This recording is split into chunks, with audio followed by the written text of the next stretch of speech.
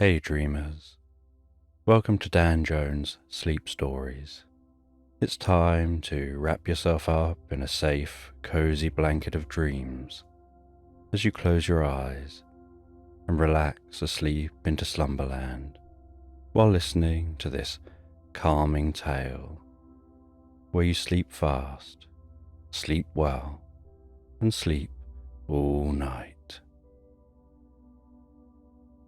If you like this bedtime story or have thoughts for future sleep stories, please leave a comment and subscribe to the channel.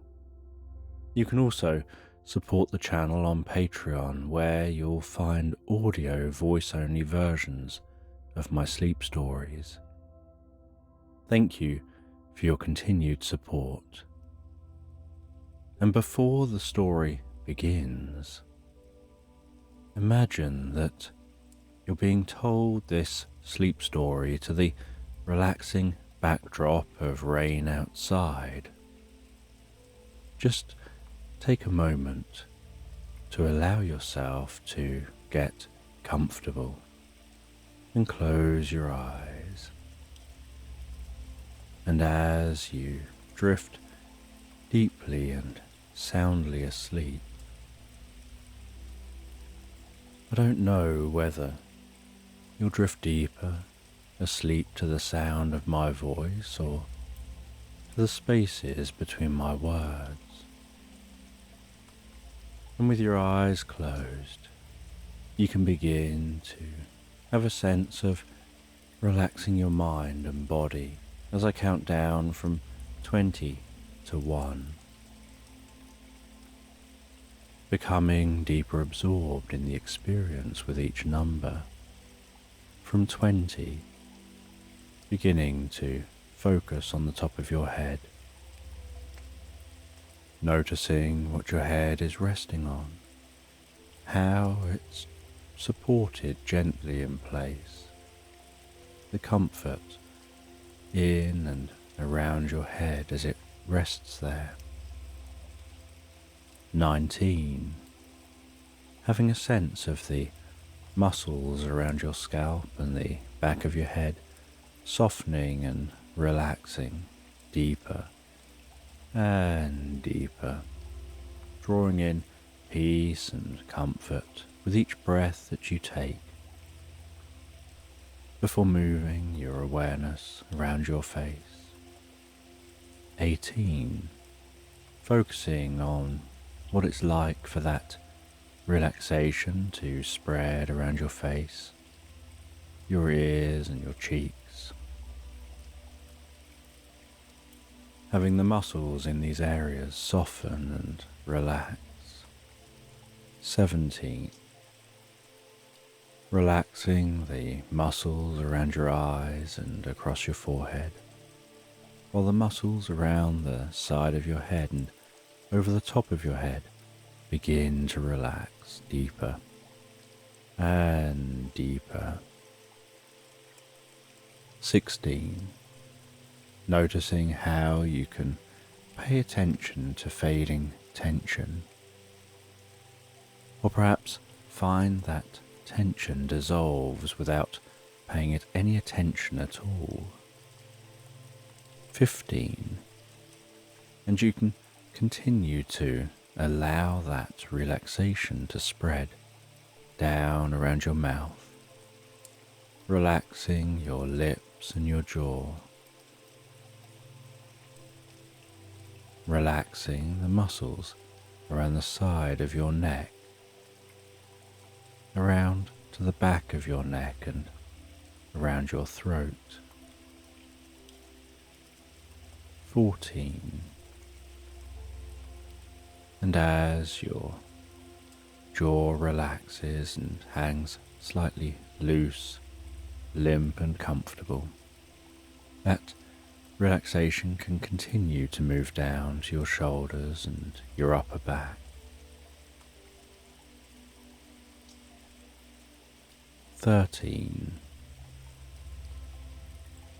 And I don't know whether that relaxation happens fastest around your shoulders, or in the upper back, or perhaps down the tops or the front of your shoulders. As that relaxation progresses around your back and your chest, softening and relaxing those muscles fully, deeply and comfortably.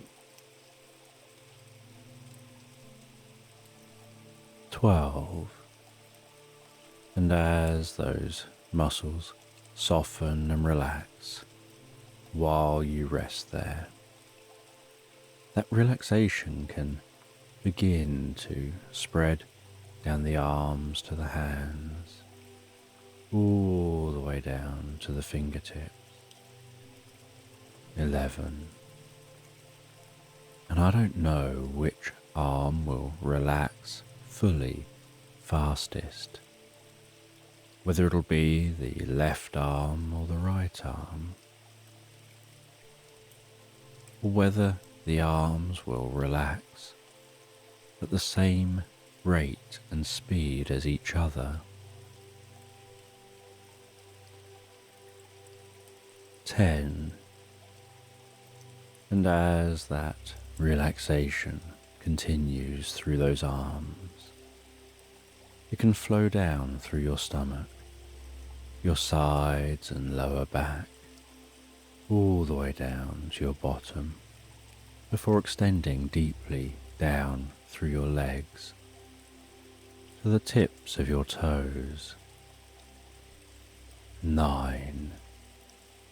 And as your body becomes deeper and deeper relaxed, while you drift into the most pleasant sleep, so your mind begins to relax as a wave of healing light gently passes down through your body. 8. You begin to have a sense of that healing light touching your forehead, enveloping your face and head with healing deep relaxation, absorbing comfortably and gently into you with each in-breath that you take. 7. Filling you with peace and calm, spreading that healing, restorative, recuperative light down through your body, calming your mind. 6. Breathing in healing, calm relaxation. And breathing out any stress or tension.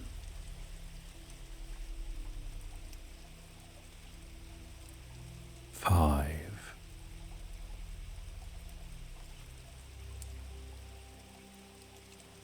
Aware of that healing light passing down your neck, softening and relaxing those muscles, spreading that healing light throughout the neck as it spreads down with the next breath to your shoulders, around the back of your neck and down into your arms. 4. Gradually continuing that flow of healing light all the way to the tips of the fingers.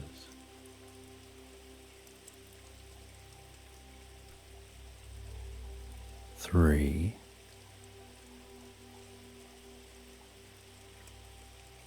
And with another in-breath, the healing light can spread down through the body, softening and relaxing muscles, healing deep within the body, filling the body with pleasure and deep relaxation.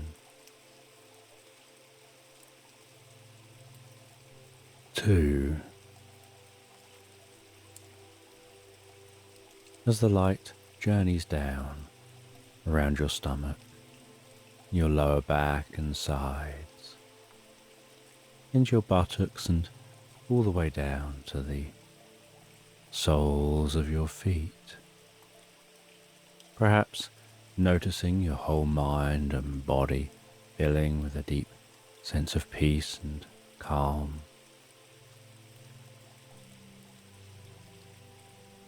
1. And as you allow that light to flow with each breath, you can find your mind drifting deeper and deeper asleep as you drift comfortably into this story.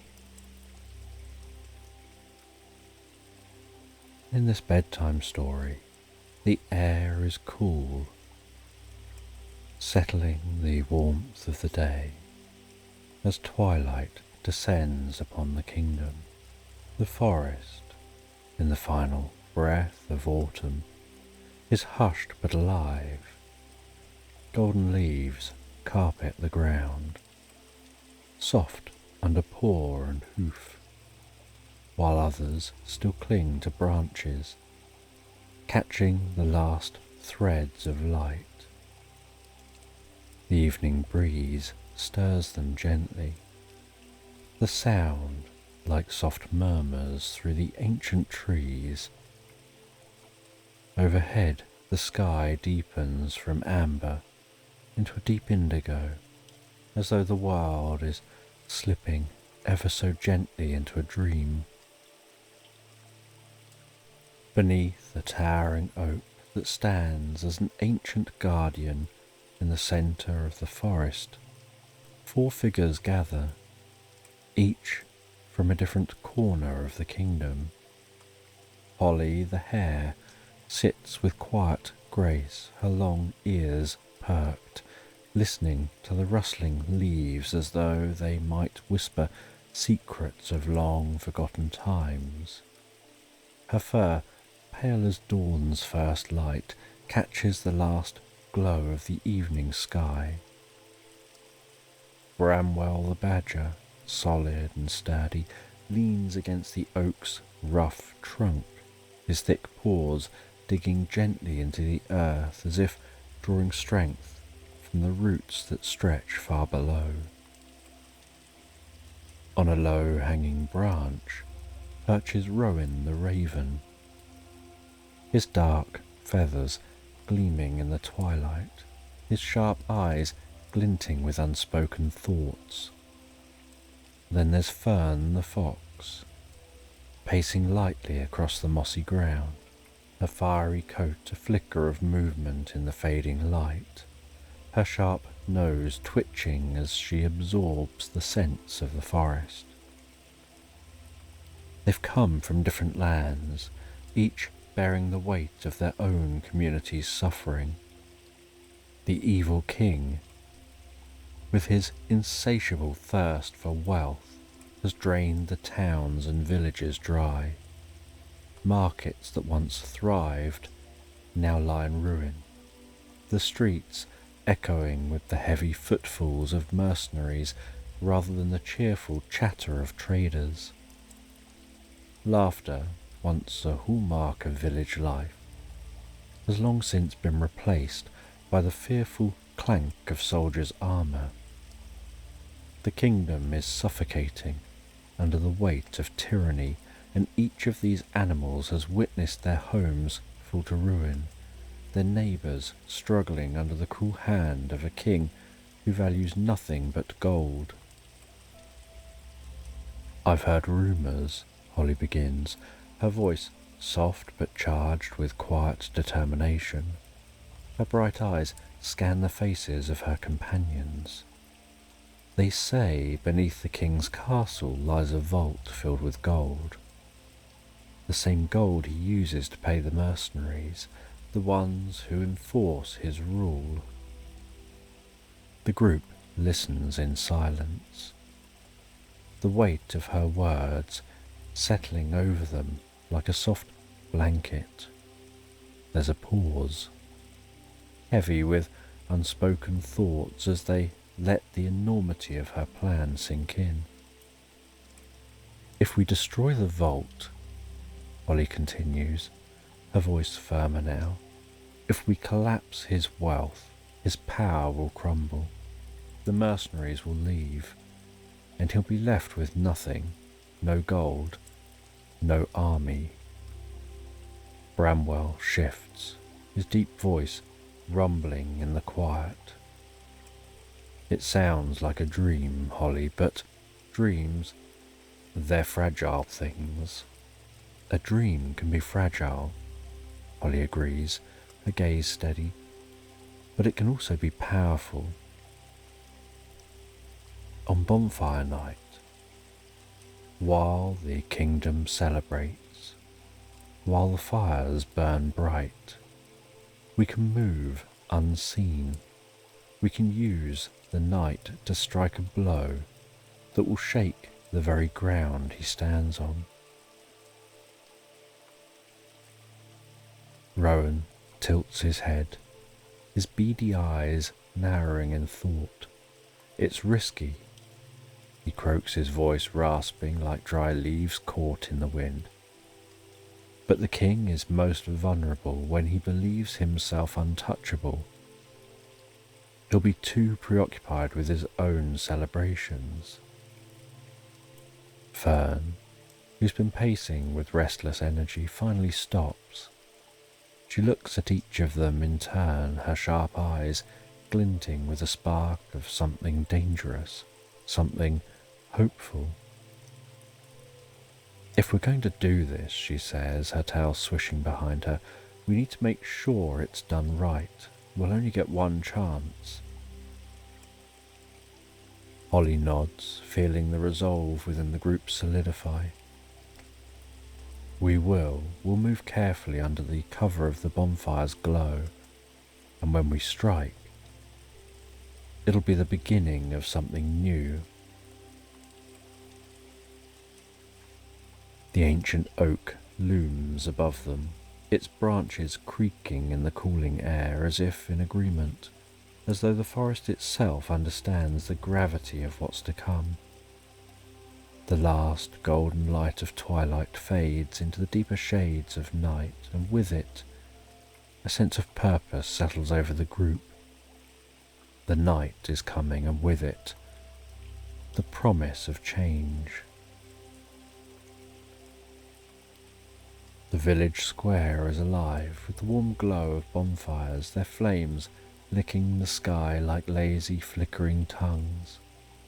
The air is thick with the rich earthy smell of wood smoke and the sweet aroma of roasting chestnuts. It feels like a festival of fire and warmth, a night where the world slows, sinking into the soft embrace of the evening. Voices rise and fall, murmuring like a lullaby, soothing in their familiarity, wrapping the villagers in the comforting rhythm of community. Lanterns hang from the trees, casting a soft golden glow that dances gently in the breeze. They sway like tiny stars suspended in the branches. The village feels dreamlike, the kind of place where time seems to melt, where reality blurs into something softer, something more tender. The crackle of the bonfires is steady, a rhythmic background hum that seeps deeper into the cool air, carrying with it the promise of warmth and safety. Holly, Bramwell, Rowan and Fern move through the crowd with quiet purpose. Their eyes scan the scene, noting the guards who seem to have let their vigilance slip under the warmth of the firelight. Holly feels a flutter of nervous energy rise within her. Tonight's the night when everything changes. Fern's eyes catch sight of the soldiers, who've grown careless in their revelry. They're distracted, she murmurs to the group. This is our chance. Rowan nods. The king's soldiers have become complacent. They think that they're invincible. Holly's heart beats steadily. Though tension hums beneath her calm exterior, she can feel the energy of the night gathering around them, as if the very air is thick with potential. The bonfire's light flickers across their faces, casting shifting shadows that move like dreams just out of reach. The night hums with life. The kingdom stands on the edge of something new. The forest is bathed in the soft glow of the moon, its light filtering through the trees, casting dappled silver across the path. The air is crisp and cold, the first frost of winter dusting the ground like sugar. Each step is muffled by the frost-covered leaves. The earth firm beneath their paws and claws. The trees arching overhead, their bare branches weaving together. As the companions move deeper and deeper into the woods, above them the sky is a vast expanse of deep blue, sprinkled with stars twinkling, as if they know the events that are unfolding. The companions walk in silence, absorbed in their own thoughts, their hopes and fears. Holly leads the way. There's a quiet determination in her step, a steady belief that what they're about to do is not only necessary but right. Bramwell walks beside her, his broad paws crunching softly against the frost. He knows the risks, but he trusts Holly's vision. Rowan flits from branch to branch. Fern moves gracefully behind them. The sound of night can be heard with soft rustling wind through the trees, the occasional distant hoot of an owl, the gentle sound of the breeze.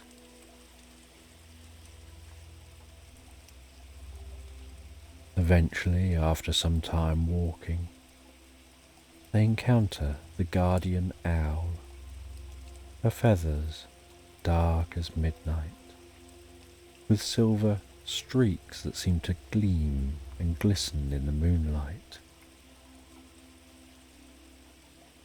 Travellers, you walk a dangerous path.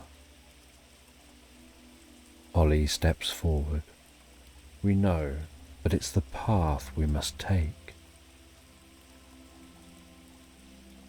The king's castle is treacherous, says the owl. Beneath it lies a labyrinth of tunnels designed to ensnare anyone who enters. The king is paranoid and has many defences. The owl pulls a single silver feather out from beneath her wing. This feather is a gift.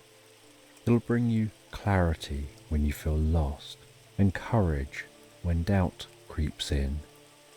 But remember, it's not the feather that holds the power.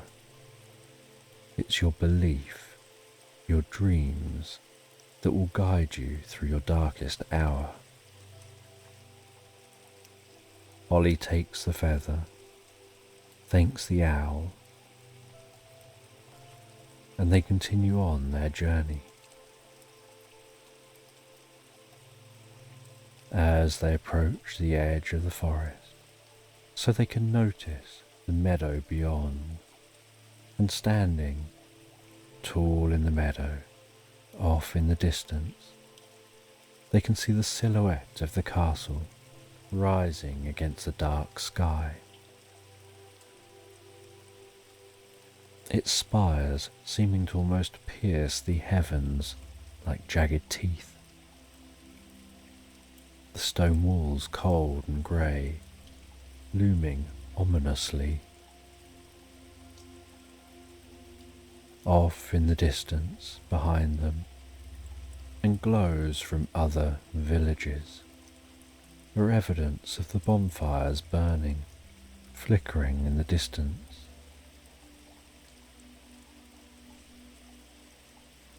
As they draw closer, so the wind picks up, not only carrying the scent of smoke from all the bonfires from surrounding towns and villages, but a faint tinge of metallic scent like cold iron. With this scent, Holly shivers.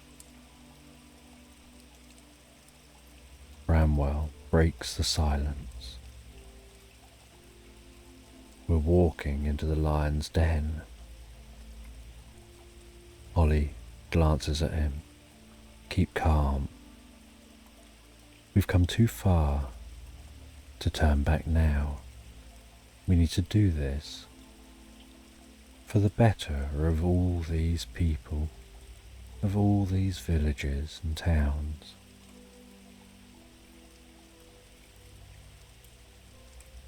They got closer and closer to the castle, its towers looming larger and larger. Rowan swoops down from above as they reach the outer wall.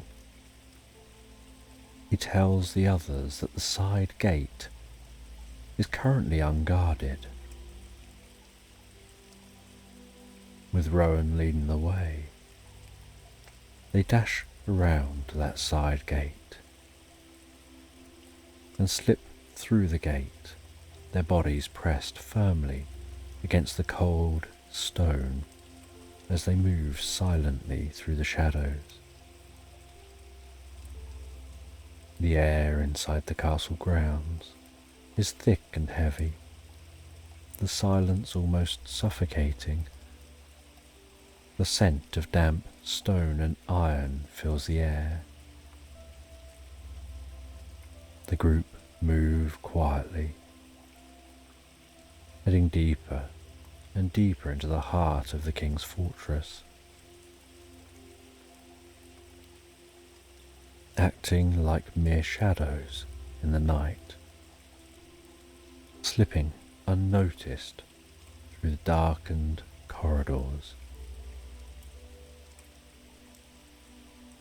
heading closer and closer to the gold-filled vault. And deep beneath the castle, the labyrinth of tunnels seems to stretch endlessly.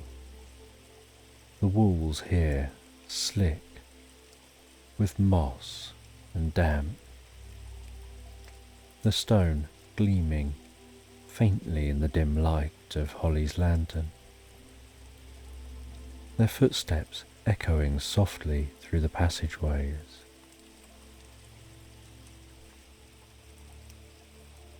Every noise, every scrape, every rustle, feeling slightly magnified by the walls around them.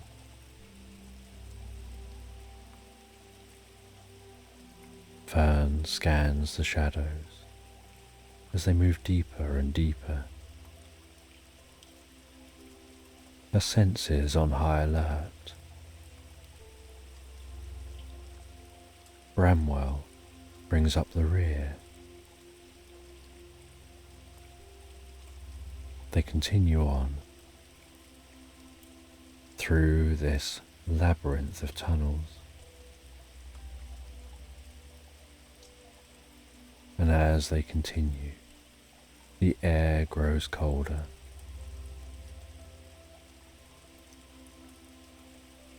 Holly holds the lantern tighter. Suddenly, Fern halts, her nose twitching. She lifts her head. They've arrived, and the tunnel opens into a large chamber. And before them, at the centre of this cavernous space, is the king's hoard, piles of gold, jewels and artifacts. The vault is enormous, a high stone ceiling arching above them, like the ribcage of some ancient beast.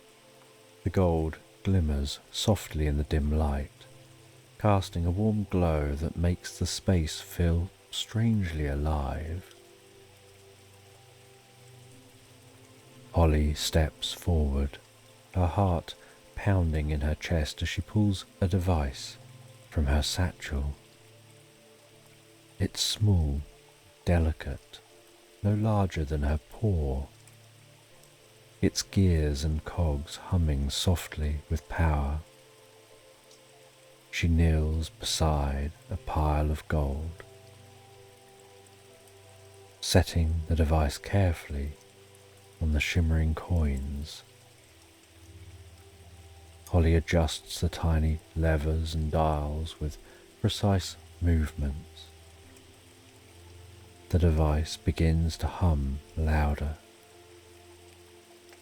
Vibrations from the device begin to sink into the room, merging with the tension that's filling the air. Just as Holly is about to activate this device, a metallic clang echoes down the tunnel, followed by the unmistakable sound of footsteps. The guards are coming. Rowan's feathers bristle. They're close. Holly freezes for a moment.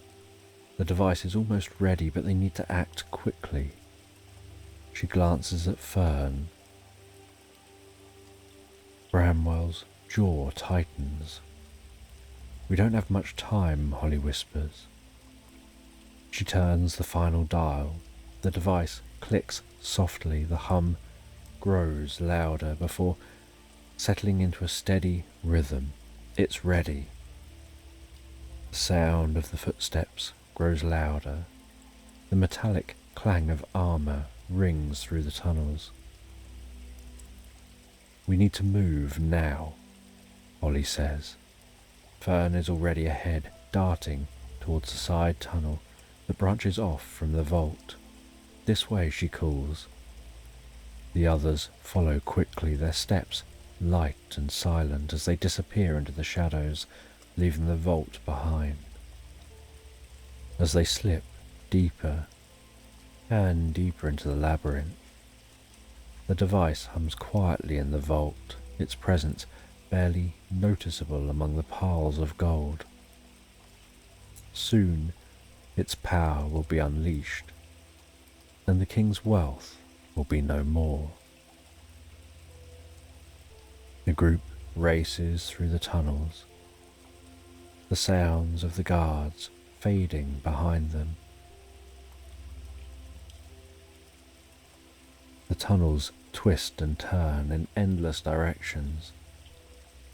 Each step reverberates through the passageway, the sharp clank of the guards' boots, occasionally echoing closer, and then fading into the distance as they gain ground. Without thinking, as the guards get closer, Holly pulls the enchanted feather from her satchel. The feather glows faintly in the dim light. With a quick flick of her paw, she waves it through the air. The feather shimmers, and a thick mist begins to rise from the ground, curling around them like a protective veil. The mist is soft and thick, enveloping them in its cool embrace.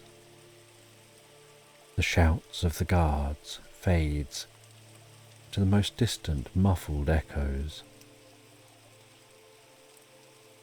seeming almost distorted, as though the group had passed into another world, a place where sound and time move more slowly. "Keep moving," Holly urges. The group slips through the mist, their steps light and quiet, their bodies hidden from sight. The tunnels twist once more, and then suddenly they burst out of the tunnels into the cool night air. And then, from deep within the earth, a soft, muted rumble, a sound felt more than heard, as the vault collapses and the king's hoard is buried in the depths of the castle. Back in the village, the bonfire blazes high, its flames licking the sky. The air is thick with warmth, the fire's heat radiating outward, wrapping the villagers in its comforting embrace. Sparks float up lazily, carried by the soft breeze. Holly and her companions stand at the edge of the firelight, watching as the villagers laugh and dance, unaware of the events that have just transpired. There's lightness in the air, a sense of freedom that none of them quite understands yet. The king's power has crumbled, and with it, the heavy weight that pressed down on the kingdom. The warmth of the fire seeps gently into Holly's bones, so soft and so soothing, her body feeling heavy with exhaustion, but a good kind of tired, a tiredness that comes from knowing they've done something important, something that'll change the land. Bramwell, Fern, and Rowan all enjoy the experience and feel a deep sense of peace and calm. They don't need to say anything to each other. The moment just speaks for itself. They've done what they set out to do, and now the kingdom will change. The villagers will wake up to a new dawn, one where the king has no power.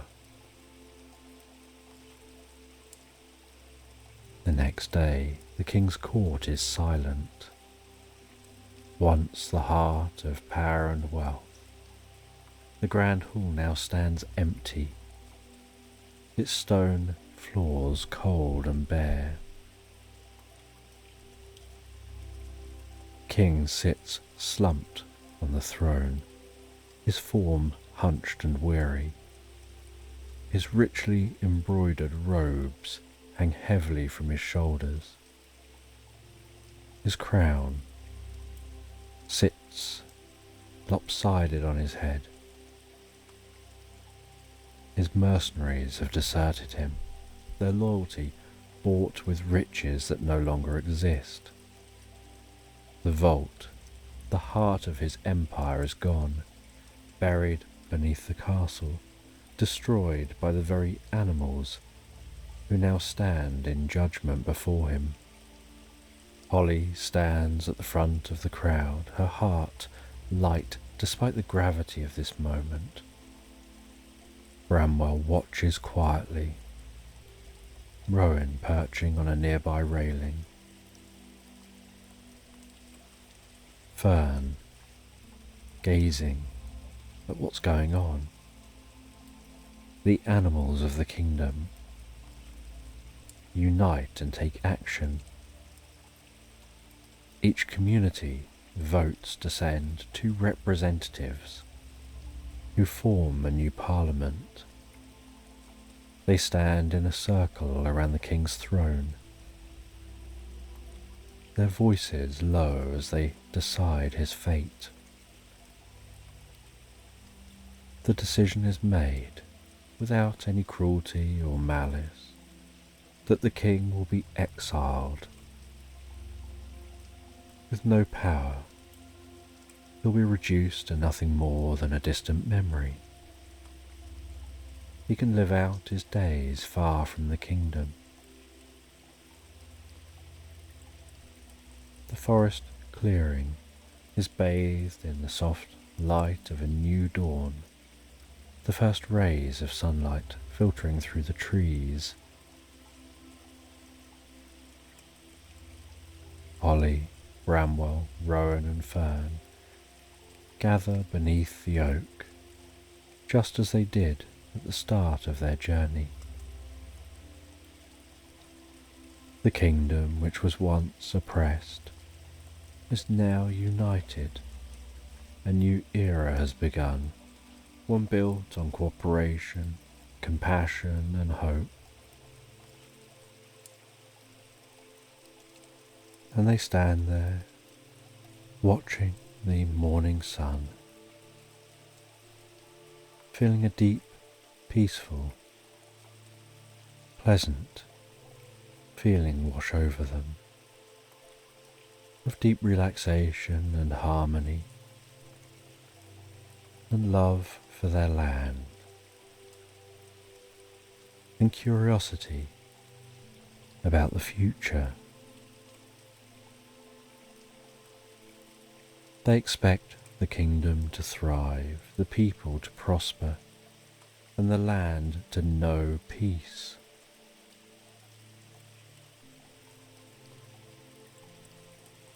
The world around them now feels so light and bright, and they head off in their own directions.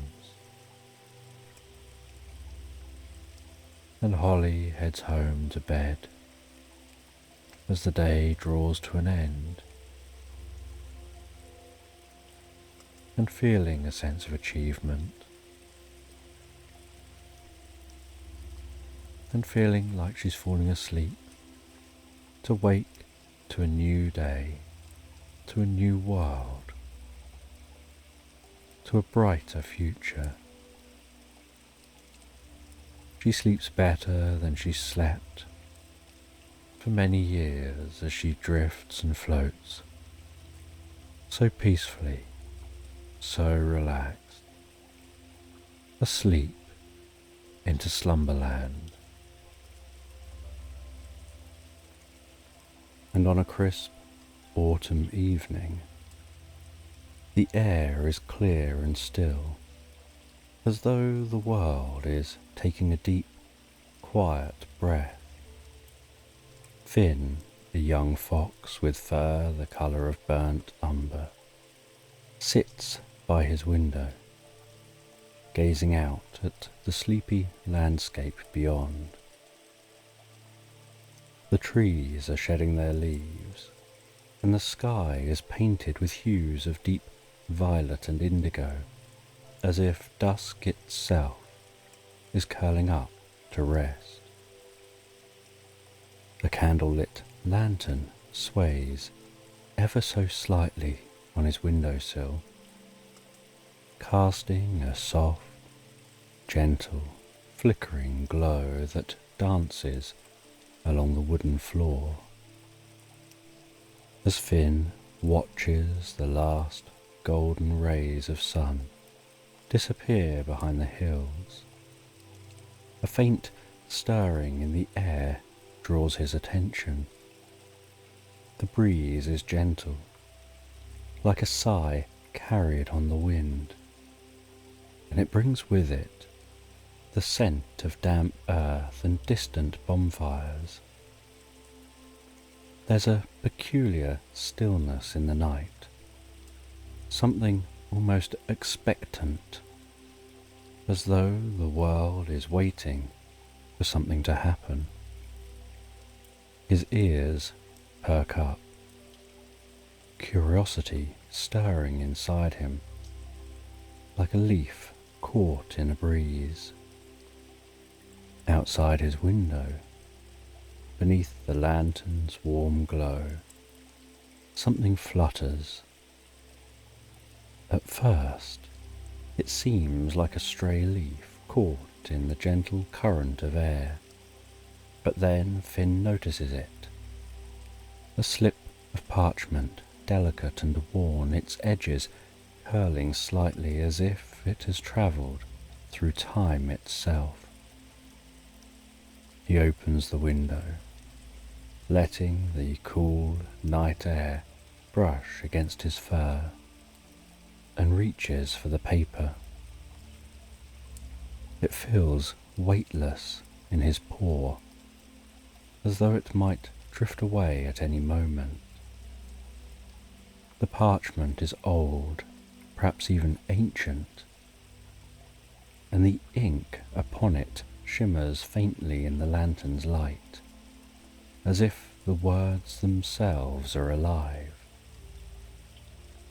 Finn squints at the flowing script, reading aloud to himself, the words curling around him like a soft, comforting blanket. You're invited to the candle-lit library, open only on All Hallows Eve. Come at midnight and discover the stories lost to time. The invitation is mysterious, its meaning cloaked in shadow. Yet, as Finn reads it, a strange feeling settles over him, a sense that this moment, this night, was meant for him. The cool air drifts past him again, gently ruffling his fur, and the distant rustle of leaves echoes softly through the stillness. It's as though the world itself is beckoning him, urging him to follow this strange path. Finn's heart flutters with excitement and curiosity.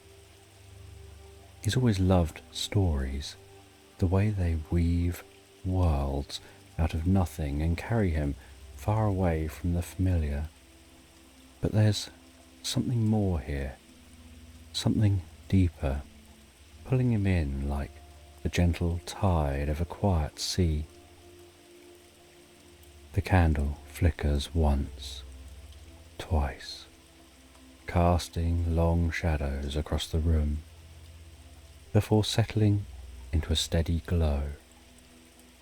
Finn feels a subtle shift in the air, as if the night itself is preparing for something wondrous, something secret. He knows, without needing to question it, that he must go. The library, wherever it may be, is waiting for him, its doors open only for those who choose to listen. With a soft exhale, Finn tucks the invitation into his coat and steps outside. The night is calm, the ground beneath his paws cool and damp. The lantern sways gently in the breeze, casting its warm light into the darkness as Finn sets off towards the unknown. The moon hangs low in the sky, a silver crescent casting long, sleepy shadows across the path ahead. Finn's paws move soundlessly over the earth, his footsteps merging with the silence of the night, quiet and unhurried. The cool air caresses his fur, wrapping around him like a soft, silken cloak, as he walks deeper and deeper into the woods. The path winds lazily through the trees, their branches stretching overhead as though the forest itself is pulling him in. The leaves, still clinging to the last of their autumn colours, rustle gently in the breeze, a soothing sound that blends with the rhythmic pulse of Finn's steps. It feels as though the world is slowing down, each movement becoming softer, more deliberate, like a lullaby floating through the night. The ground beneath him is soft and damp with the memory of recent rain, and the earthy scent of moss and wood fills the air. And every now and then a leaf flutters down, spinning lazily in the moonlight, before landing soundlessly on the ground. Finn's senses feel heightened yet relaxed, attuned to the quiet harmony of the night. He breathes in deeply, the crispness of the air filling his lungs, and with each step he feels himself sinking deeper and deeper into the calm, steady rhythm of the forest.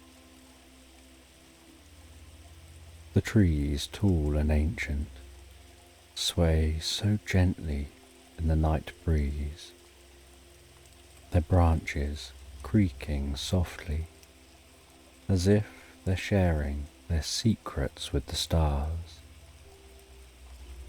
As Finn walks, he can almost hear their murmurs, their quiet voices blending with the wind, speaking of times long past and mysteries held deep within their bark. It's a comforting sound lulling him further into the stillness of the night. The moon's light bathes everything in a soft silver glow, making the path ahead seem almost otherworldly. It stretches out before him, winding deeper and deeper into the forest, as though leading him towards something just beyond the reach of his imagination. Finn follows it without hesitation, his heart steady, his mind calm, as though the path is guiding him, not the other way round. Every so often, the air shifts, carrying with it the faint scent of distant fires, of wood smoke and pine, mingling with the rich, damp smell of the earth. It's a scent that makes Finn feel grounded, connected to the world around him. Yet it also stirs something deep within him, a quiet anticipation, a sense of being on the edge of discovery. As he moves deeper and deeper into the woods, the trees seem to part like the pages of a book, revealing more of the story with each step.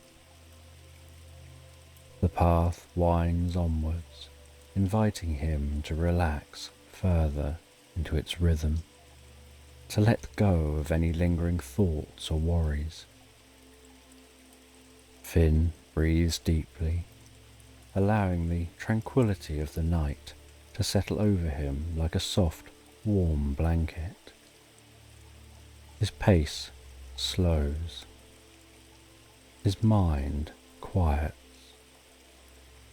and with every step he feels himself sinking deeper and deeper into a peaceful reverie, as though the forest itself is guiding him to a place where dreams and stories blend together. And as he continues to venture deeper into the woods, he eventually discovers the candle-lit library, bathed in the gentle glow of hundreds of flickering candles that line its towering walls. Its structure is ancient, made of stone that seems to shimmer softly under the moonlight, as though it holds memories of countless stories within its very foundation. The building rises tall, its roof disappearing into the mist that clings to the highest branches of the surrounding trees. Vines crawl up its sides, thick and tangled, their leaves rustling softly in the night breeze. The warm light from the candles casts a golden hue over everything, making the shadows long and soft, stretching out lazily along the ground, as though even they are resting. Finn pauses at the entrance, his heart fluttering with a quiet excitement. There's something about the library that feels both inviting and mysterious, as though it's waiting for him to step inside and uncover its secrets. The air smells of aged wood and forgotten parchment, an aroma filling Finn's senses with calm and curiosity. He steps forward, and as he pushes the heavy wooden door open, it groans softly, as though waking from a long slumber. The warm light from the candles spills out, enveloping him in its comforting glow, and for a moment he feels as if he's stepping into a different world altogether. A world where time moves slower, where the air itself hums with the quiet presence of stories waiting to be told.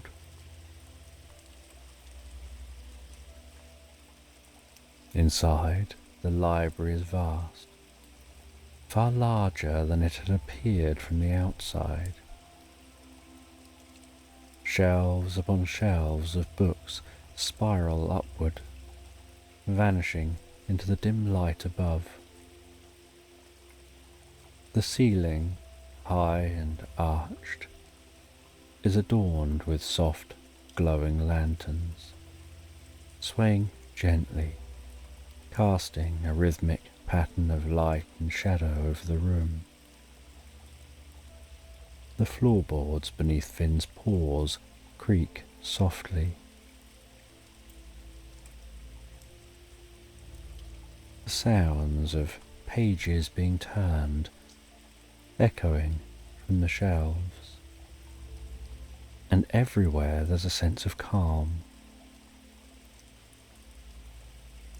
The air is filled with dust and history, a scent that speaks of books long forgotten, their pages yellowed with time. Finn has a feeling of drifting deeply and comfortably into the most pleasant reverie, as if the library is lulling him into a quiet dream. Each step he takes is met with the softest muffled thud of his paws on the carpet, lining the centre of the floor,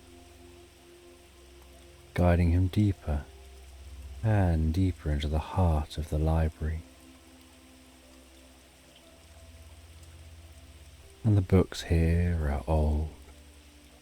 Many of their spines are cracked and faded, but there's something alive about them, as though they're breathing, waiting for someone to come and awaken the stories within. Finn can feel it, the weight of untold tales resting gently in the air, as if the library itself is alive, not in words but in soft creaks of wood, in the gentle flicker of candlelight, inviting him to lose himself in the vast sea of stories that stretch endlessly before him.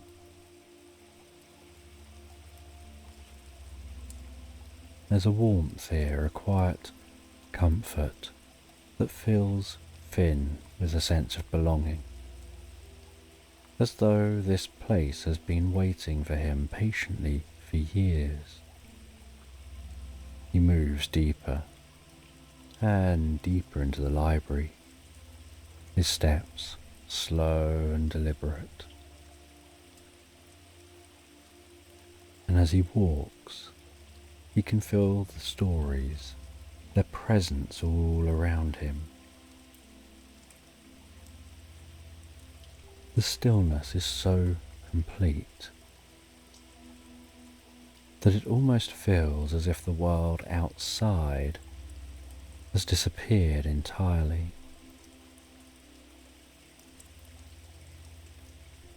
The flicker of candles, creating a rhythmic dance of light and shadows. And then he notices from somewhere between the towering shelves, a sound breaks the quiet, a soft, melodic hum, rising and falling gently, like a breeze playing through the leaves of a distant forest. The sound is faint at first, barely more than a suggestion of music. But as he walks, so the sound grows stronger. He follows the sound until he reaches a corner of the library where the light is dimmer, more intimate, and the shelves are packed even more tightly with books, their spines worn and frayed from centuries of use. And standing in the soft glow of a single lantern is a figure, an owl, her feathers the colour of silver moonlight, perched on a low wooden table, her eyes closed as she hums softly to herself, her wings folded neatly at her sides, their tips glinting faintly in the candlelight, her body seeming to glow with a soft ethereal light. And Finn watches her in silence for a moment, captivated by the gentle rhythmic quality of her hum, the way it fills the air with a sense of calm. It makes him want to sit down and listen forever. There's something ancient about her, something wise and timeless, as though she has seen countless stories come and go, and carries them all within her. Without opening her eyes, the owl speaks, her voice soft and soothing like a lullaby. "I've been waiting for you, Finn." Her words surprise him, but they also feel right, as though this meeting was always meant to happen.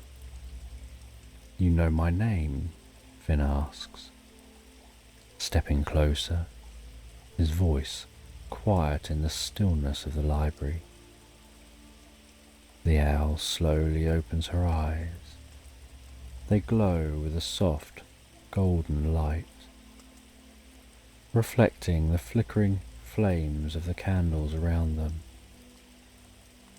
Of course, this is the candle-lit library, and I'm its guardian, Evelyn. There is kindness in her gaze, a warmth that makes Finn feel instantly at ease. He steps closer, his curiosity growing.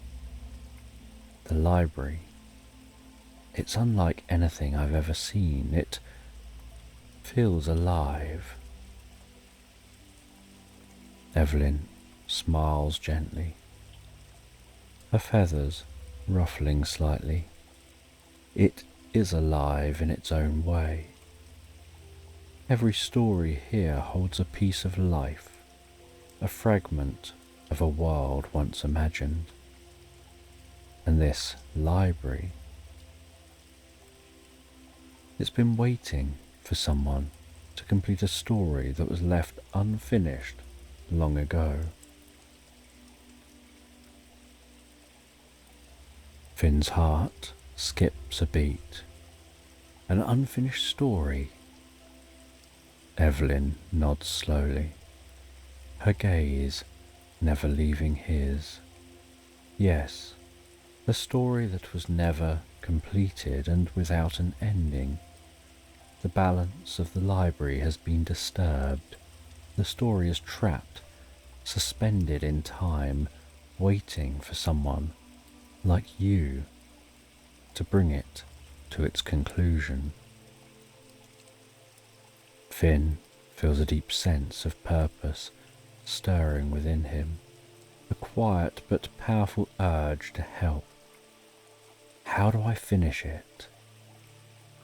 The owl's eyes soften, her voice becoming quieter, almost a murmur. You'll find the way. The library will guide you, as will I. But for now, rest. Let the stories around you calm your heart. The journey ahead requires both patience and courage. Finn feels a warmth spread through his chest. He looks around the library once more, at the endless shelves of books waiting to be discovered. The air thick with possibility, with stories untold, and yet at the same time it feels like the safest, most restful place in the world.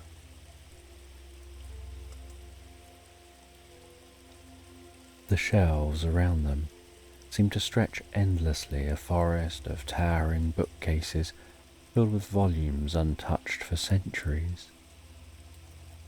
The faint scent of old parchment and leather fills Finn's nose.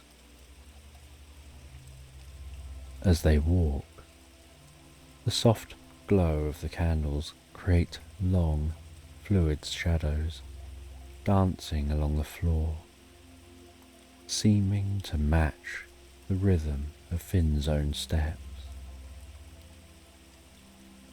Evelyn moves gracefully beside him. Her presence is calm and steady. How did the story get lost? Finn asks. The story was never completed because its author disappeared before it could be finished. It's a story like no other, woven with magic and dreams, and without its ending the balance of the library is unsettled. Stories need to be told. They need their endings, or they become restless, wandering like dreams that never wake. Am I supposed to finish it? He asks. Evelyn turns her gaze back to him. Yes, but you won't be alone. They continue walking along the edge of the shelves. At the centre of the library, where the shelves part and the ceiling seems to stretch impossibly high, Finn sees a grand spiralling staircase. It winds upwards, its steps carved from dark polished wood, each one reflecting the soft glow of the candles. The staircase seems to go on forever, disappearing into the shadows above.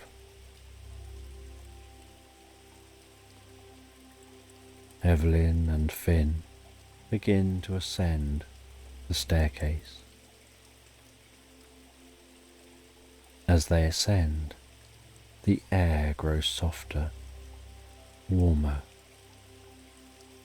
The candlelight becomes more diffuse, seeming to almost blur the edges of the room, until it feels like they're no longer in the library at all, but somewhere between worlds,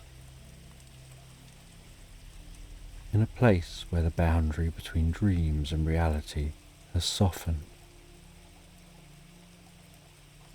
The stairs beneath Finn's paws feel less solid, almost as though they're made of clouds. He feels himself sinking deeper and deeper to the gentle rhythm of the ascent. At the top of the staircase, they find a door carved from a pale, shimmering wood, glowing with its own inner light. Evelyn and Finn step through this door. Evelyn explains that this is the portal of dreams. Beyond this door, the boundaries between stories and dreams blur. It's a place where endings are found, where lost pages return. As they step through that door, the world shifts around them.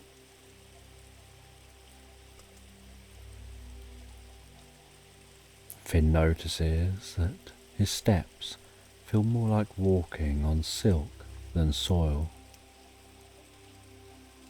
Before him he sees a vast forest of ancient trees with twisted trunks rising high into a misty air.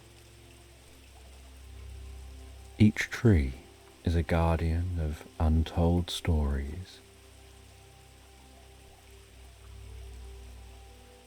Silver mist seems to cling to the roots of the trees, weaving its way between the trees. The leaves overhead glowing faintly, their light pulsing gently, as if they're breathing. As Finn watches those leaves, he notices one of the glowing leaves detach from a tree and flutter so gracefully to the ground, carried by an almost unseen breeze. As it lands, it shimmers faintly, and Finn notices the ghostly outline of words on the leaf. The forest seems to murmur with a quiet energy.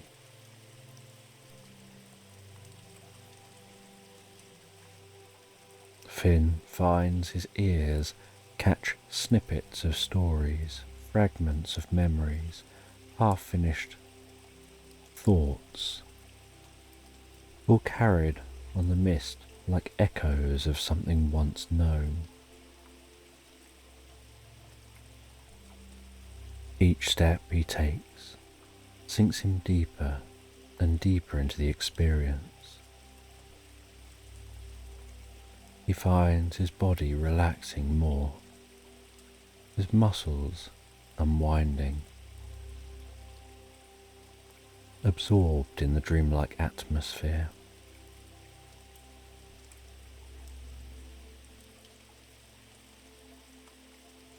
And as they move deeper and deeper into the forest, the branches intertwining overhead, Finn's eyes are drawn to the leaves again, watching as another leaf drifts lazily to the ground. He picks it up, and as he does, the leaf dissolves into a fine, shimmering dust. And for a brief moment, he sees the shape of a story, a young traveller lost in the woods, searching for a way home. But before Finn can grasp the full meaning, the dust vanishes, and the story slips away, leaving only a lingering memory. Evelyn speaks softly. These are the tales that were forgotten, stories that were left behind, their endings never written. They wander here, in the forest of forgotten tales, waiting for someone to bring them back to life.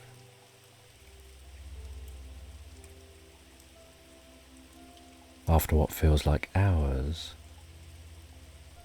Finn and Evelyn arrive at the edge of the forest, where the trees give way to a wide, slow-moving river. The water seems so still that it mirrors the sky above, the moon and stars shimmering on its surface.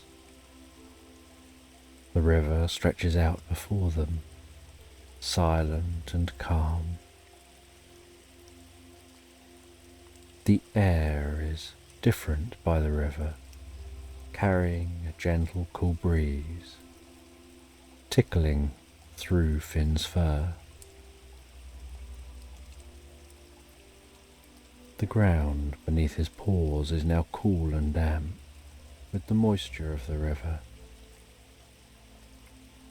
He feels a sense of deep calm wash over him, as though the river itself was inviting him to rest, to let go of all worries and drift into its gentle current.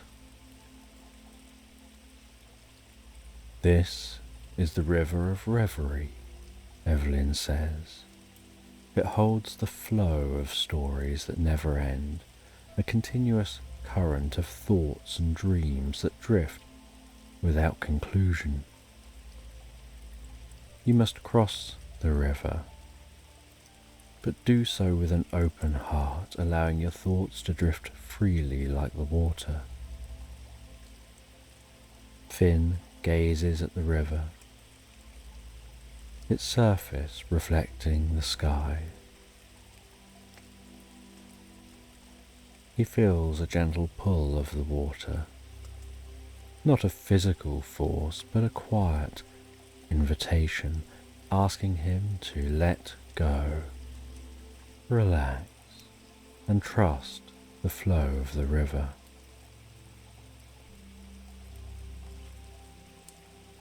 At the riverbank, he notices a small wooden boat.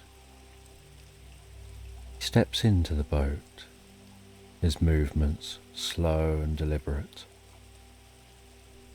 as he pushes off from the shore.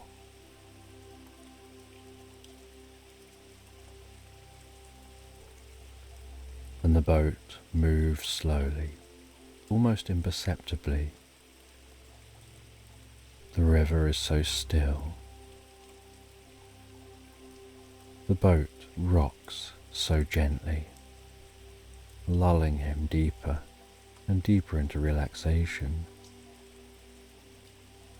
he finds his mind quietening, his body sinking into relaxation, into the boat's soft embrace. His thoughts becoming light and airy like clouds drifting by. The edges of his consciousness blurring with the world around him. And that boat continues to drift gently to the far shore. And on the far side,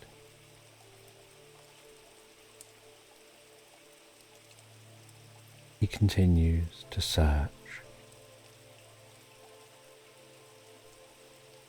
And he finds a hidden alcove tucked away between ancient towering trees, covered in vines thick with ivy and delicate flowers. A golden glow seems to spill from in this location, casting soft patterns of light across the ground.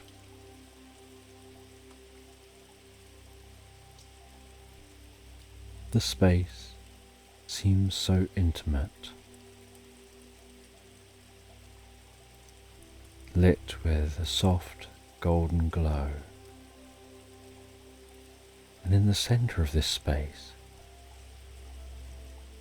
is a smooth, weathered stone pedestal with a single book, its cover worn with age.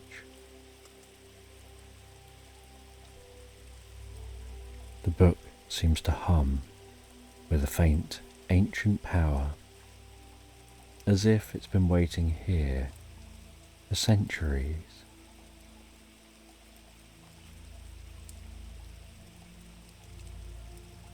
With each step he takes towards that book, he feels increasingly peaceful and calm.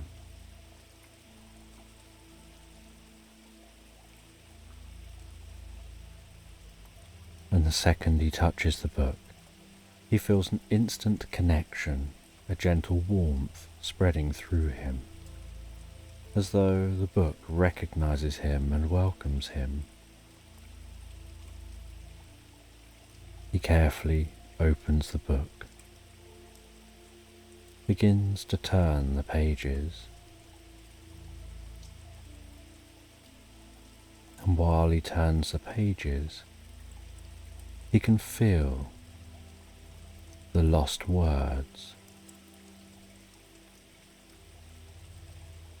He can feel the lost story. He closes his eyes, breathes deeply, and lets his mind relax. He allows his thoughts to drift like leaves on a stream, and as he does, the story under his fingertips begins to take shape. Words start to flow from him, not from his mind, but from somewhere deeper, as though he's drawing them through that river and onto the pages here, where he's bringing them back to life.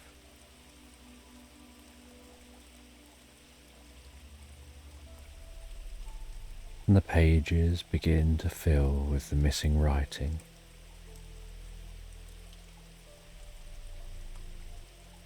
Finn's paws move gently across those pages,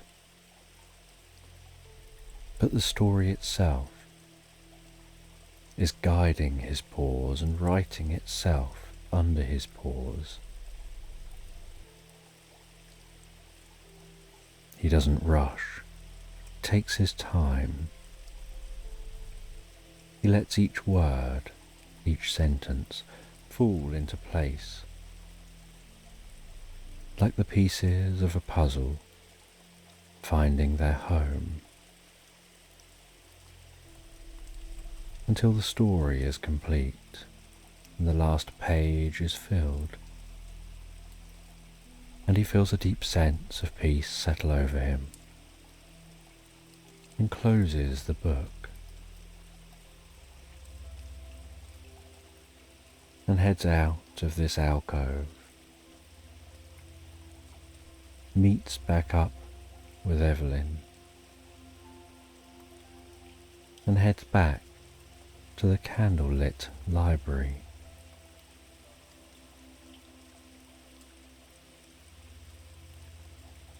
And on his journey back to the library, he feels lighter, as if a great weight has been lifted from him.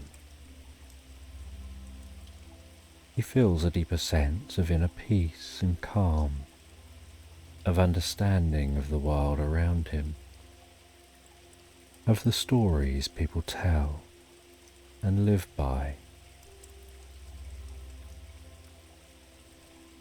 and the point in their stories that different people are at as they continue their own journeys. And back in the library, Evelyn confirms that Finn has completed his task,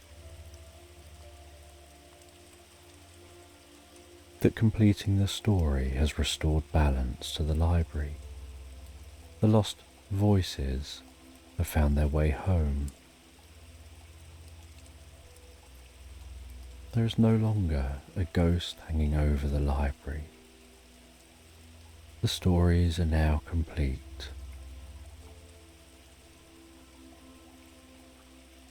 The library now has its voice back.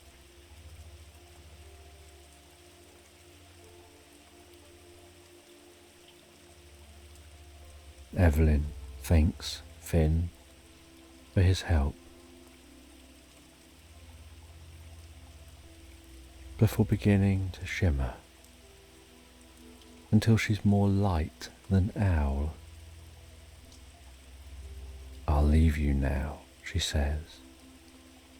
"The library is at peace." She fades into the warm candlelight, her presence drifting away like a soft dream.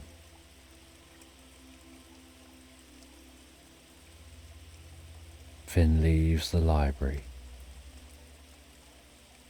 can see how clear the sky looks, the stars twinkling so softly, the moon casting its silver light over the world, the forest quiet and calm, as if everything has settled down into a deep and restful sleep.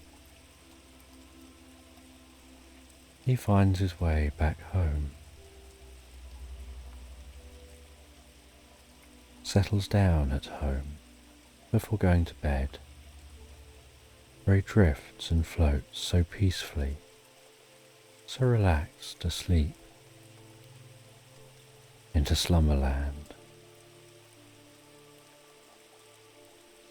And in the heart of a quaint, weathered cottage, nestled at the edge of a sleepy village, lies a room where time seems to stretch and yawn with every passing hour. This room is a haven of softness and warmth, a place where the world outside slips away, leaving only the comforting embrace of tranquility. The walls here are adorned with faded floral wallpaper, which exudes a quiet charm, their colours softened by years of gentle sunlight.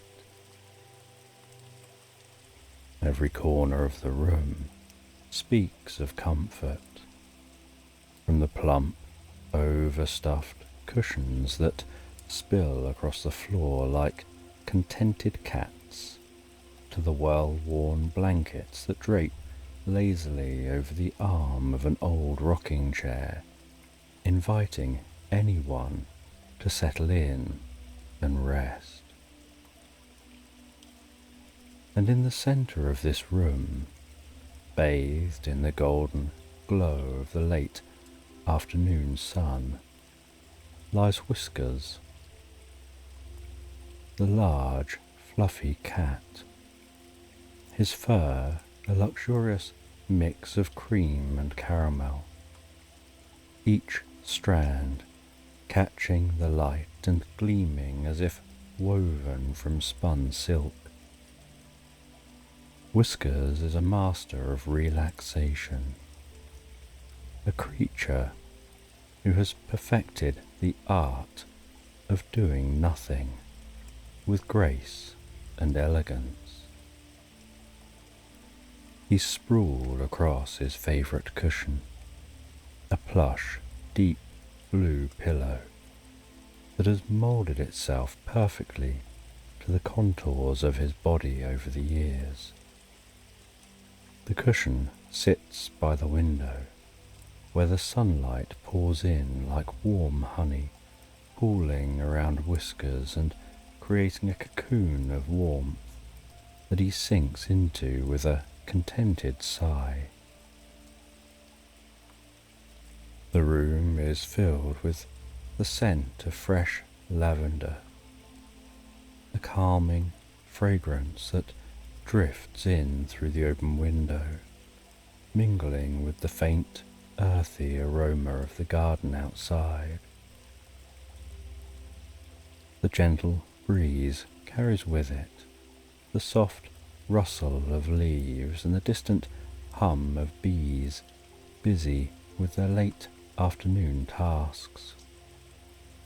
But these sounds barely register with Whiskers, who's far more interested in the warm, drowsy feeling that spreads through his body, making his eyelids grow heavier and heavier.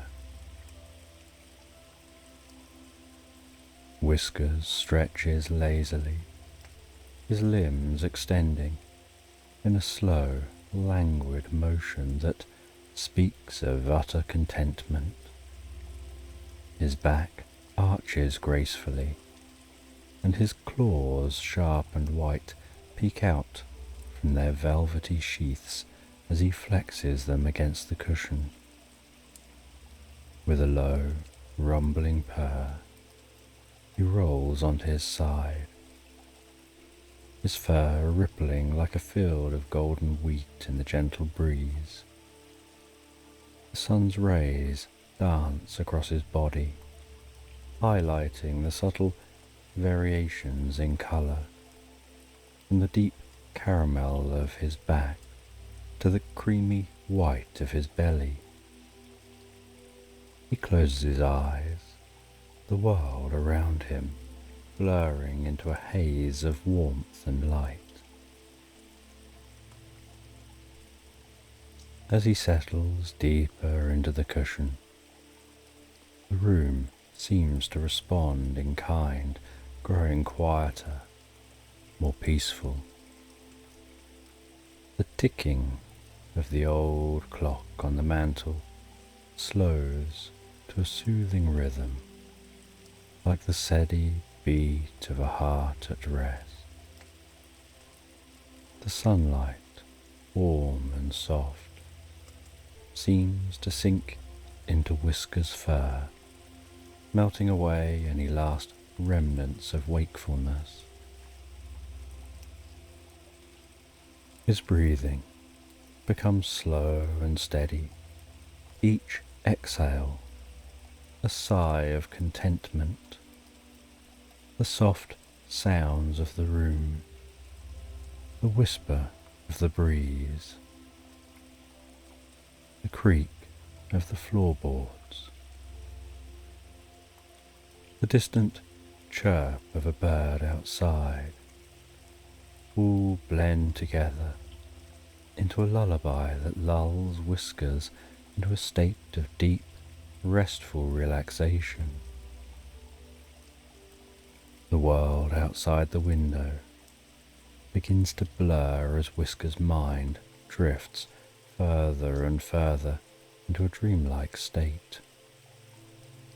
The sun, now low in the sky, casts long golden beams across the wooden floor, creating patterns that dance and sway like leaves floating on a gentle stream. These patterns seem to draw Whiskers deeper into his cushion, as if the very light is encouraging him to sink down into the soft embrace of sleep.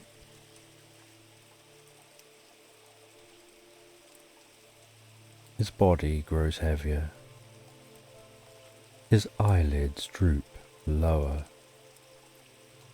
and the world around him fades into a peaceful golden haze. The lines between waking and dreaming begin to blur, and Whiskers is on the edge of slipping into a world where time stands still, and all that exists is the warmth of the sun,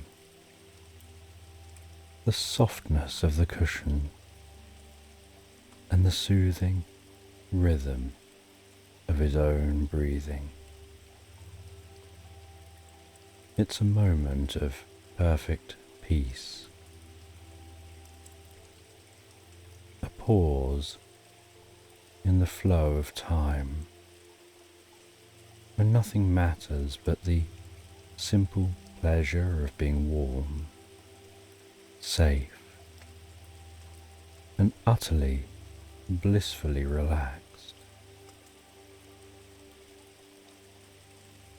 Yet, just as he's about to drift off into the welcoming arms of sleep, a new sound reaches his ears, something soft and fluttering, like the whisper of wings or the rustle of a delicate leaf.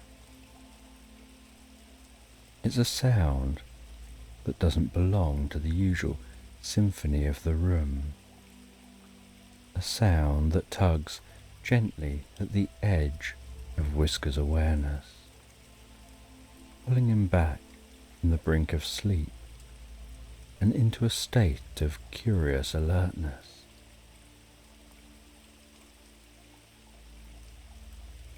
The room has changed, as rooms often do in the liminal moments between day and night.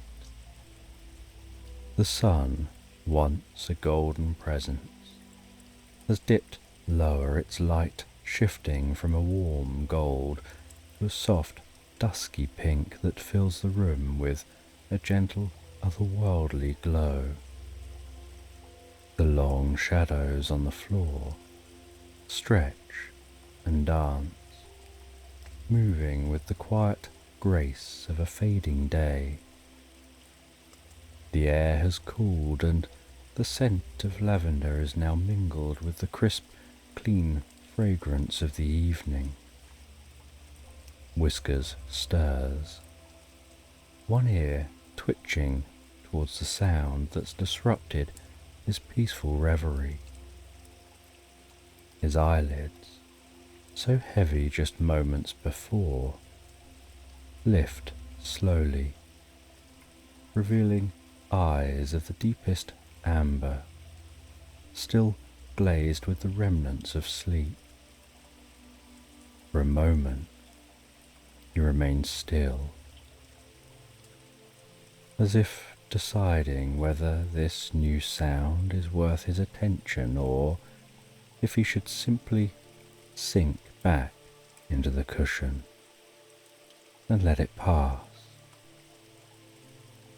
But the sound comes again, soft, yet insistent, a fluttering that seems to hover just beyond the edge of his understanding. He turns his head slowly, his gaze drifting towards the window, where the last rays of the setting sun cast a rosy glow over the garden outside.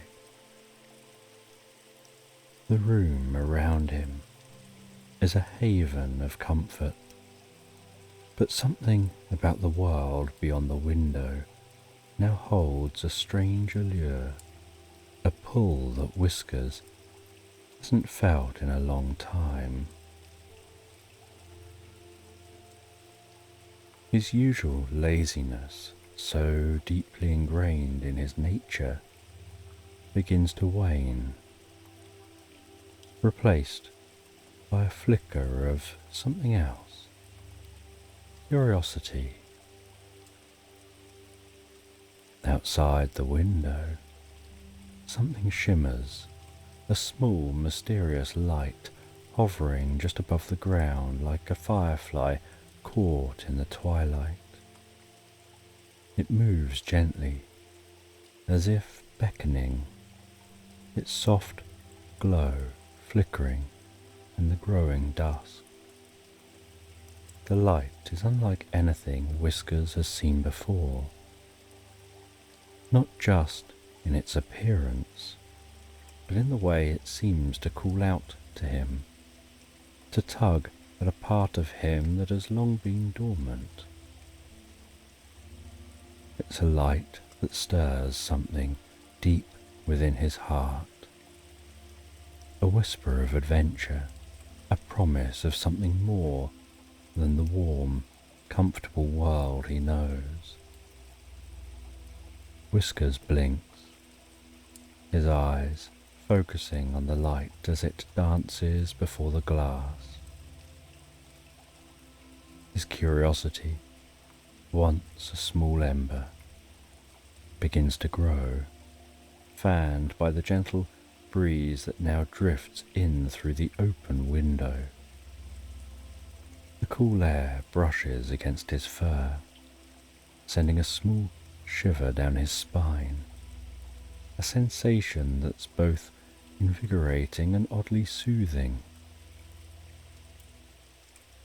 The laziness that once held him captive is now giving way to a sense of wonder, a desire to explore, to understand the source of this strange, captivating light.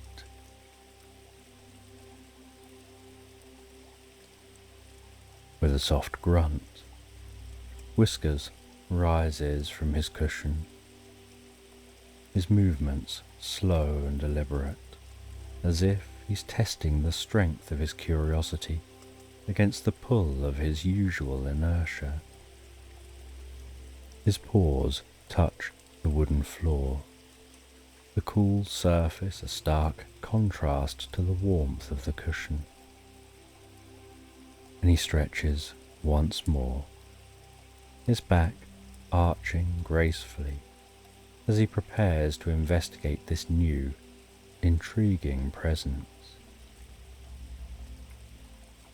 He pads towards the window, each step quiet and measured, his body low and sleek, moving with the fluid grace of a cat who's not yet fully awakened, but is drawn irresistibly towards the unknown. The light outside flickers again, brighter now, as if it knows that it's captured Whiskers' attention and is urging him closer. It hovers and dips, like a playful sprite leading him to the window, where he pauses, his nose just inches from the glass.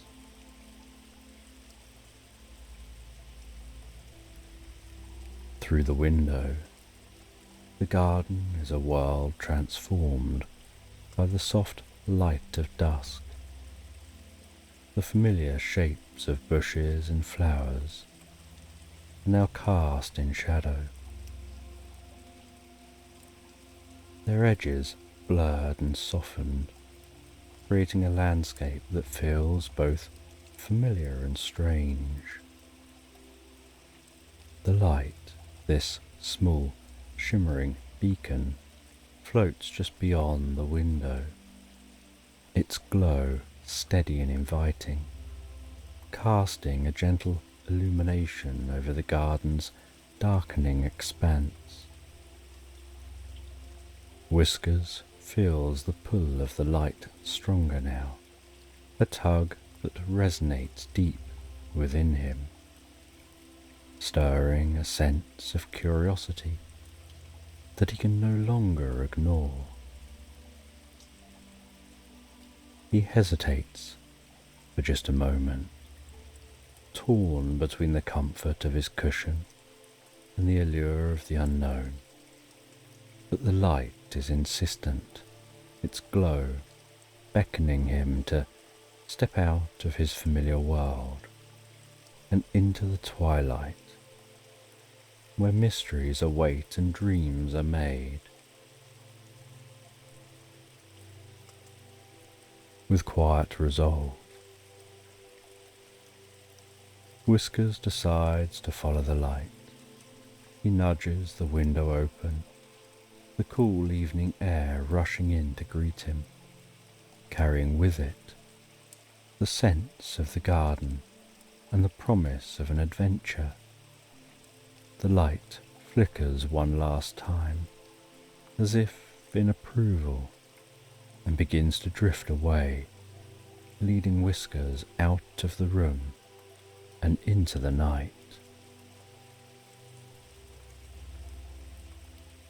And Whiskers gives one final glance back at his cosy cushion before stepping through the window, leaving behind the warmth and comfort for the cool, mysterious embrace of the evening.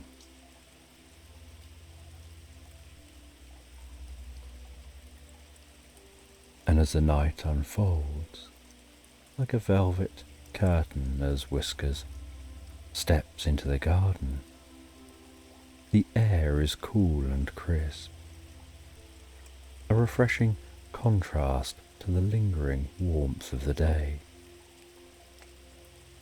It wraps around him like a soft, comforting blanket, his fur bristling slightly in response to the night's chill, each hair standing on end as if to catch the faint whispers of the breeze that dance through the leaves above. The garden, so familiar in daylight, seems to have transformed into a place of mystery and enchantment. Shadows stretching long and dark across the ground, their shapes shifting and swaying with the movement of the wind. What were once simple bushes and flower beds now seem like hidden alcoves and secret corners, each one holding the potential for discovery. The night-blooming flowers have opened their petals to the moon, releasing the most beautifully intoxicating fragrance that fills the air.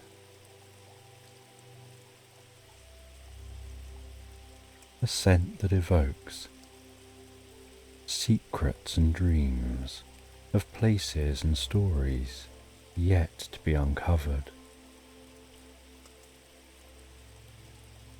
And above Whiskers, the sky is a deep indigo canvas, dotted with the first stars of the evening, twinkling gently like tiny pinpricks of light in a vast expanse of darkness.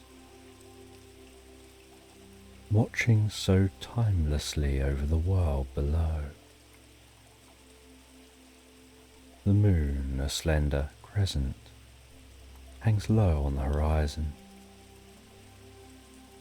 its silver light casting a soft ethereal glow over the garden, the light mingling with the mysterious shimmer that Whiskers has been following, creating a pathway of silvery luminescence, beckoning him forward and deeper into the night. His paws move so soundlessly over the cool earth, each step measured and deliberate, almost as if he doesn't want to disturb the quiet magic of the night. The ground beneath him is soft, cushioned by a layer of fallen leaves that give the faintest crunch under his weight. The garden feels alive in a way that it doesn't during the day, with every rustle of leaves, with the gentle sound of the breeze adding to the sense of mystery hanging in the air.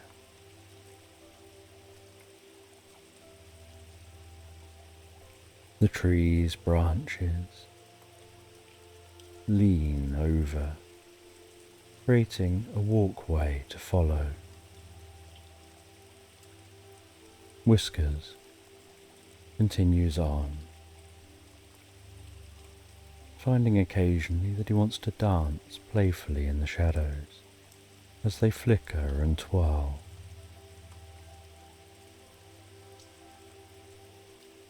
And he continues on, growing a deeper sense of curiosity and wonder.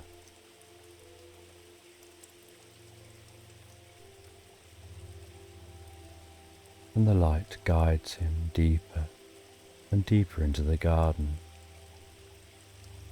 further and further away from his home. And he follows that light, noticing the world around him gently shifting and changing. The garden, once seeming small, now begins to feel like a vast and endless expanse.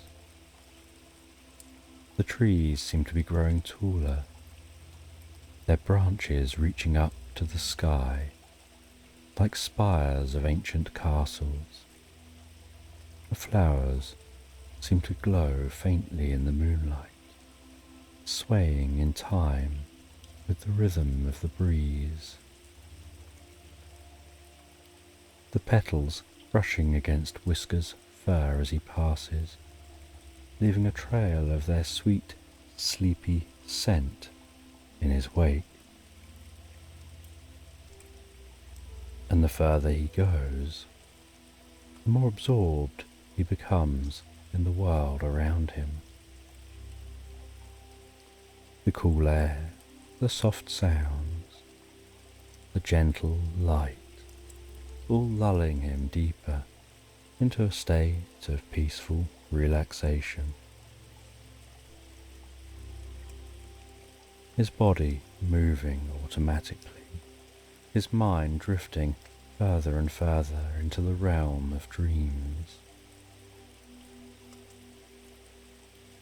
The garden, with its usually familiar paths and well-known nooks, has become a gateway to something beyond, a portal to a world where anything is possible, where the boundaries between reality and fantasy blur and fade away. And Whiskers continues to follow that light as it weaves through the trees.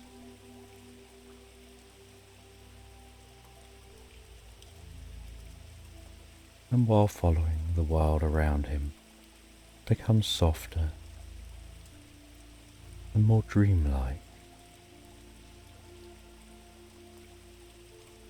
And the light stops, hovering just in front of a large, ancient oak tree. The tree is immense, its trunk thick and gnarled, its branches spreading wide, casting deep shadows on the ground.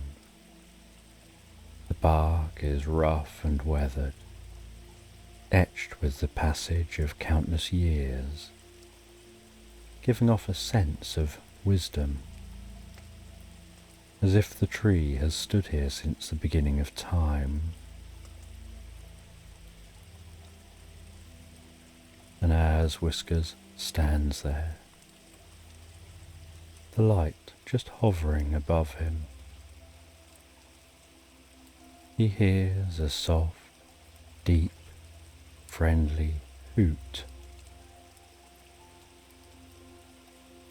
And high above, in the sprawling branches of this ancient oak tree, he notices a pair of glowing eyes shining like twin moons in the darkness, and discovers that they belong to Orion, a wise old owl who's made this tree his home. His feathers are a mottled mix of greys and browns, blending seamlessly with the bark of the tree, making him nearly invisible apart from his luminous eyes. He sits perched on a branch, his large wings folded neatly against his body, his head tilted slightly to one side as he gazes down at Whiskers. Orion exudes a sense of calm, ancient wisdom, as if he's seen and known all that there is to see and know in this world.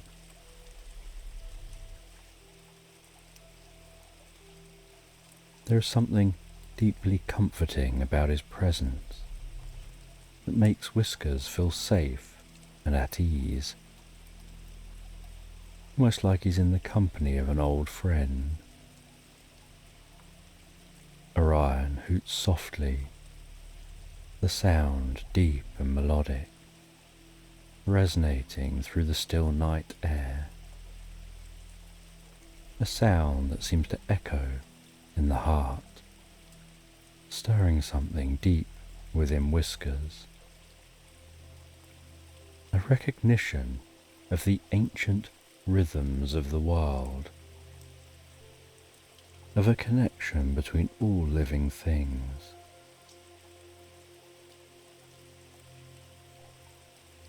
And the owl begins to speak, its voice slow and rhythmic, carrying a sense of peace and tranquility, almost like a lullaby for the soul. "Good evening, Whiskers," Orion says. "What brings you out on such a quiet night? It's not often I see you venturing beyond the warmth of your cushion." Whiskers gazes at the owl, his amber eyes wide and curious. He feels the need to speak, to explain, but words seem unnecessary. Orion's gaze is so penetrating, so knowing, that Whiskers has the sense that this owl already understands the unspoken answers and the meaning of everything. "You followed the light," Orion continues. "It's a light that few notice, and fewer still follow. But you have felt its call and you've heeded it. That light is a guide, a beacon, that leads to a place where dreams are born and where the deepest, most peaceful rest can be found." The owl's words wrap around Whiskers like a comforting blanket, soothing, reassuring. There's no urgency in Orion's tone, no rush to reach the destination, only the promise of a journey that will lead to a place of profound peace and serenity. The thought fills Whiskers with a deep sense of calm, a sense that he's exactly where he's meant to be, doing exactly what he's meant to do.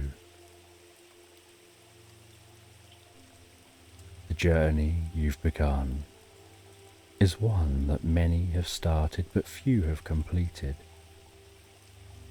It's a journey into the heart of the night, into the very essence of sleep and dreams.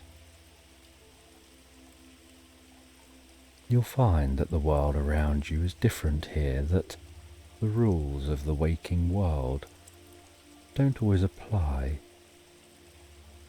and the light will always guide you, and I'll be here to watch over you.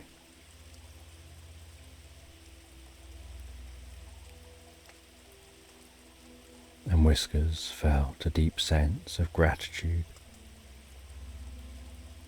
and a positive warmth settle into his heart. He nodded gently, acknowledging Orion's words. The light still hovering above, pulsing softly with a reassuring glow.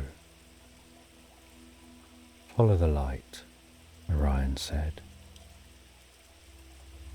"It'll take you where you need to go.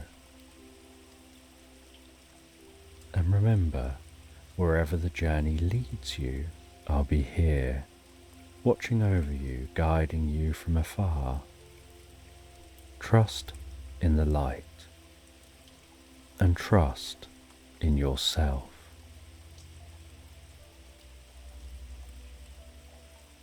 And as Orion finished speaking,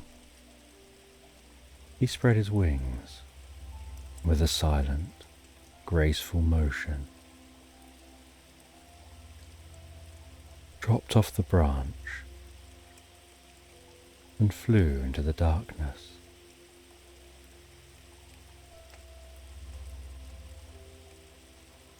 Whiskers took a deep breath, ready to continue his journey.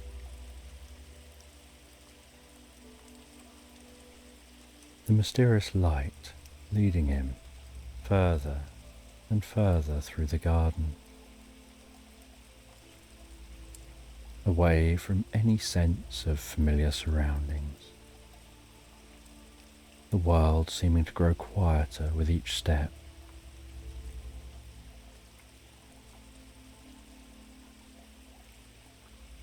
The sound of the night becoming muffled.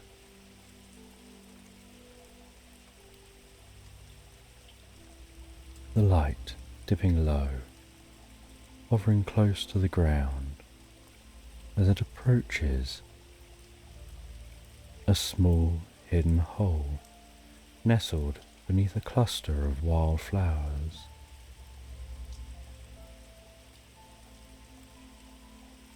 The flowers' petals shimmer faintly in the moonlight, creating a gentle glow that illuminates the entrance. The light pauses at the entrance. Whiskers hesitates for a moment as he peers into the small dark hole. The scent of earth and moss gently meeting his nostrils. With curiosity, he lowers his head and starts to head into the hole. He finds that the descent is smooth and easy. The earth is cool and soft. The tunnel is lined with gentle moss, offering up a soothing texture against his fur.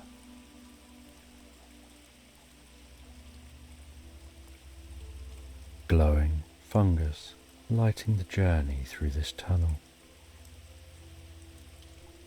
Like the walls are covered in twinkling stars, this tunnel giving off a sense of peace and calm and comfort, like a sanctuary hidden within the earth.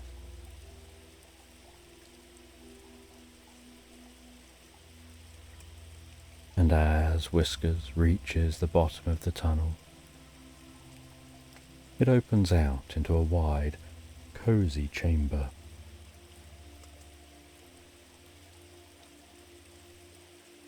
The floor covered in a thick carpet of dried leaves and soft grasses. The freshest, most pleasant scent rising from the ground, like a spring meadow, the air warm and comfortable.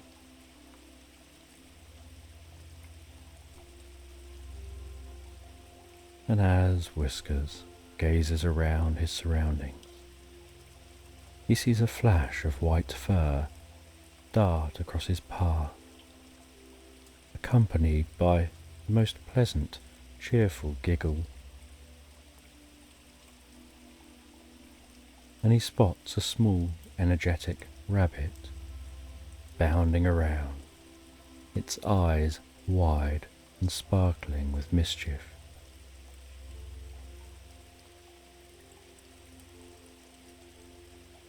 And this rabbit is Thistle, the playful guardian, and she greets Whiskers with a joyful bounce, her soft fur brushing against his as she circles him in an enthusiastic welcome. "Hello there," Thistle exclaims, her voice high and sweet, filled with the unbridled joy of a creature who knows nothing of worry or fear. "Welcome to my cosy little burrow. It's not often we get visitors down here, especially not from the world above. You must be a very special being." Whiskers feels a warm smile spread gently across his face, the infectious energy of the rabbit lightening his heart. He watches as Thistle bounces around him, her movements quick and graceful, as if she's dancing to a tune that only she can hear. There's something so pure and carefree about her. "Come, come," Thistle urges, her voice like the tinkling of bells. "You must be tired after your journey. Why don't you rest here for a while? The moss is soft, the air is sweet, perfect for a little nap." For a moment, Whiskers is tempted. The burrow is indeed inviting, its warmth and softness beckoning him to lie down, close his eyes, and drift into a peaceful slumber. But then he remembers the light that's led him here, the gentle glow that still hovers just above him, patiently waiting. There's still more to discover, more to learn. "What about the light?" Whiskers asks, his voice soft and low, almost as if he's speaking to himself. "It's leading me somewhere. There's somewhere I need to go." Thistle stops her bouncing, looks at Whiskers with wide, understanding eyes.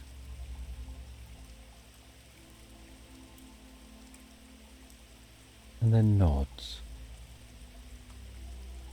"It's leading you to the dream glade, a place where all creatures go to find the deepest, most restful sleep. It's a magical place, hidden deep within the heart of the night. where dreams are born, and where the worries of the world simply melt away. Thistle hops closer, but only those with a true desire for peace and rest can find it. Many have tried, but only a few have made it to the glade. It's not just about following the light, it's about following your heart, about truly wanting to let go and embrace the serenity that awaits. Whiskers listens, the words resonating deep within him, feeling a profound sense of peace and harmony. You must continue, Whiskers. Follow the light. It'll guide you to the glade.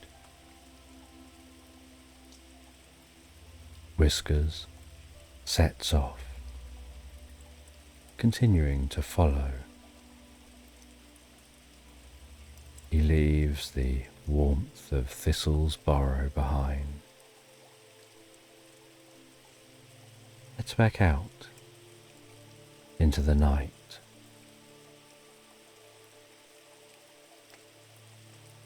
The air has become cooler, more crisp. The world around him is so silent and still. The stars continuing to twinkle.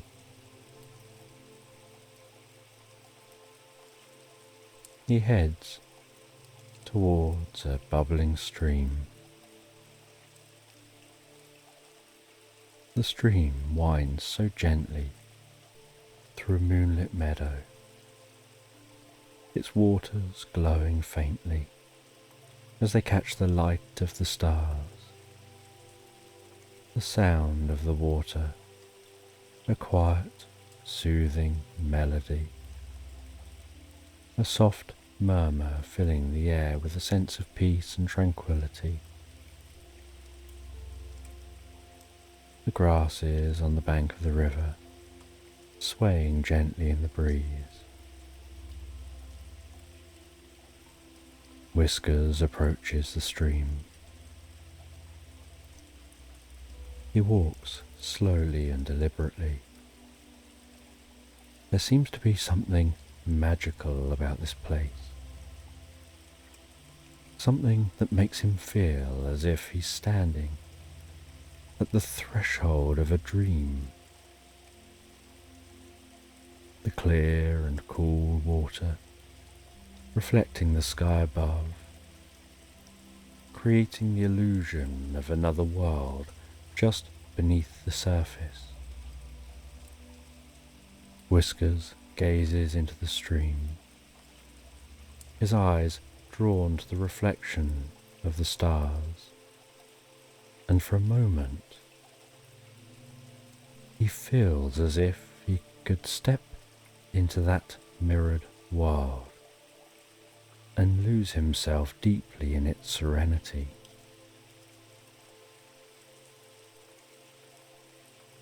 He can see his reflection looking back at him. But it's not just his reflection.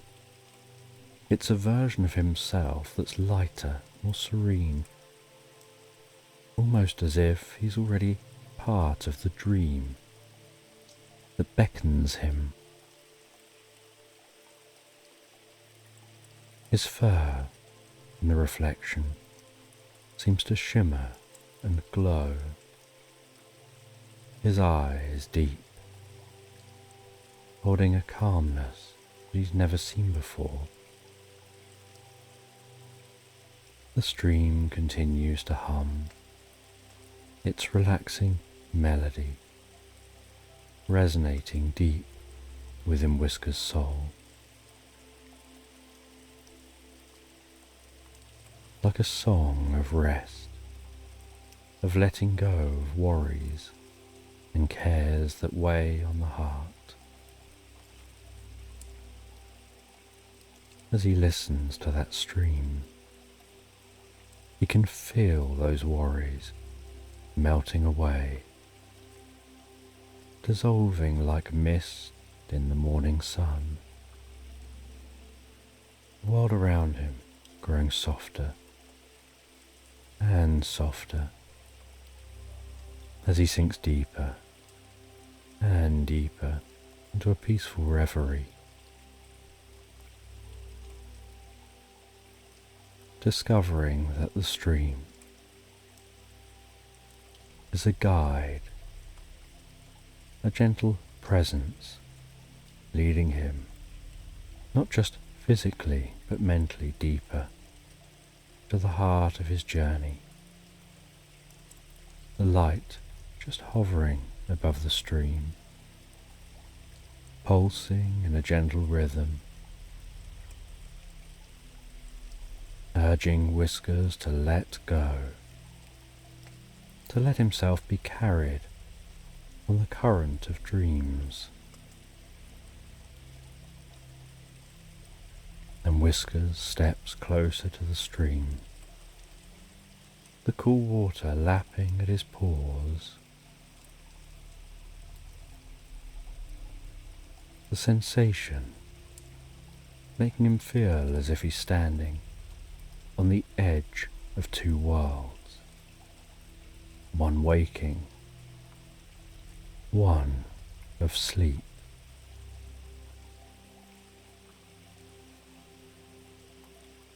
He gives way to immersing himself fully in the tranquil, pleasant embrace of dreams emitted by the stream.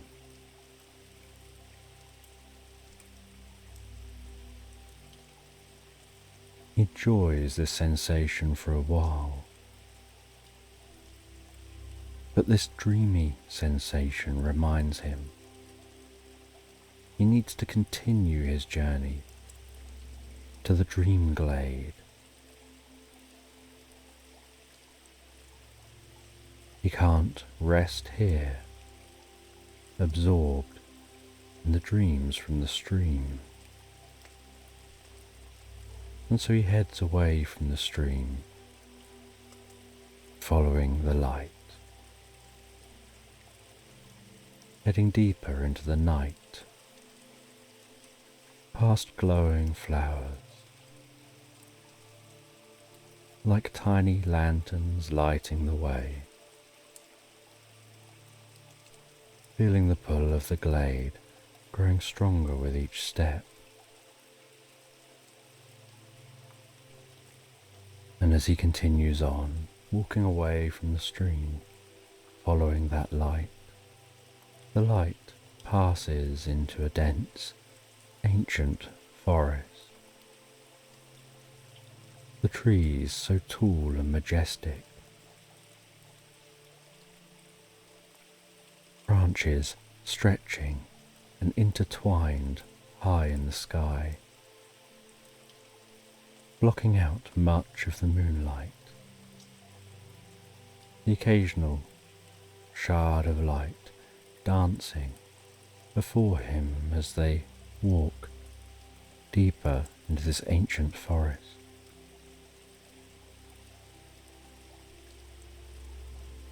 This forest seems so magical. A place where he can imagine souls go to rest and find peace.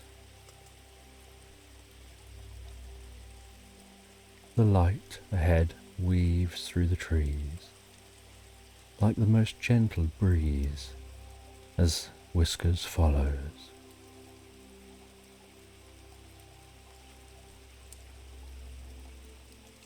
And the deeper and deeper he goes into the forest, the more peaceful and relaxed he feels.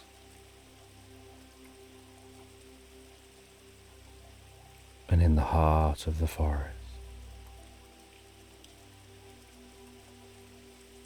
he encounters a deer named Serene.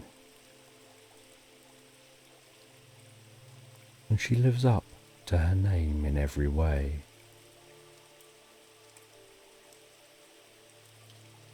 She gives off a deep sense of kindness and calmness and deep understanding. She has soft and brown fur, moves so gracefully and unhurried, as if she has all the time in the world.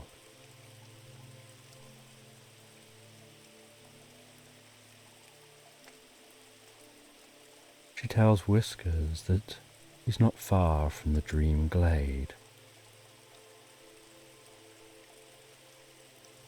Explains that it's a place where the deepest dreams are born, and that he'll find it tonight.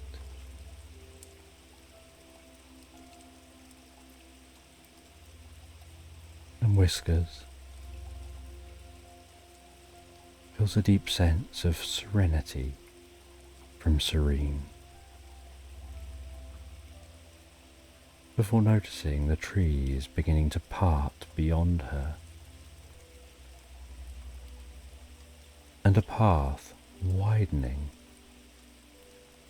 and the light moves towards that widening path. And with a deep sense of curiosity, Whiskers follows.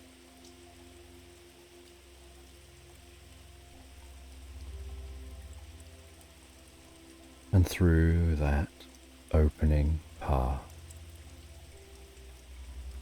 is a hidden sanctuary bathed in soft light that seems to come from everywhere and nowhere at once, a warm and inviting light, creating a glow that's gentle and comforting, like the first light of dawn carefully spilling over the horizon. And as Whiskers steps into the glade, he feels a deep sense of awe and wonder.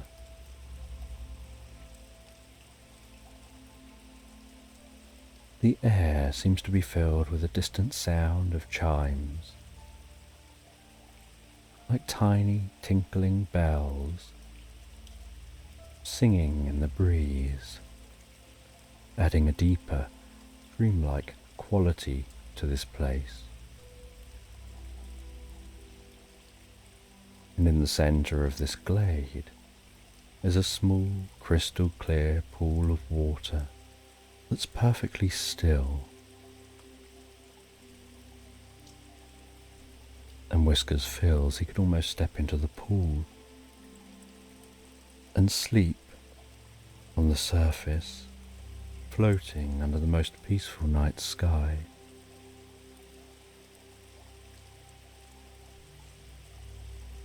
And the light that's guided Whiskers throughout his journey to here hovers above the pool.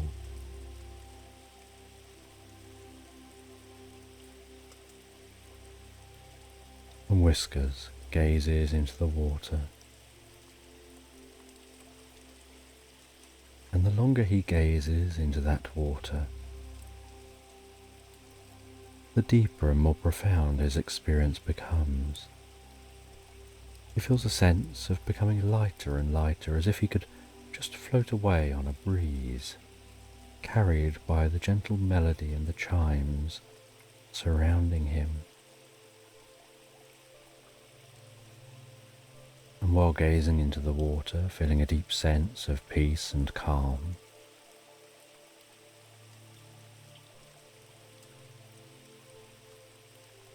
he feels that he can barely keep his eyes open, as if dreams are approaching. He feels a deep sense of contentment, deeper than he's ever felt before, as if every worry, every care, all discomfort is lifted from within him, leaving just pure peace and calm.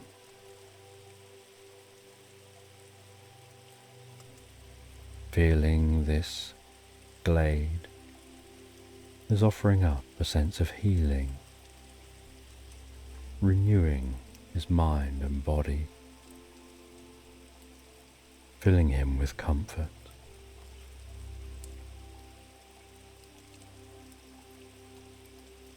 As he drifts deeper asleep, absorbed in the dreamlike atmosphere of the glade.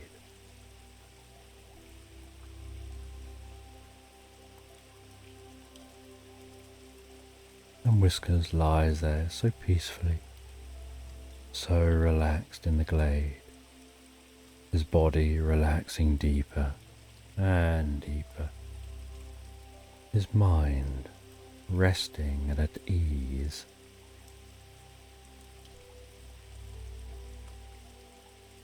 His heart feeling a deep sense of contentment and serenity and love.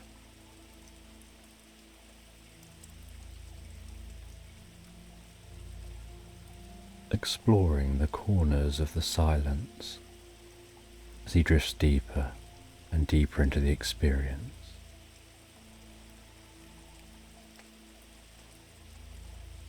And after some time in this glade, experiencing the most profound sleep, he starts his journey home following that light,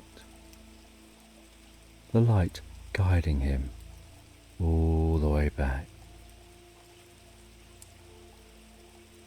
until he finds himself back at the cottage through the garden. He jumps back up onto the ledge of the window, the light turning and seeming to almost acknowledge him, before wistfully disappearing off and vanishing from sight. He jumps down from the ledge,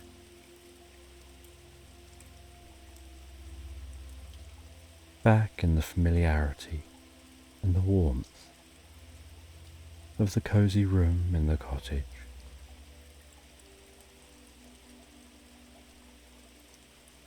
Noticing that fresh lavender scent once more, as he heads back and rests back down on his favourite cushion, curling himself up on its inviting surface and sinking down into a profound sense of peace and relaxation, stretching lazily, closing his eyes, beginning to dream about his journey to the dream glade and back again. What he saw, what he heard, the smells, the experience, before drifting and floating deeper and deeper asleep, so profoundly all night long, into slumberland.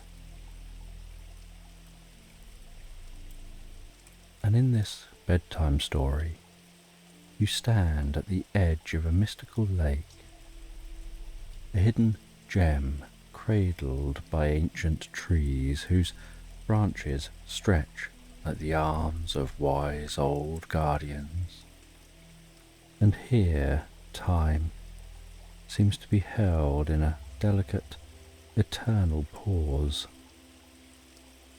The surface of the lake is perfectly still, a mirror reflecting the sky above with such clarity that it feels as if you're gazing into another world.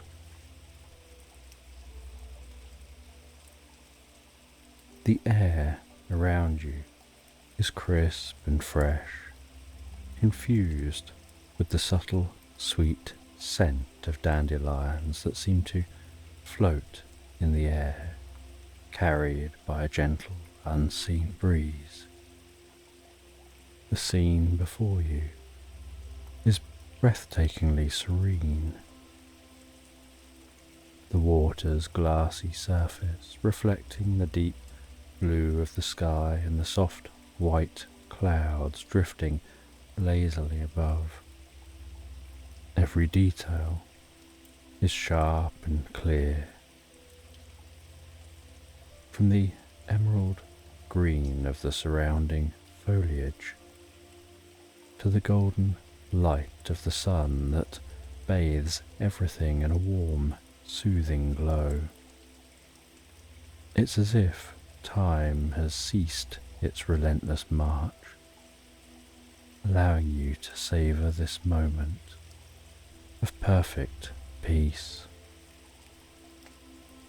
And as you stand there, the stillness of the scene fills you with a profound sense of calm.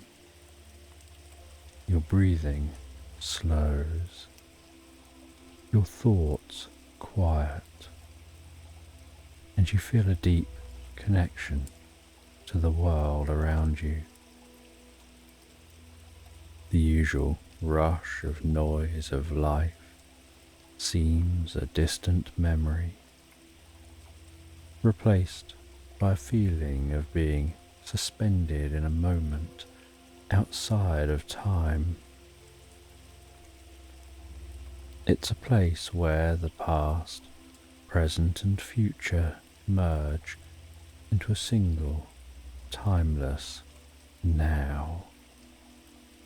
And you close your eyes.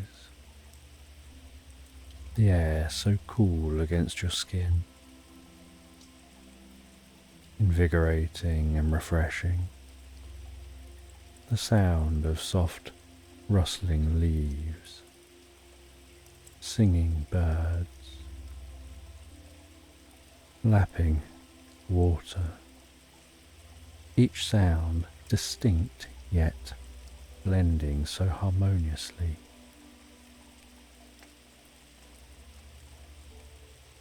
And when you open your eyes again, you feel a deeper sense of wonder. The lake, the trees, the sky, all seem to pulse with a quiet yet powerful energy, as if the world itself is breathing, alive and conscious, sharing its ancient wisdom with you. The scent of dandelions mingle with the earthy aroma of moss and soil, helping to ground you in this present moment. And as you stand there, you wonder what you're going to discover. You can notice a hill off in the distance, covered in a lush green carpet of grass that seems to ripple so softly in the breeze. You can see that on top of that hill there seems to be a solitary seat carved from ancient stone, weathered by time. You can see that on that seat rests a chalice glowing with a soft, inviting light, like a beacon, ushering you over. You start to walk towards that distant hill, and then begin to climb. And the climb up the hill is gentle, a winding path bordered by wildflowers. the air filled with their sweet, subtle fragrance. And as you ascend, you can notice the panoramic view, the lake in the distance, the surrounding countryside. And the higher you climb, the more expansive that view becomes. And the sky above is a deep and endless blue, dotted with the occasional soft puff of white cloud. The sun bathing everything in such a warm, comforting glow. And at the top of the hill, you take in the scene. And you head over to that stone seat. You admire the chalice, seeming to shimmer and shift with the light, etched with intricate patterns, telling tales of ancient wisdom. And as you touch that chalice, you feel a deep connection flowing through you. And as you hold that chalice, a comfortable surge of energy fills you with warmth and peace and destiny. And you sit down on the ancient stone seat, gazing out the top of this hill, over the rolling hills, distant forest, that shimmering lake. The sense of peace deepening further still.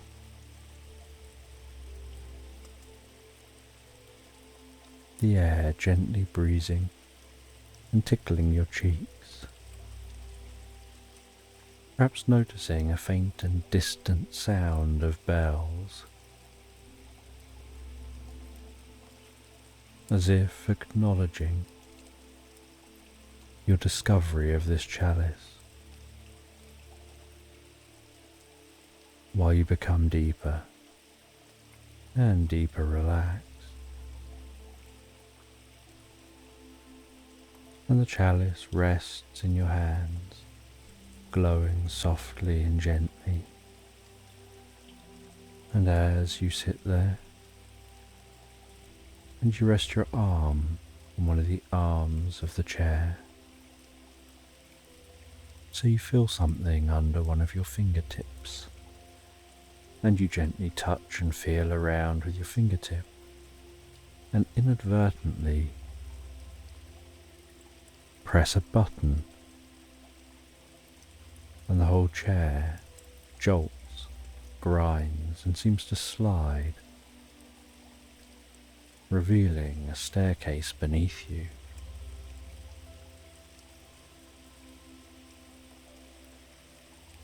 And you stand up from the chair as the chair grinds to a halt. You gaze down the staircase, that hidden path, curious where it leads.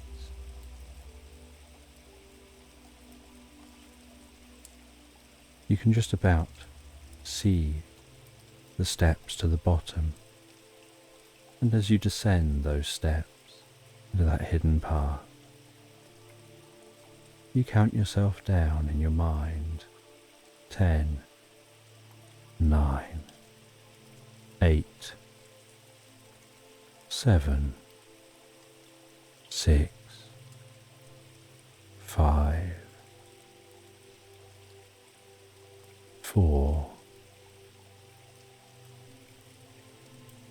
3, 2, 1. Now, stepping off the bottom step onto this secret path, You begin to follow this path, illuminated by the chalice you carry.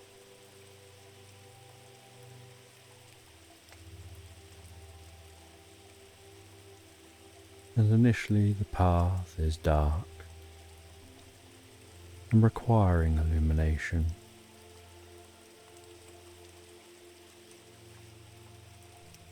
But after a while, it seems to open up into an otherworldly landscape with a scent of sweet flowers you've never smelt before.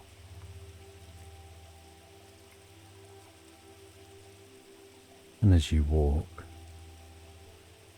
this landscape seems to shift and transform. Meadows stretching out before you. The vibrant colours of different flowers unknown to you. An unusual sky above, even though you feel you should be underground. And the sky has a purple hue.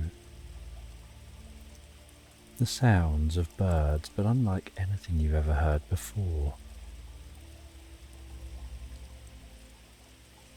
And you enter a towering forest, the leaves rustling in the breeze.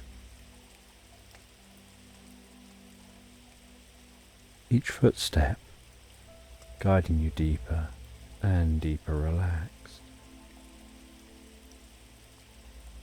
Curious about the ancient stories that linger here in this land.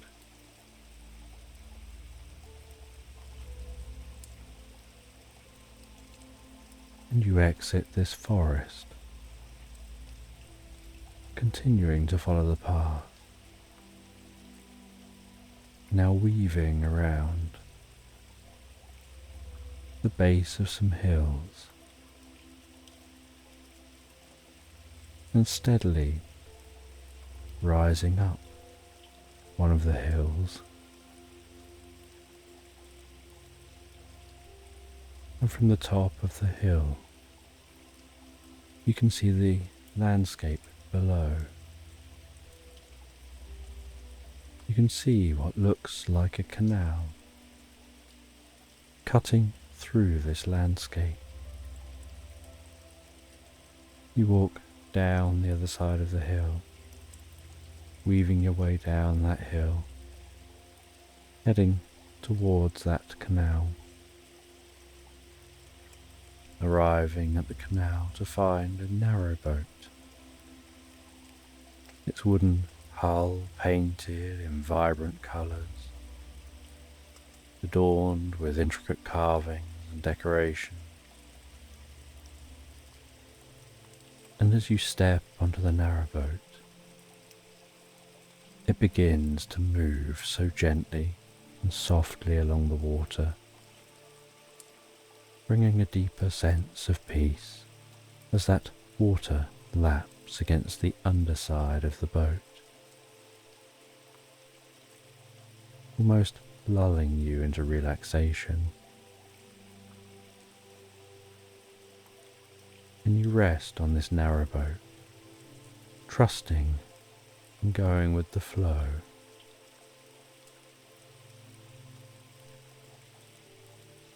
You gaze over the side and you can see the wake of the water, the bobbing of water lilies, dragonflies hovering and dancing above the water.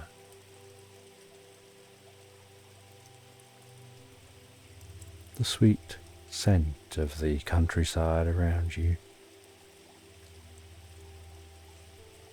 You head down into the narrowboat, and it seems to have no people here. It seems to be just driving itself. And so you accept its piloting all by itself, that seems to know where it's going. and heading down into the boat, you notice an unusual painting hanging on the wall that seems almost alive. And as you study the painting, you recognize it as being a map of your journey.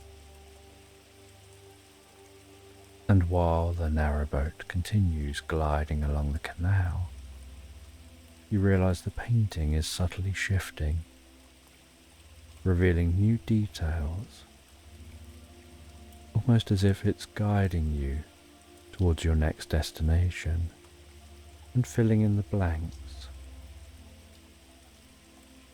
of where you've been and where you're going.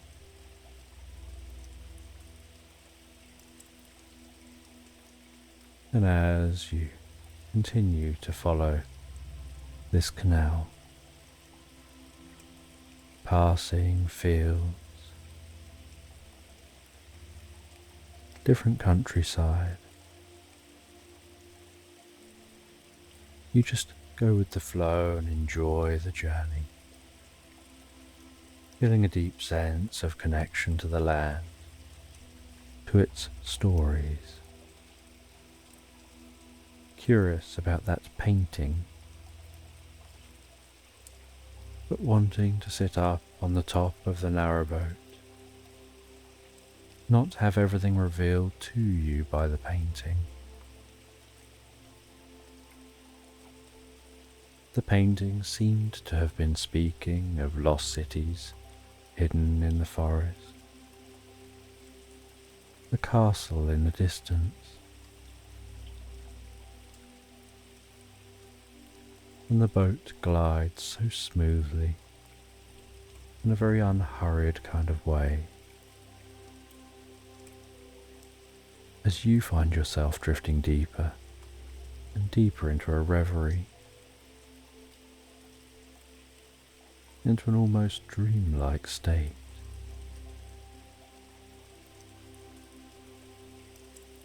Finding yourself journeying within yourself, following your own path of discovery and reflection.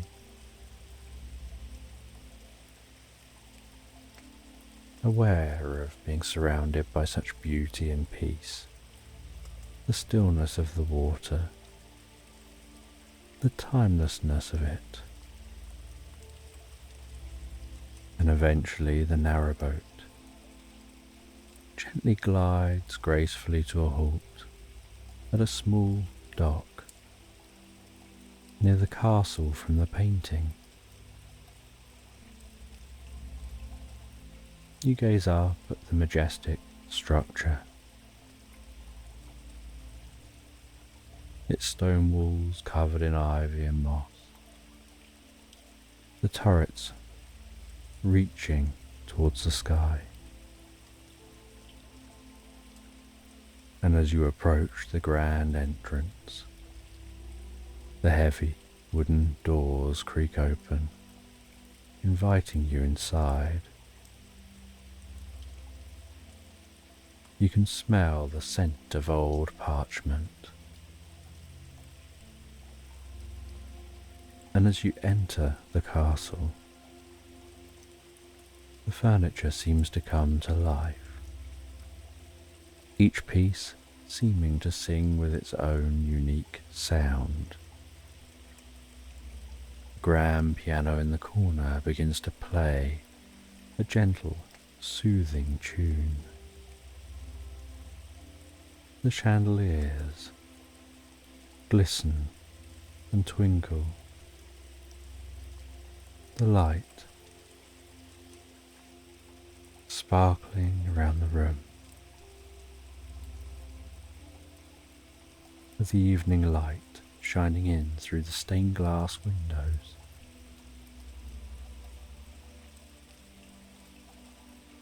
And you head into a dining hall, seeing the tables set with the most fine, beautiful china, crystal goblets, all singing their cheerful tunes.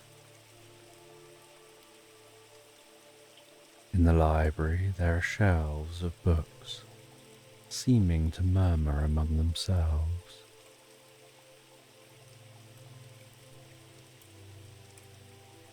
Everything in this castle seems to be woven together in a thread of harmony, sharing their memories of this castle.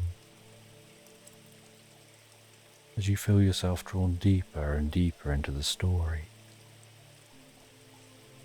into the rich history and the connections of these different items. And in a small room, you find an intricately carved old rocking chair that's creaking and rocking softly, slowly, gently back and forth.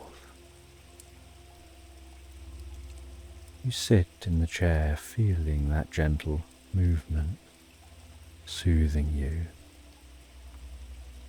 and the sounds around you seem to almost change to be like the hum of a lullaby,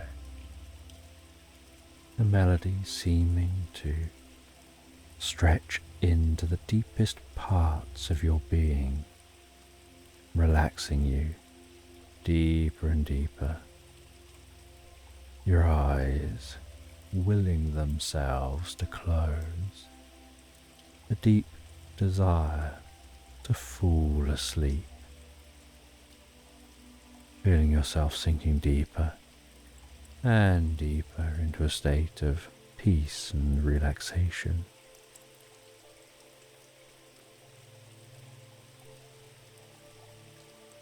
And as your eyes close, you have a feeling like you're continuing to explore the castle, discovering a hidden passageway.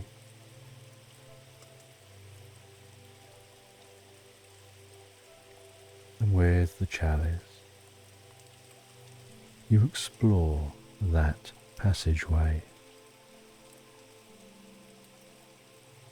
unaware at this moment in time you're actually drifting and floating deeper and deeper asleep into the most healing, restorative, recuperative state. And that this is part of that process of drifting deeper and deeper inside. And you descend under the castle, following this hidden passageway, until eventually you find a cave. And this cave is illuminated by lanterns, casting the warmest, most inviting glow.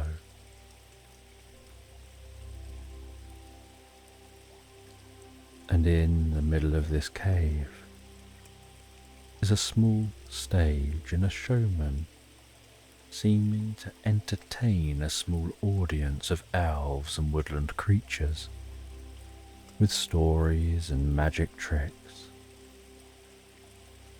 captivating the audience with their every word as you also feel yourself drawn towards them. The elves watching intently, their eyes sparkling with delight. Woodland creatures, like rabbits, foxes, mice, paying deep attention as that showman continues their performance. And you walk over and seat yourself among the audience, enraptured by the showman's performance, discovering that their words seem to paint such a vivid picture in your mind of distant lands and forgotten times.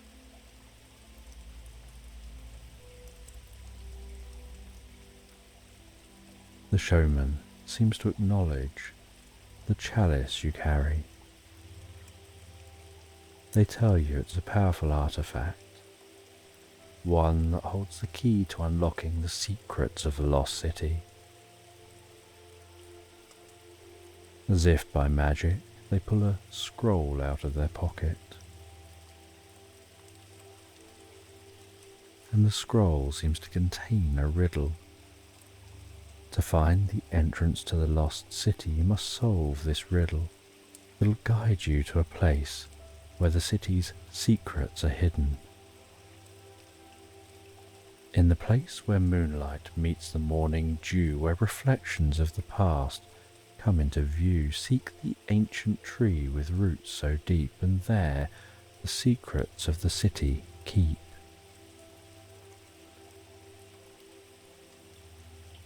The showman smiles and hands you the scroll.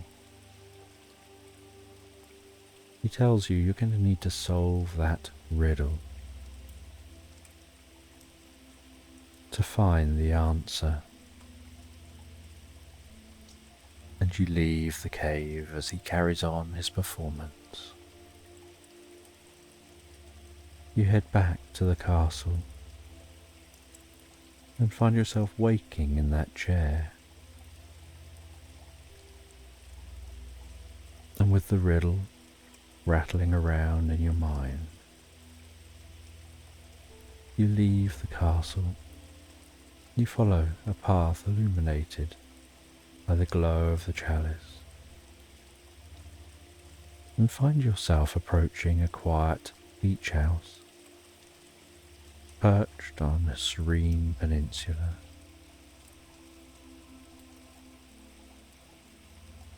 And as dawn breaks over the horizon, you admire the pink and gold sky,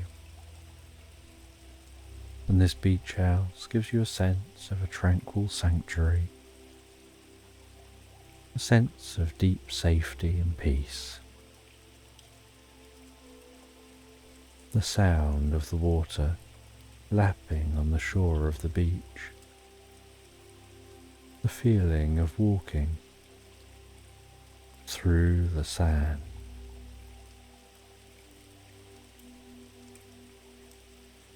heading over to the beach house, ascending some steps, knocking on the door, and with no answer, opening the door and saying hello, before walking inside to explore. And you can see there's a comfortable chair facing towards the water. And so you rest in that chair,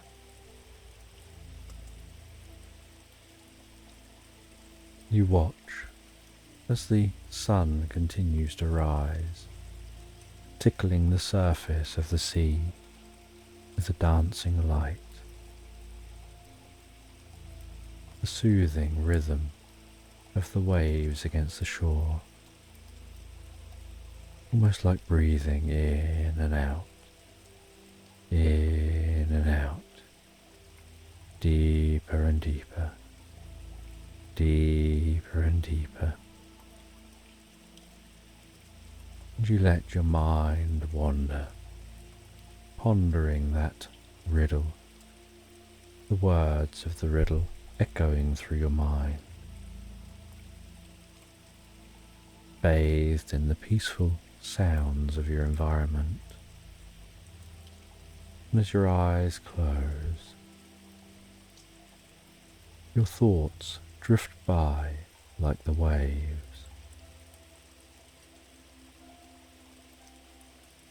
And when you next open your eyes, you see the calm water seeming to shimmer with life,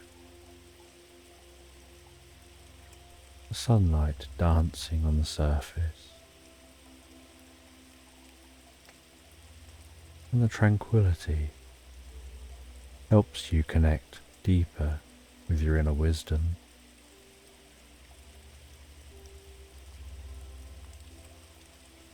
And you feel this location so quiet and peaceful, and almost in a flash, the answer to the riddle becomes clear to you. You stand up, leave the location, and head towards a nearby thicket, a dense grove of trees that seems to hold its own secrets. And as you walk into this dense foliage, the air here filled with the scent of soil and moss, and the gentle songs of birds.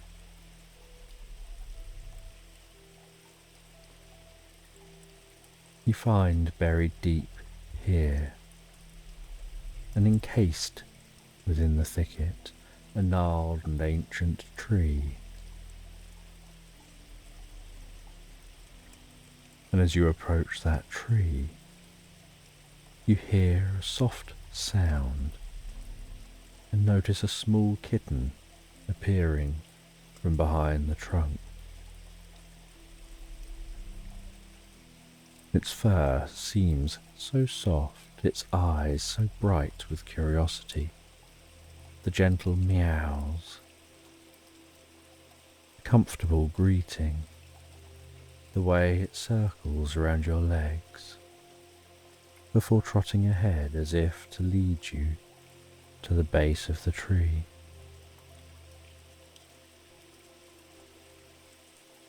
And you follow that kitten into the base of the tree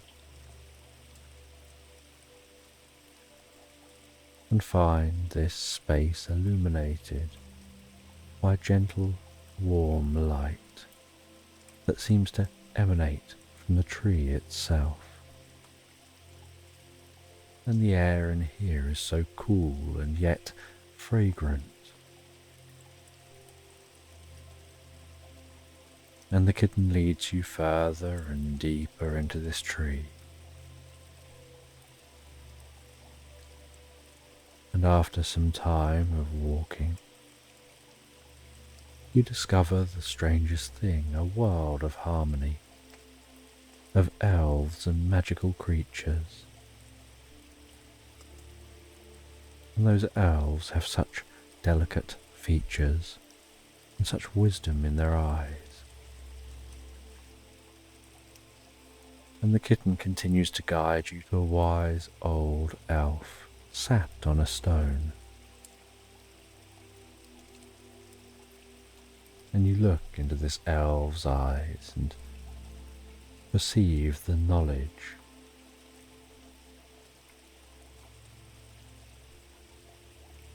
He gestures for you to sit behind him. And he tells you the chalice you hold is a vessel of great significance. It connects all beings through its light. He speaks about universal connection, binding all living things in a web of life and energy that flows through that chalice. He tells you the chalice is a symbol of serenity and wisdom. And you begin to feel a deep connection to this chalice, being better able to understand the experience you've been having since finding it, a sense of unity and harmony, a connection to all things, and this journey taking you to this moment. And with your realizations, you feel a deeper sense of serenity. And this wise elf stands up and continues guiding you as you walk with the kitten. And they take you through a dense area of trees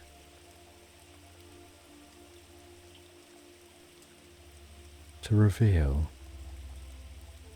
a lost city hidden here. A place of deep wonder, ancient secrets,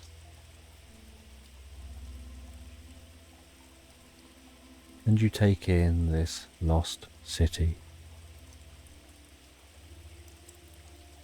Your understanding of the connection of all things. And as you explore, you feel a profound sense of understanding, serenity, peace, harmony, and a deeper connection to the land. You explore the vast library within this lost city, and just from touching bound volumes and scrolls, you seem to absorb the knowledge, the wisdom, deep understanding of the past, the present, and the future. And after some time, you feel it's time to leave. So you head back to that beach. You find your way back through the landscape.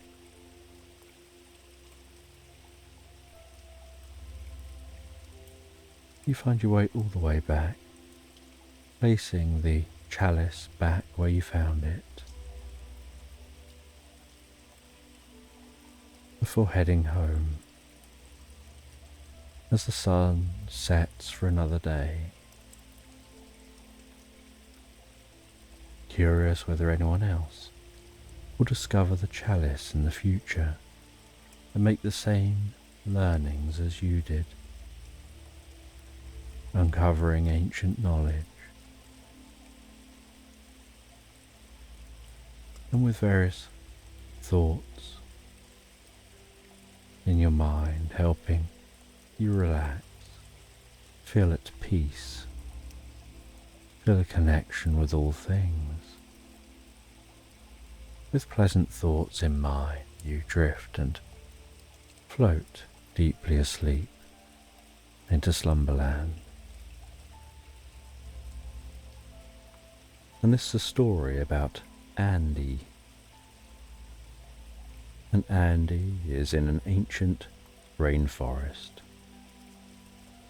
And as he steps carefully through the lush undergrowth, the air is thick with the heady scent of sage bushes, their aromatic fragrance mingling with the earthy scent of damp soil. Vibrant greens surround him, leaves glistening with dew, while colourful mushrooms dot the forest floor like tiny, enchanted umbrellas. The faint forest is alive with sound, birds calling from the canopy, insects buzzing softly, and the distant murmur of a flowing river, creating a serene symphony that soothes his spirit. As Andy's heart races with a mix of excitement and curiosity, he continues to explore. He's an archaeologist, a seeker of hidden truths and forgotten histories. And today, he feels the pull of something extraordinary. The rainforest with its ancient trees feels like it holds secrets just waiting to be discovered. Each step he takes on the soft, mossy ground guides him deeper and deeper into a world where time seems to stand still. As he pushes aside a curtain of hanging vines, his eyes catch sight of a hidden path, overgrown with chestnut trees and tangled vines. The path is barely visible, almost as if it has been deliberately concealed by the forest itself. His pulse quickens as he moves closer, The sense of discovery is electrifying. The path leads him through dense underbrush, every step quiet and deliberate, until he finds himself standing before an old house.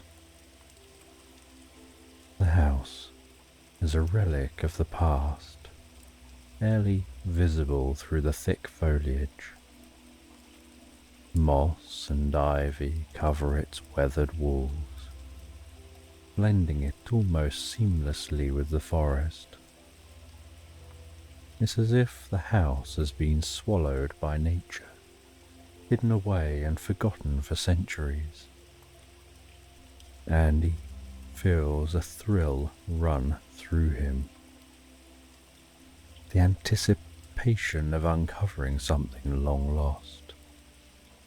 He approaches the house with a mix of reverence and excitement, sensing that it holds secrets from the past.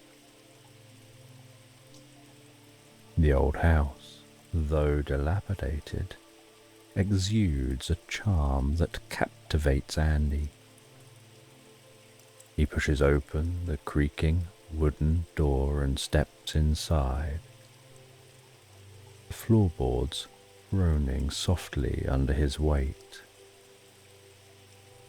The air inside is cool and smells of old wood and essential oils, a combination that evokes memories of forgotten times. Dust dances in the beams of light filtering through the cracked windows, creating a dreamlike atmosphere. His eyes roam over the room, taking in different details. Cobwebs drape the corners like delicate lace, and the faded wallpaper peels away in places, revealing the bare wood beneath. The house feels like a time capsule, a place where history has been preserved in the walls. He moves further inside, his footsteps echoing softly in the stillness. In one corner of the room, he discovers a cupboard. It's an old wooden cupboard, its doors slightly ajar. With curiosity, he opens it and finds an array of ancient artifacts inside. He finds a magic broom, a Newton's cradle, and a tiny house. The magic broom seems to hum with energy, a faint vibration that he can feel through his fingertips. The Newton's cradle, as if sensing his presence, begins to move on its own, the metal balls clinking together in a soft, rhythmic dance. He watches, fascinated and slightly unnerved by the animated objects. The room feels charged with an otherworldly energy, as if he stepped into a different world. Each artifact seems to hold a story, a piece of a larger puzzle that he's now a part of. He feels a profound connection to the past, a sense of being both a part of history and a witness to magic. As he stands there, surrounded by the relics of a bygone era, his mind races with questions. Who lived in this house? What stories do these artifacts hold? And what secrets of the ancient rainforest awaiting to be uncovered. The answers, he senses, lie deeper within this enchanting place, and he feels a surge of determination to uncover them.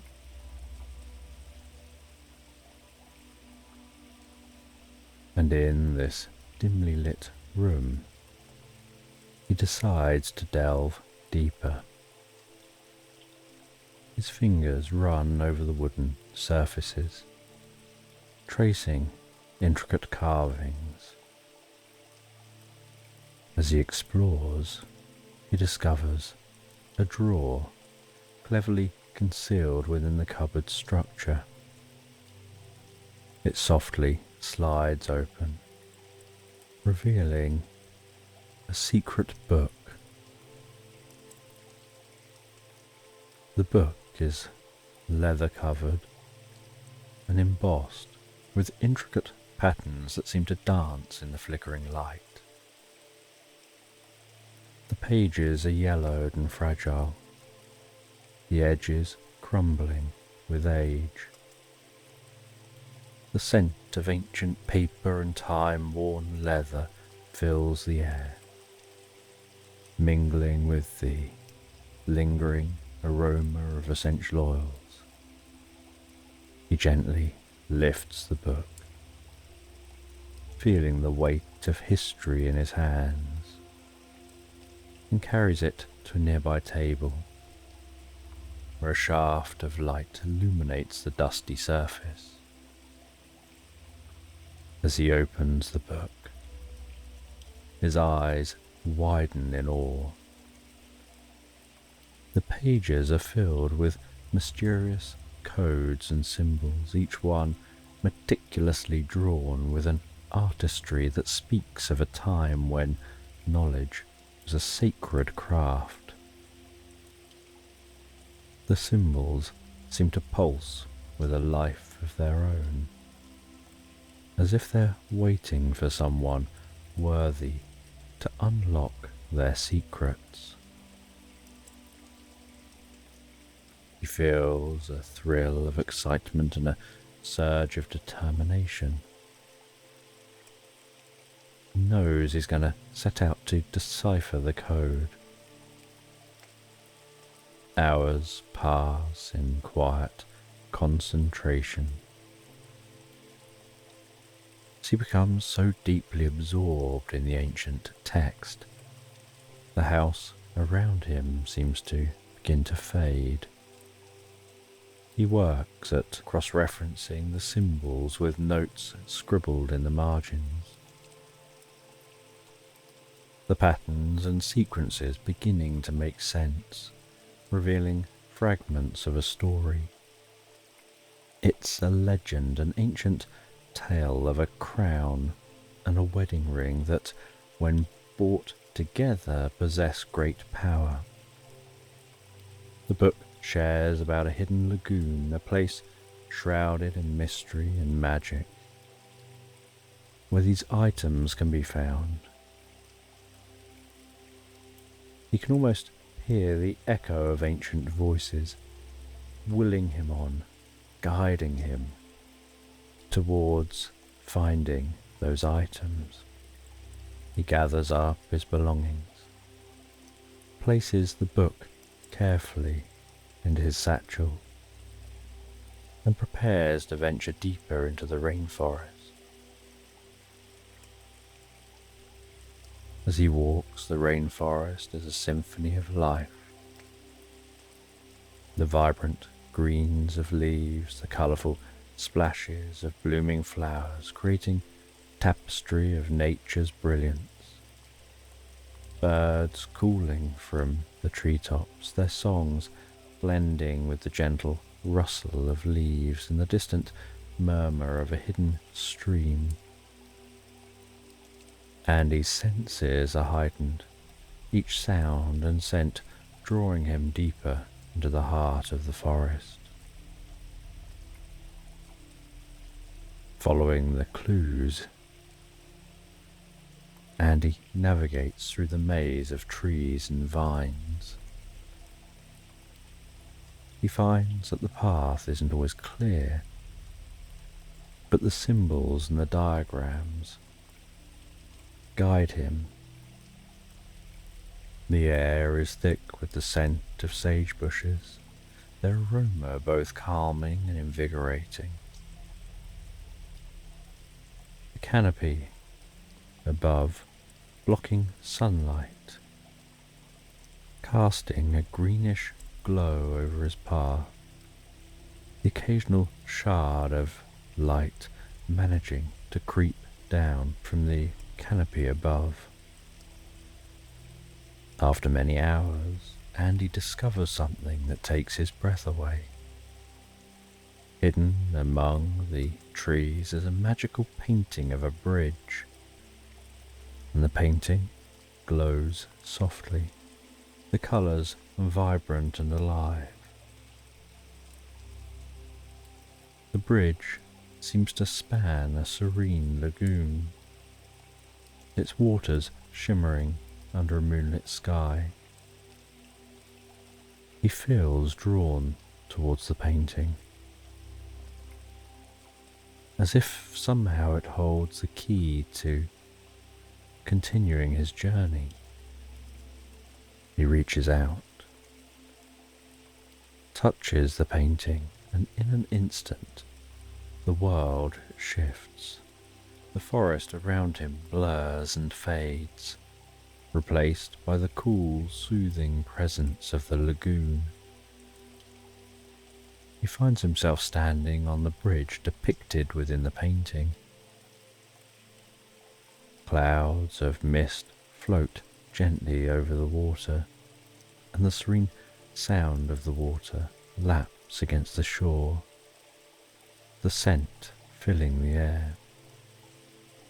The lagoon is a place of ethereal beauty.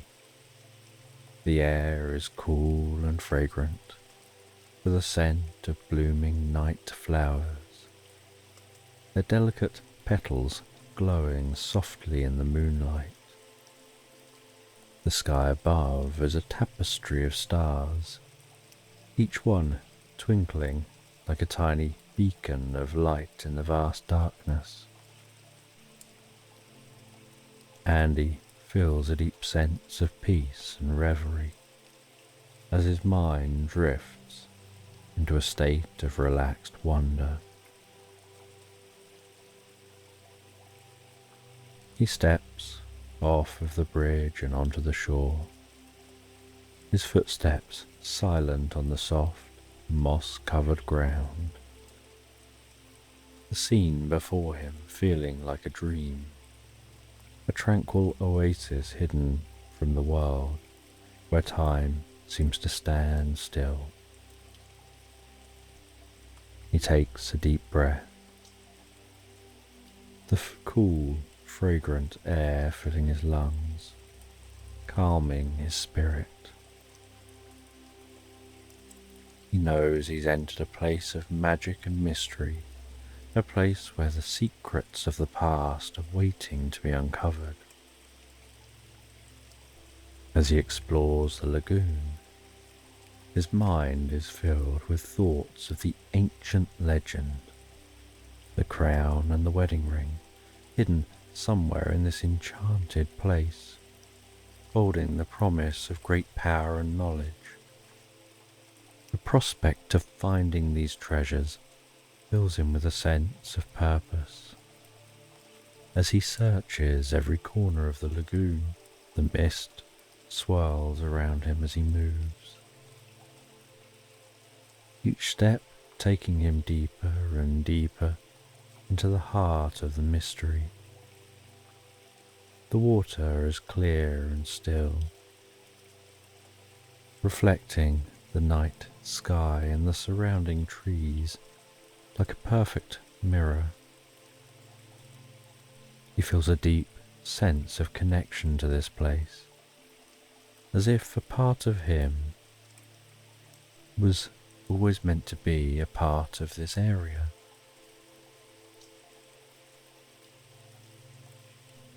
The tranquility of the lagoon seeps gently into his soul, making him feel at peace and at home. As he continues his search, his mind drifts back to the book, to the symbols, the ancient knowledge contained within its pages, guiding him towards his goal. Feeling a deep reverence for the wisdom of the past, the secrets that have been preserved through the ages and are now revealing themselves to him. In the distance, he spots a faint glow emanating from a cluster of rocks near the water's edge. His heart quickens as he approaches, the glow growing brighter with each step. And nestled among the rocks he finds a small, intricately carved chestnut box. The box pulses with an inner light, its surface warm to the touch. He opens it carefully, his breath catching in his throat as he gazes upon the treasures inside. There, nestled within the chestnut box, are the crown and the wedding ring, both glowing with an ethereal light. The crown is adorned with intricate designs, each detail meticulously crafted, and the wedding ring is a simple yet elegant band, its surface smooth and polished. He feels a profound sense of enlightenment, a sense of understanding the deeper meaning of his experience. The old lady from the lagoon reappears, and she has such a calming and reassuring presence. She explains that the crown and the wedding ring are symbols of unity and balance. They're meant to be used for the greater good. He returns to that bridge and finds on the bridge that the world shifts once again. As he exits the painting and finds himself back in that rainforest, and the mist continues to cling to the surface of this area like a silken veil. The air is cool and fragrant, the stars above twinkling so softly, creating the most beautiful tapestry of light overhead. And from the mist, a figure seems to begin to emerge, a small lady with silver hair. She seems to exude an aura of ancient wisdom, her eyes deep and sparkling. "Welcome," she says, her voice soft yet firm. "I'm the guardian of this area, and you're here to learn about the crown and the wedding ring." She shares some words of wisdom before handing him a sack made of finely woven cloth. "Trust in yourself, and you'll find your way." And with that, the woman disappears, and Andy continues to follow a path deeper through the forest. And this forest is thick with towering trees, the branches arching overhead. and in the distance he can hear a rhythmic beat of a drum, creating a mystical ambience. He can hear the nocturnal creatures singing and dancing around in the night time. He can feel the ethereal nature of this place, a place that seems to be awash with magic. And suddenly the path opens up into a small clearing, bathed in silvery moonlight. In the centre of this path is a tall, ancient tree with a wide trunk and expansive branches stretching high into the sky. And Andy approaches the tree,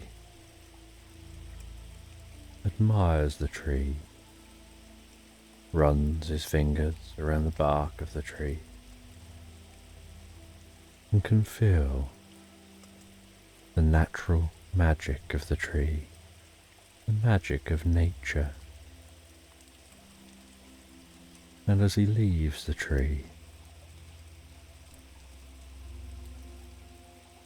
he sees jellyfish floating in the sky.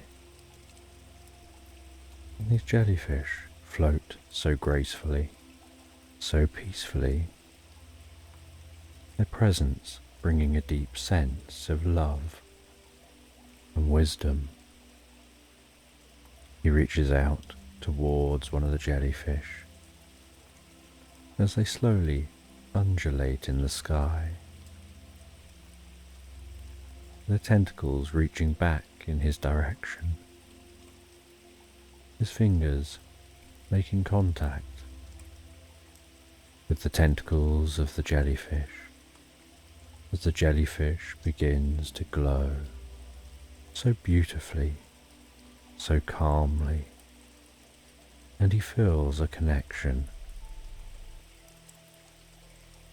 and gets a psychic flash of wisdom and insight and understanding from the contact. And with this wisdom, the jellyfish disconnect and begin to rise up higher into the sky. As he continues his journey along the path, the sound of the drums growing louder and louder, beating and resonating like the pulse of the forest itself. And he finds himself in a secluded grove in the heart of this forest, where he encounters a wise nun with robes flowing like water around her. Her eyes are closed and she seems to be in deep meditation, and the air around her seems to be thick with the scent of incense and a mystical atmosphere. As he nears, she opens her eyes with the most beautiful friendly smile. "Welcome," she says, her voice a soothing melody. "You've done well to come this far, to learn all you've been learning. Your heart and spirit are strong." He feels a deep sense of calm and reverence. She continues, "Seek not with your eyes but with your heart. True treasures are found within. Trust the path you're on and let your spirit guide you. and he feels a deep understanding wash over him. He feels as if his path becomes clearer. He feels a connection with the wisdom betrayed, and a desire to connect deeper with nature.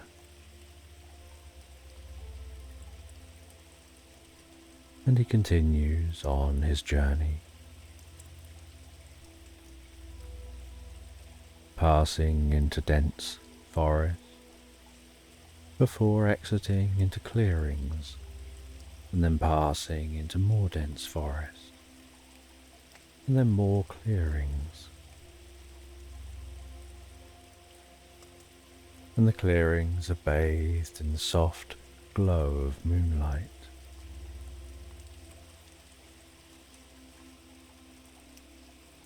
And while in the clearings, you can notice the way that the moonlit grass waves so delicately in the breeze. And he continues his journey, learning that the journey is more important than the destination.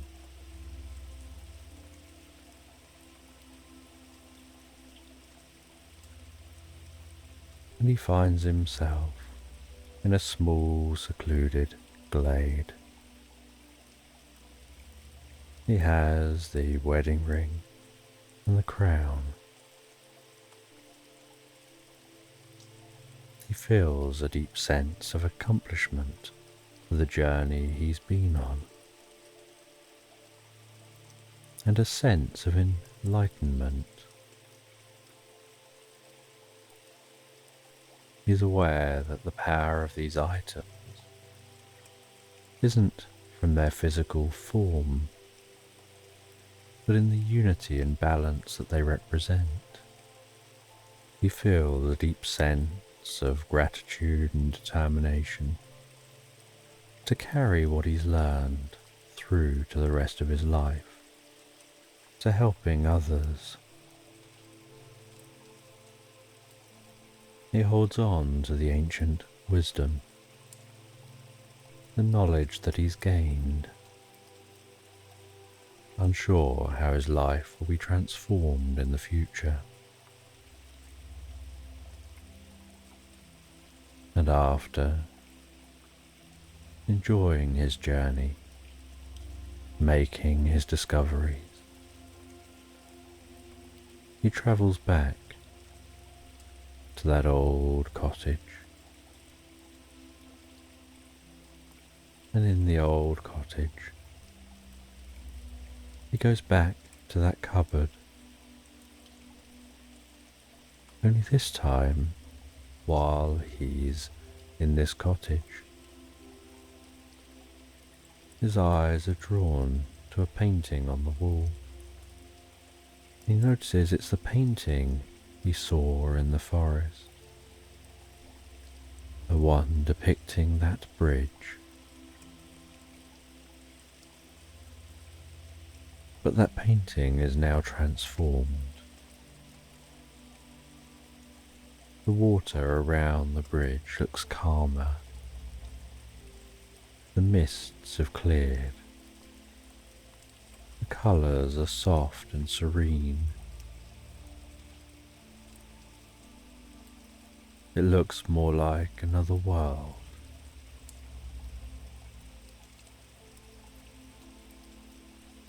He feels that the change to that bridge, to that painting, is supposed to convey some learning and understanding.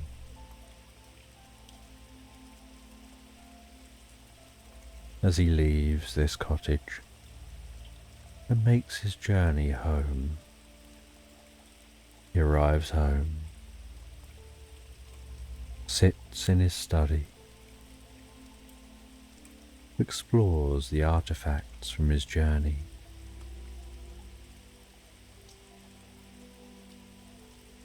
He reflects reflects on the adventure,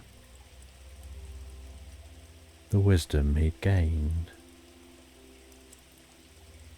He writes up his experiences in his journal. He draws some sketches. And then as the night settles down, so he knows it's time for him to settle down. He sets off to bed and thinking about future expeditions. He drifts and floats so peacefully, so relaxed asleep into slumberland. And in a quaint village, nestled on the edge of a mystical forest, life flows as smoothly as the gentle stream that winds through its heart. The village, a haven of tranquility, is a place where everyone knows each other, and the air is perpetually scented with the fragrance of blooming flowers, the inviting aroma of freshly baked bread from local bakeries.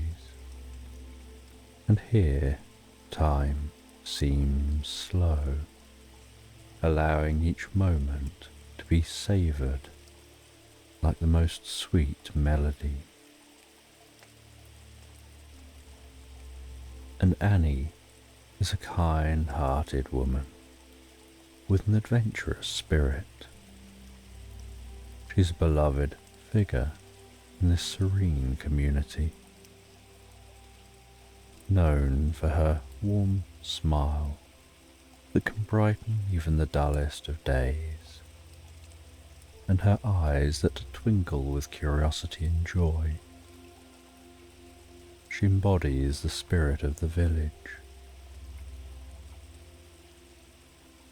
and her cottage is a charming home, adorned with colourful mosaics depicting stories of old, designed to show her creativity and her zest for life. The wind chimes in her porch sing softly in the twilight, creating the most soothing melody, mingling with the evening breeze. One day, as the sun begins its descent, casting the most comforting golden hue over the village, like a warm embracing blanket, Annie strolls through the bustling market. The sunlight bathing the scene in the most magical light, almost making the mundane seem extraordinary. She greets everyone she knows in the most friendly of ways,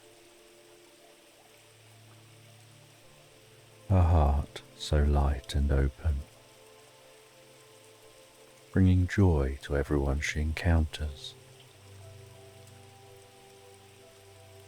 And in this golden hour,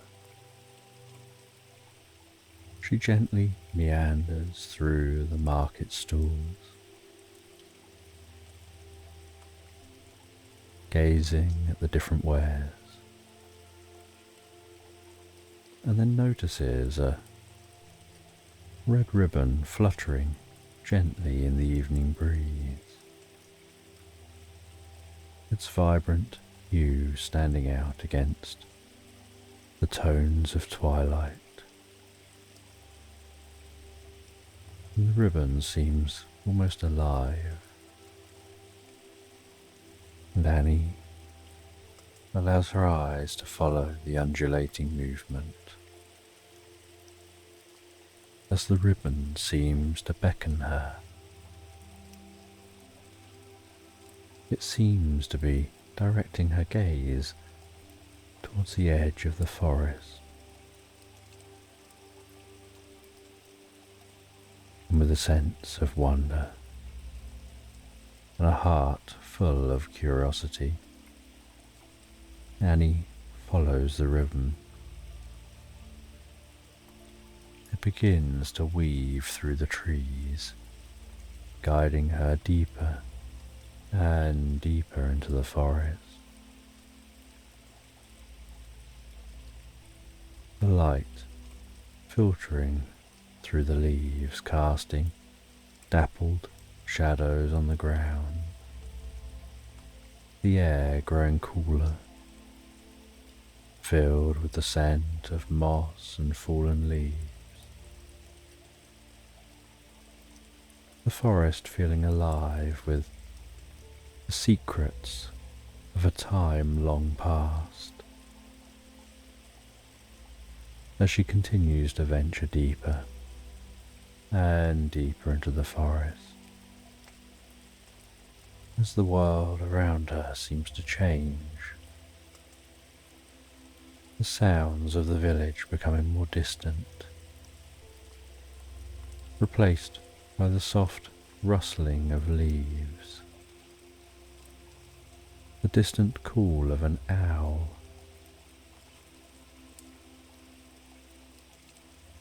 the forest feeling like a realm apart from reality, a place where magic seems to linger in every shadow. And the ribbon leads her to an ancient temple, its entrance hidden behind a curtain of ivy and moss. And the temple is long forgotten by the world, standing silently, guarding untold secrets. Its stone walls, weathered but sturdy, and carvings on the inside of those walls, telling ancient stories. And inside the temple, the air is cool and still, carrying the faint scent of age and mystery.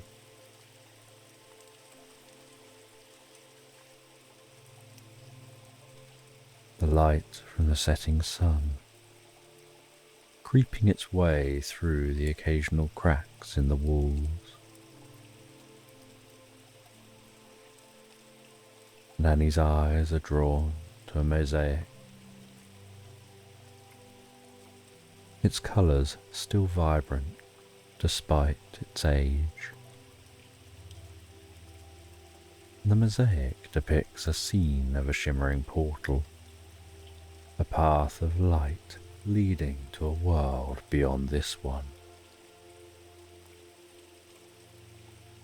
And with a sense of reverence, Annie reaches out and gently touches the mosaic, and the moment her fingers make contact, the mosaic begins to glow. Its colours become more vivid. The light spreads. The temple begins to fill with a soft, otherworldly radiance. And that mosaic transforms into a portal, shimmering like a prism, revealing a path, encouraging her to step through. And with a deep sense of wonder and adventure, She steps through the portal, feeling warmth and comfort.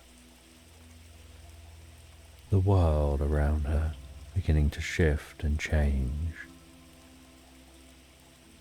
The boundary between reality and dream becoming blurred. Feeling herself relax deeper and deeper as she finds herself transported to a new realm. A realm of magic and mystery and boundless possibilities, and she feels a deep sense of peace and excitement, and a curiosity for the adventures that lay before her. As the temple behind her fades from view, and she finds herself wrapped in vibrant colours and enchanting melodies of a new world. A world where the air is perfumed with the delicate scent of jasmine, a gentle murmur of a stream, harmonizing with the soft tinkling of distant chimes, a symphony lulling her deeper and deeper relaxed. The sky seemingly a perpetual twilight, a canvas of indigo kissed by the glow of countless stars that twinkle softly. And as she gazes around her surroundings, she feels a deep and profound sense of peace wash over her, as if the very air she breathes is imbued with serenity. Each step that she takes seems to feel lighter and lighter, as if the weight of the world has been lifted from her shoulders, leaving her free to explore this enchanted realm. And she wanders along a path lined with flowers, humming gentle melodies.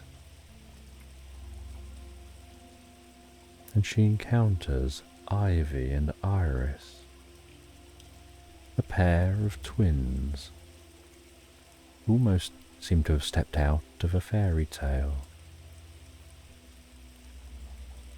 They seem to possess an otherworldly aura. Their movements are so graceful, their eyes sparkling, their voices harmonious. Each word that they speak is carried like the most beautiful and calming melody. "Welcome," Ivy says, her voice as soothing as a lullaby. "We've been expecting you," Iris adds, her tone equally melodic. "Where am I?" Annie asks, her voice barely a whisper. "You're in the land of dreams," Ivy replies, "a place where magic and reality intertwine. We're your guides on this journey," Iris continues, "and we've much to show you." And their voices seem to harmonize like a gentle song, calming Annie deeply, profoundly. She has a sense that this place holds magic and discovery. She follows the twins down a long, flower-lined path. and the twins speak about a hidden treasure that lies on an invisible island. A treasure that has the power to fulfill the deeper desires of the heart. But to reach this island, Annie must seek the aid of a green fairy and find a flaming sword that guards the treasure. Ivy explains the treasure is not gold or jewels, it's something far more precious. It's something that'll help you to achieve your heart's deepest wish. And Annie begins to embark on this quest. The twins guide her to a gentle stream where she finds a rowboat. They hand her a letter, a parchment soft and worn with age, and instruct her to follow the stream.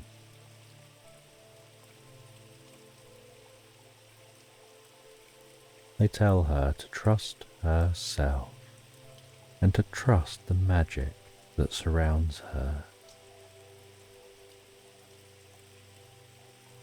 And she begins her journey rowing down the stream. The sound of the oars pushing through the water.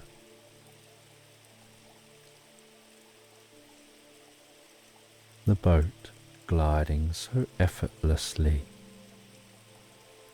The twilight sky reflecting in the surface of the stream.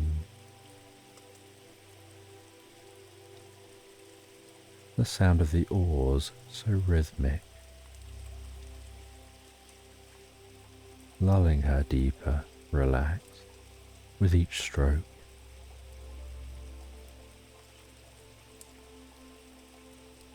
And she can feel herself becoming more absorbed in the journey. She can feel her mind and body sinking deeper into a peaceful reverie.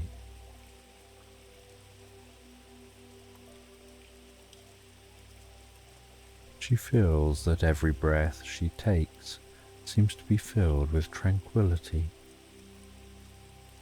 and a calm knowing that the journey holds the promise of discovery. And she continues to gently row down this serene stream. The twilight reflecting like a shimmering mirage. The ripples of the water pushed aside by the oars, distorting the mirrored stars. The sound of the water lapping against the boat, so soothing. Like a lullaby sung by nature. Feeling the last of any tension leaving her body as she sinks deeper and deeper into the most profound and peaceful state of mind. The air so cool and fragrant. That gentle scent of jasmine still hanging around, mixed with the scent of damp moss and wood. The trees that line the stream, gently swaying in the breeze.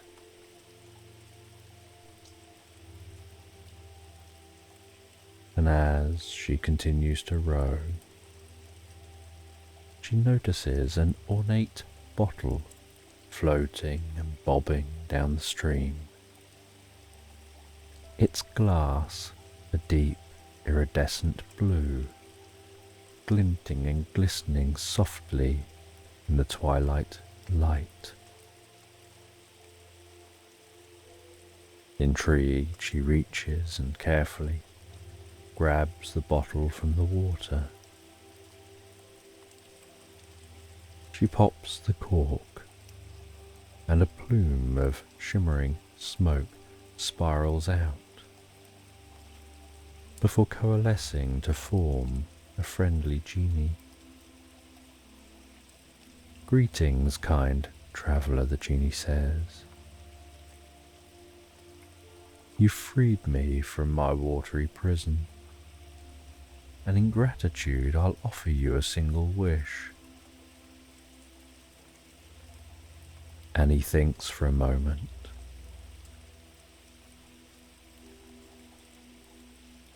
"I wish for guidance to the green fairy."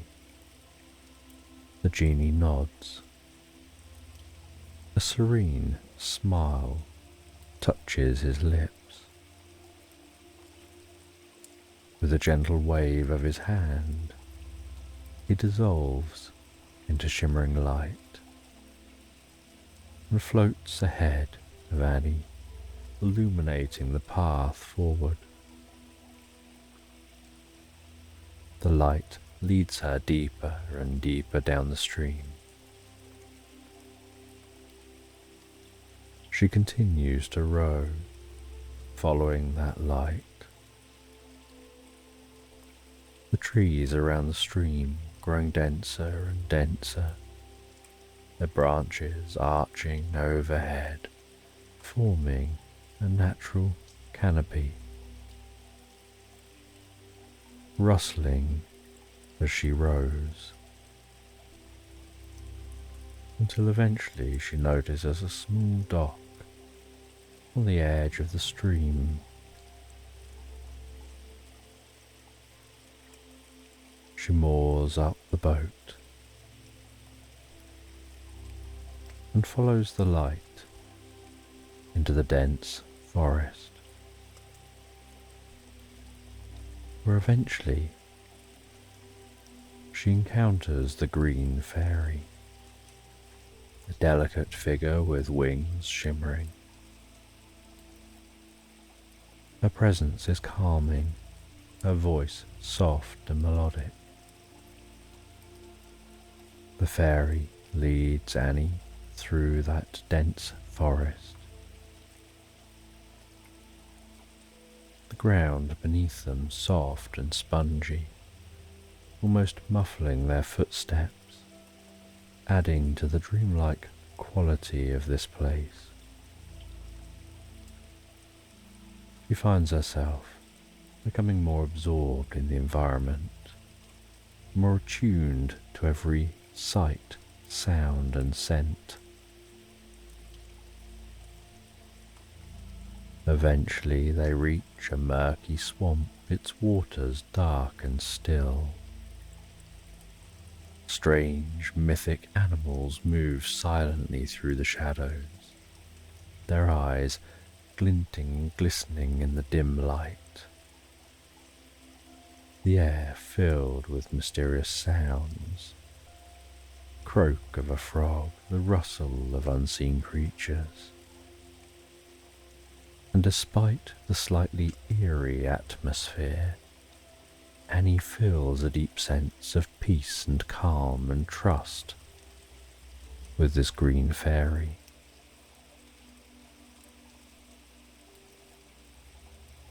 They navigate the swamp slowly and carefully, guided by the fairy's light, illuminating a safe path, revealing any hidden dangers.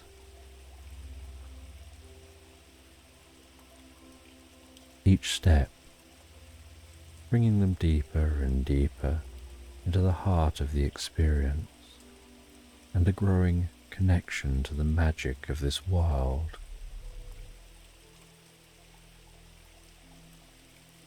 Until eventually, beyond the swamp, they arrive at an ancient gnarled oak tree, its roots twisting and curling like fingers of an old guardian. Hidden beneath its sprawling roots is the entrance to a tunnel. Annie heads down into the tunnel. The air is cooler and calming.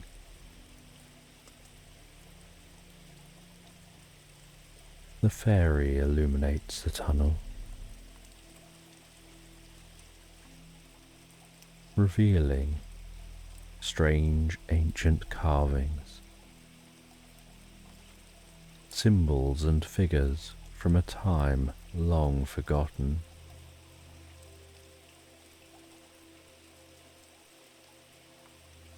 The carvings seem to tell stories of ancient quests, forgotten heroes. As they travel deeper and deeper into the earth,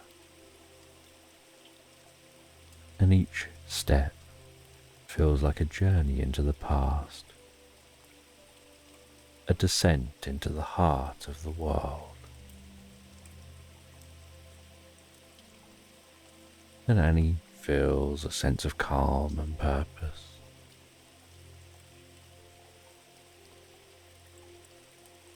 With each step, she feels the adventure building within her. Her senses becoming more attuned to the magic around her. The sounds of her footsteps echoing softly and steady, and eventually they arrive at the end of this tunnel.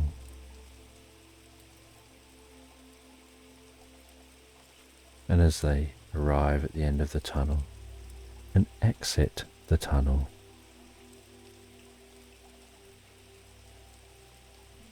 she can smell the faint scent of blossoms, the soft rhythmic hum of nature's lullaby. And before her, unseen, is the invisible island, a place where reality and dreams blend seamlessly in a landscape of surreal beauty. And as she walks, the carpet of soft grass yields beneath her feet like the finest pillows, almost like walking on clouds.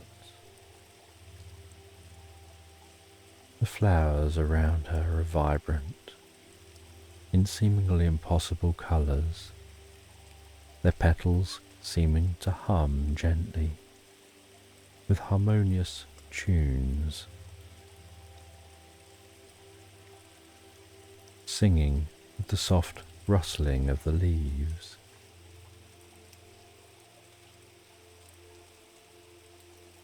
And the sky above continues to display its tapestry of twilight hues, the stars twinkling softly.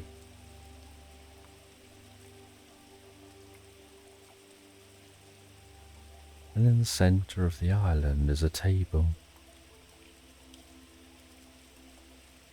Its surface intricately carved with ancient symbols and delicate patterns.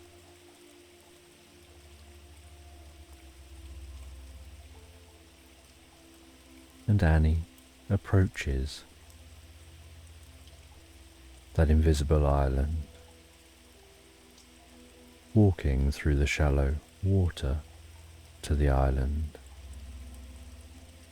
and then finding herself walking up onto the invisible land.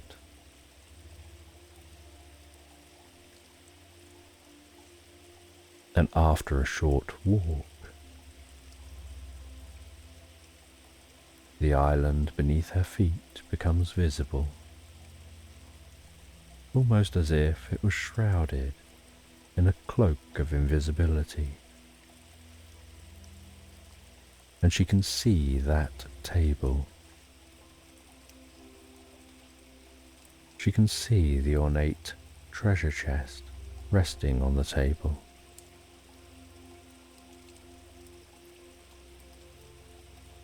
And before the chest is a flaming sword, its blade suspended in the air. Surrounded by a halo of warm, dancing flames. The fire on the sword, casting a soft flickering glow, with an atmosphere that's both awe-inspiring and tranquil. And she takes a deep breath.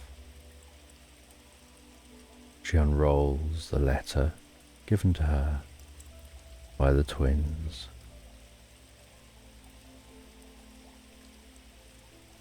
And she recognizes that this letter contains a puzzle. And so she begins to decipher this puzzle.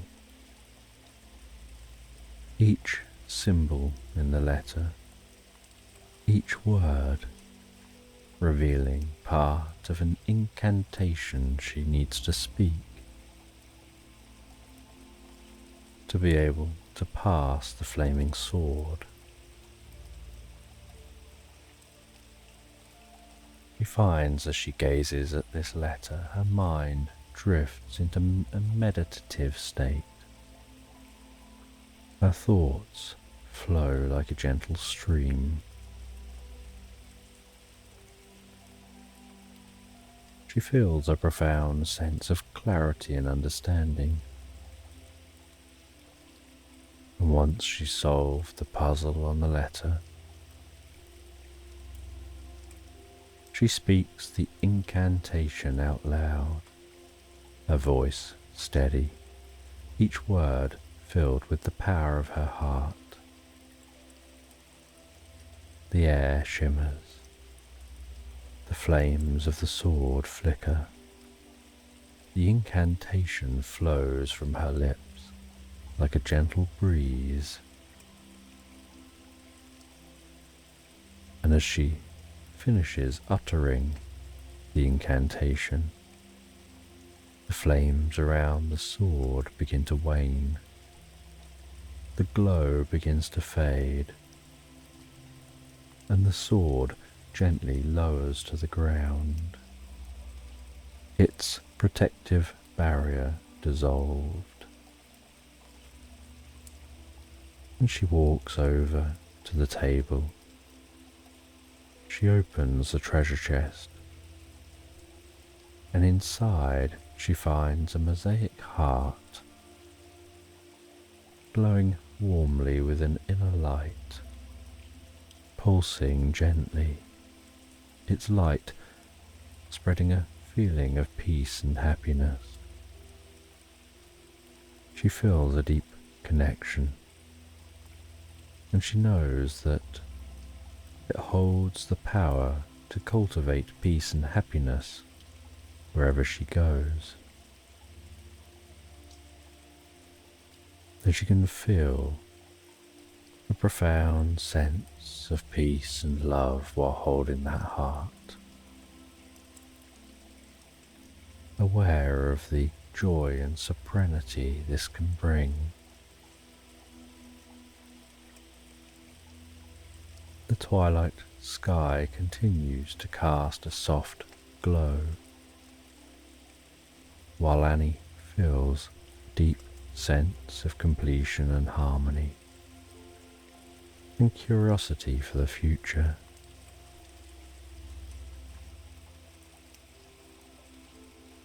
And she begins to make her journey back home, back to the village. She takes in this island, its beauty. She heads back through the water, back into that tunnel, finds her way all the way back to that portal, and she passes through the portal, finding herself back in the forest, walking through the forest towards the village, the sun still setting, the golden glow still hanging over the land. The village seeming vibrant and alive, more so than when she left, feeling that mosaic heart projects love and kindness from within her, touching all those around her, and eventually arriving back in her cottage, placing the mosaic heart in a special location within her home, its gentle glow illuminating the room, casting a warm, calming light as she feels a deep wave of relaxation and an even deeper state of restful peace wash over her.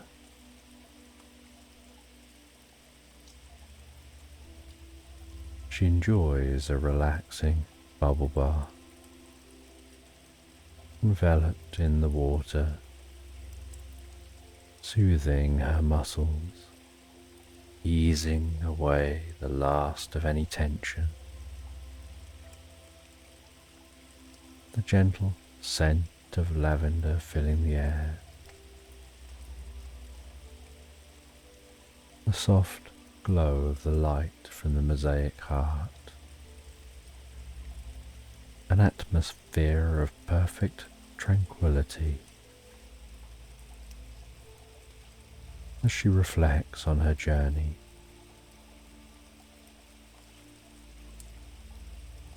on those she met, on where she found this heart, and the changes this heart will bring to the land. Before leaving the bath,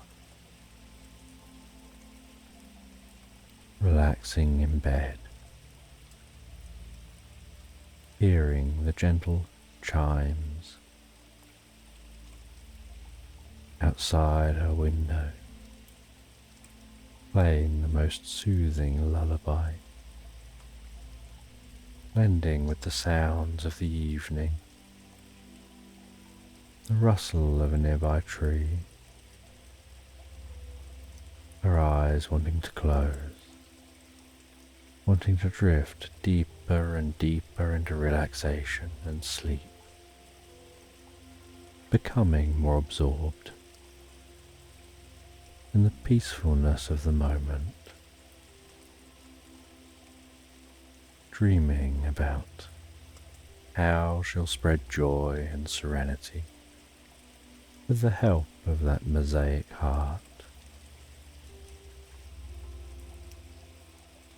as she drifts and floats so soundly asleep into slumberland.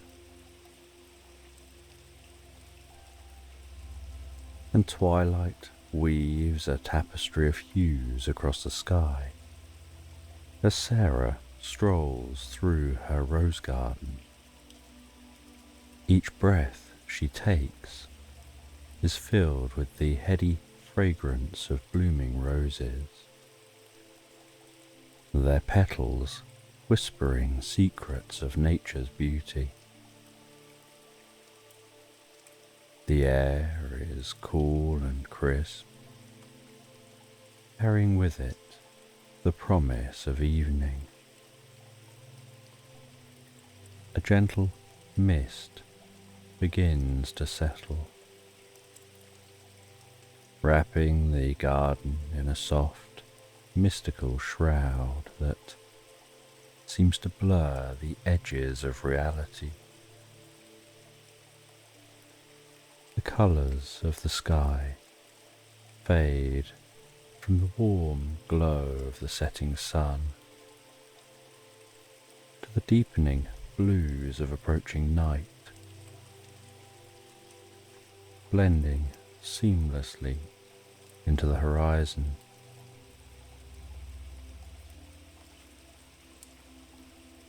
A dragonfly, its wings iridescent, like a shard of rainbow, darts past Sarah. It flits and hovers, a tiny beacon of wonder in the gathering dusk, and she feels a spark of curiosity, a pull she can't resist, as if the dragonfly holds the key to an unspoken adventure. Her steps are light, almost dreamlike, as she follows the delicate creature deeper and deeper into the garden. The way the dragonfly moves with grace and unpredictability, capturing her imagination, making her feel as though she's part of a fairy tale. And the sound of a little bell, soft and distant, gently reaches her ears. It's a calming, melodic tinkle that dances through the air, leading her on like a curious invitation. Her heart quickens with anticipation. Her senses heighten with each step. The mist thickens, creating a veil of enchantment that makes everything seem possible. The bell's sound is almost hypnotic, wrapping her in a cocoon of tranquility and guiding her thoughts towards the deeper mysteries of the night.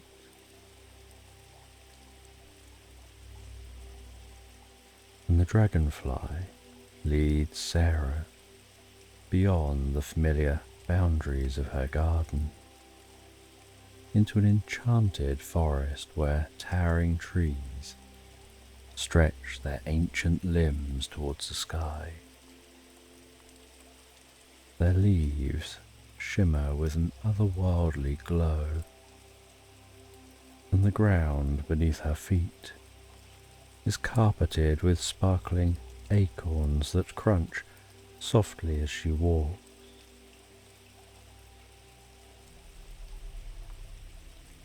Each acorn seems to almost hold a flicker of starlight, adding to the magical ambience of the forest.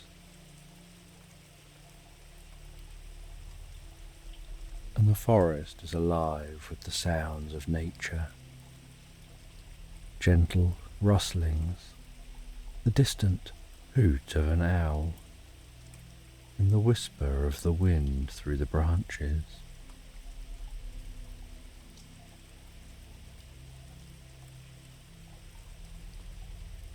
A playful kitten with bright, curious eyes and a silky coat appears as if conjured by Sarah's thoughts. It meows softly, a sweet, inviting sound that makes her smile. The kitten trots ahead, its tiny paws barely making a sound on the leaf-strewn path. As Sarah follows, feeling an unspoken connection to this little guide. The kitten's movements are fluid and graceful, and its presence fills her with a sense of joy and wonder, as though it knows the secrets of the forest and is eager to share them. As she walks, her gaze falls upon a pebble nestled among the roots of an ancient oak tree. Glowing faintly, a soft, ethereal light, pulsing gently. She bends down carefully, picks that pebble up, sensing an importance without knowing why. The pebble's warmth seeps gently into her palm, filling her with a comforting sense of belonging.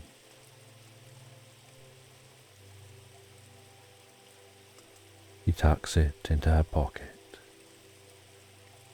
feeling its reassuring presence against her side. The texture of the pebble is smooth and soothing, grounding her in the present moment. As the forest grows denser and the trees form a canopy that filters the twilight into a dance of shadows and light, the path twists and turns, leading Sarah deeper and deeper into the heart of the enchanted woods. And each step that she takes is a journey into the unknown, yet she feels so curious and comfortable. She feels a profound sense of peace, as if she's meant to be here exploring these magical realms. And the deeper she goes, the more she feels a connection to the forest, as though it's welcoming her into its ancient embrace.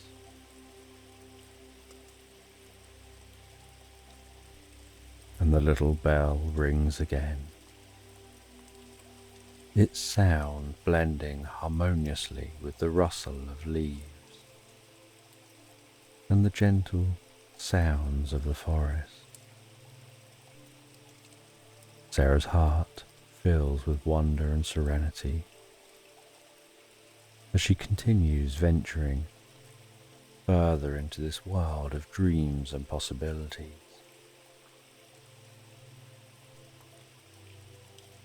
And eventually, she steps out of the dense forest, finding herself in a clearing, heading over towards a majestic waterfall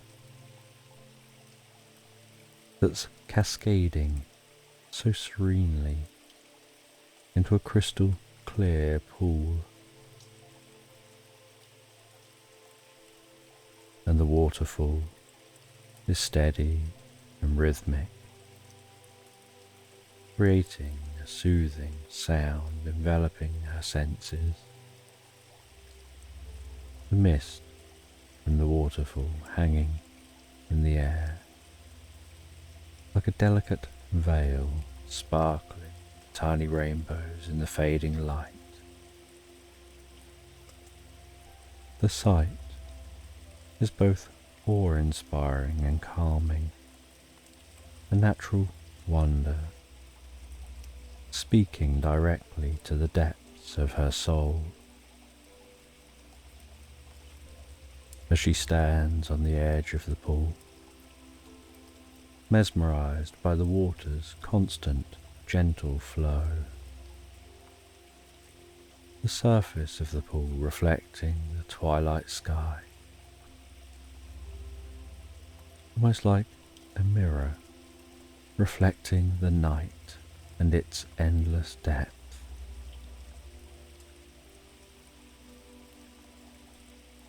Enjoying the coolness and the refreshing scent of the water and the night air. Sarah breathes deeply and feels a deep sense of relaxation wash over her, as if the worries of the world are being washed away, with the water like a soothing lullaby, calming her mind and body, before noticing a soft, glowing light appearing beside the waterfall. And out of this light seems to form a hologram of a wise old woman. And the woman's face is so kind and serene, her eyes twinkling with ancient wisdom, her voice deeply gentle and comforting.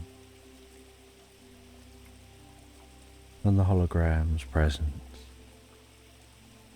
is ethereal and reassuring. "Welcome, Sarah," the hologram says. "You've embarked on a quest to expand your consciousness and discover your inner strength. This journey will take you through challenges and revelations. It will guide you to a deeper understanding of yourself and the world around you."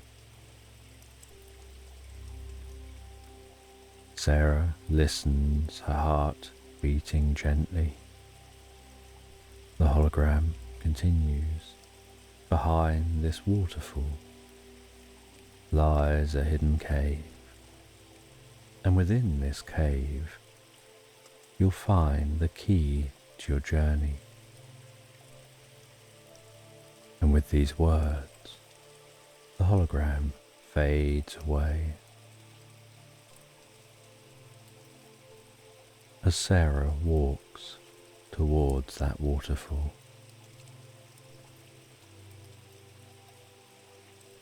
and as she walks towards the waterfall, so that waterfall parts gently, revealing a narrow passage,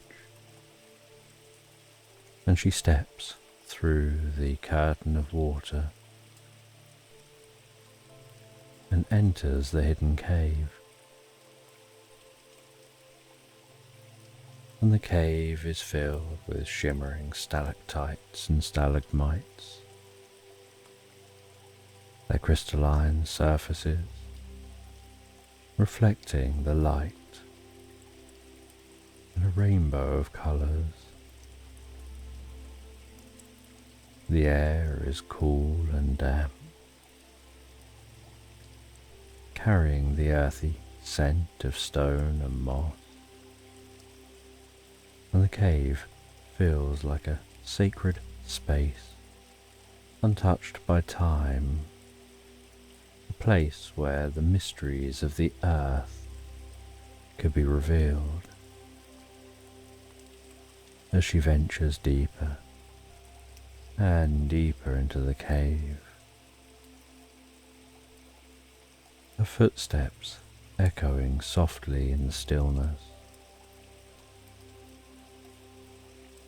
and she finds a secluded spot, an alcove adorned with glowing crystals, bathing the space in a soft, otherworldly light.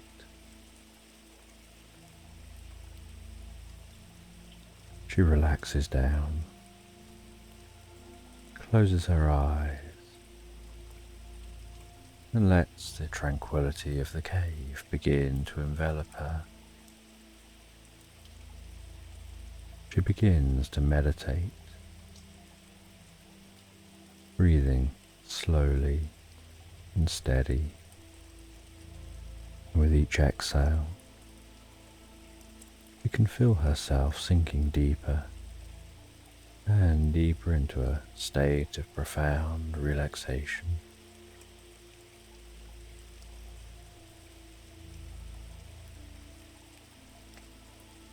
And the boundaries of her physical body start to blur.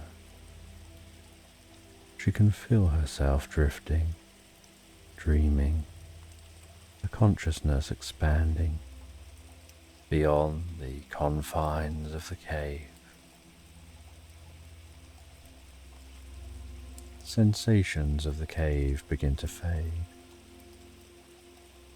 replaced by a sense of weightlessness and freedom. And she begins to astral travel. She feels weightless, her spirit floating free from her body. Opening her eyes, she finds herself in a dreamlike landscape, filled with floating islands and ethereal lights that dance like will-o'-the-wisps in the twilight air. The sky above her is a swirl of colours, dancing from one hue to the next, creating a serene and magical panorama.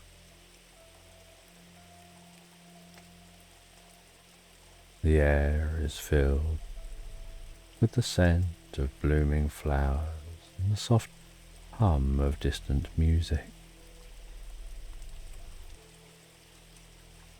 And a luminous moth, its wings shimmering with a soft golden light, appears before her, gently fluttering, so calming, so peaceful. And Sarah feels an instant connection to this delicate creature as the moth begins to move, and Sarah begins to follow, finding herself drawn into the deeper mysteries of this dreamscape. And the moth's light creates a pathway through the dreamscape, guiding her towards new revelations,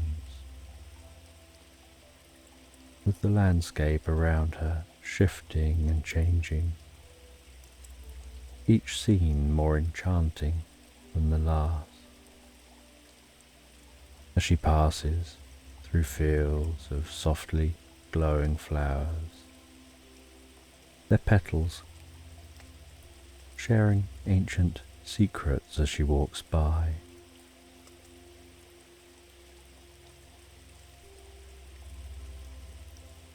She crosses a bridge made of fine, woven threads, suspended over rivers of liquid light, exploring deeper and deeper into the heart of this mystical realm, where the boundaries between reality and dream seem to blur into a seamless tapestry of wonder. And the sights, the sounds, and the scents of this realm fill her with awe and a deep sense of peace. And she feels that deep sense of peace and belonging, as if she's discovering a hidden part of herself. And the luminous moth leads her to a grand ancient tree at the centre of a floating island, and the tree's branches stretch towards the sky, dripping with leaves that sparkle like stars. And Sarah reaches out to touch the tree, feeling a surge of warmth and wisdom flow through her. and the tree's presence is grounding and uplifting, connecting her to the earth and the cosmos.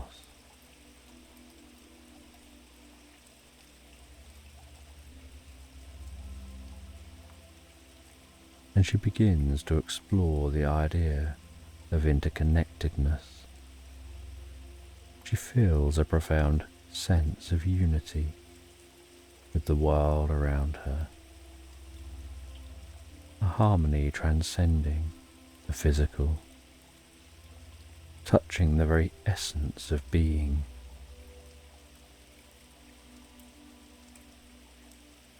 She feels a sense of purpose and knowing, and a newfound understanding.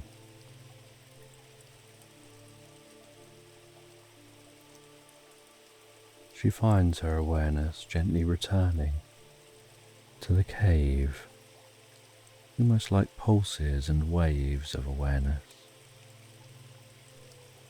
before drifting deeper and deeper and discovering herself journeying on an astral plane towards some jagged mountains. And the sky is a swirling canvas of greys and blacks. Thunder is softly rumbling like a distant ancient drum. Lightning is dancing in the sky against the dark black backdrop of the clouds.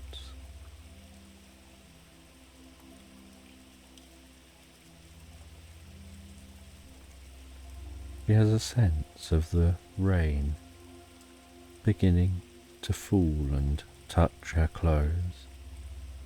The drops run down her face,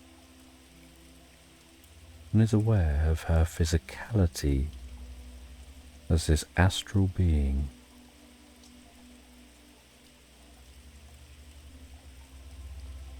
She can sense the scent of the rain and the earth.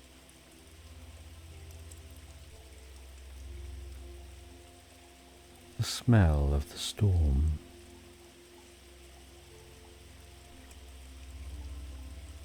She can see a winding path down the mountain, and she can see a weathered sledge near that path. She feels compelled to take that sledge, sit in the sledge and push off from the sides, following the path in the sledge down the side of the mountain. The storm continuing on. The sound of the sledge on snow. The distant sound of thunder.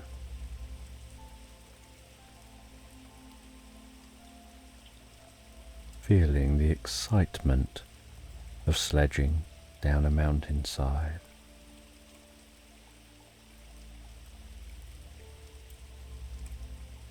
The rain in her face,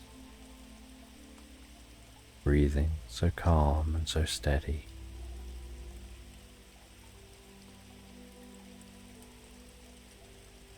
And at the base of the mountain stands a majestic dragon. As she comes to a halt,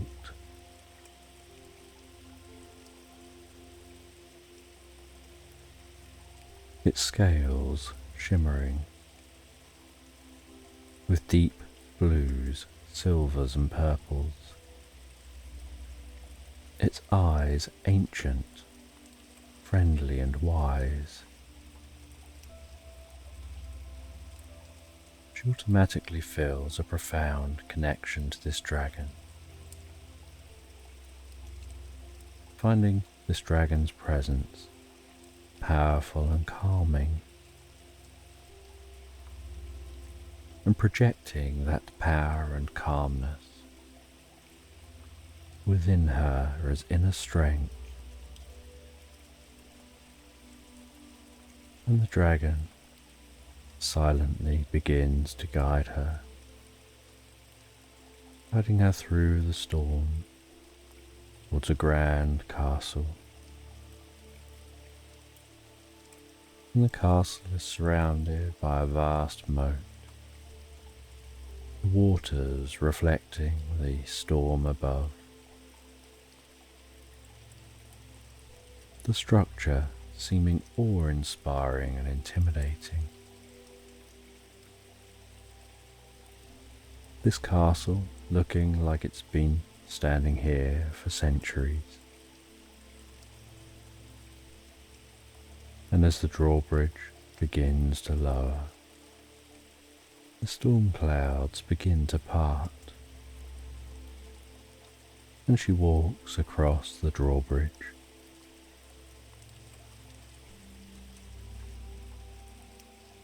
Heads over to the castle, feeling a deep sense of peace, calm, and heads into the castle.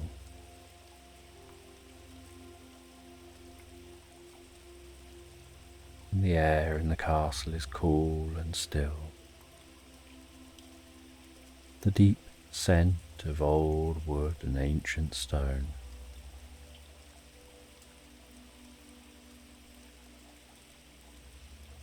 Her footsteps echoing so softly against the stone floors. Tapestries on the wall, depicting scenes of mythical landscapes.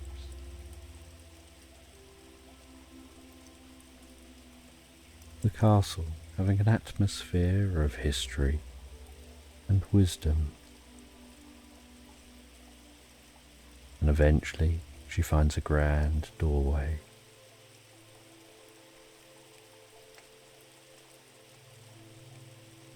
This doorway is carved with symbols of earth, water, air and fire. And the door gently opens, and inside she finds 4 incredible looking artifacts, each one representing a different element. An earthy looking stone, a vial of water, a feather, and a candle flame flickering and warm.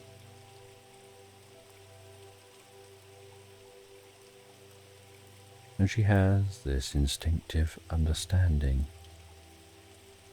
that her role is to balance these elements, to harmonize the different aspects of her inner strength and consciousness. She can feel the weight and solidity of the stone, grounding her, reminding her of her connection to the earth and her own stability. She places that on a pedestal, looking like it's marked with the symbol for the earth. The vial of water reflects the clarity and the light. She can feel its coolness, its calm presence washing over her. She places that on the pedestal marked for water. She feels a deep sense of peace and purity, and a reflection of her inner emotional depth.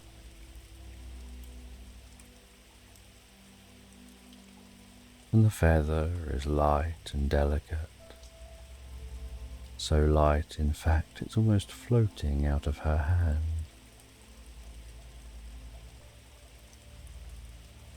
places that on the pedestal marked for air, as it brings a lightness to her mind and thoughts,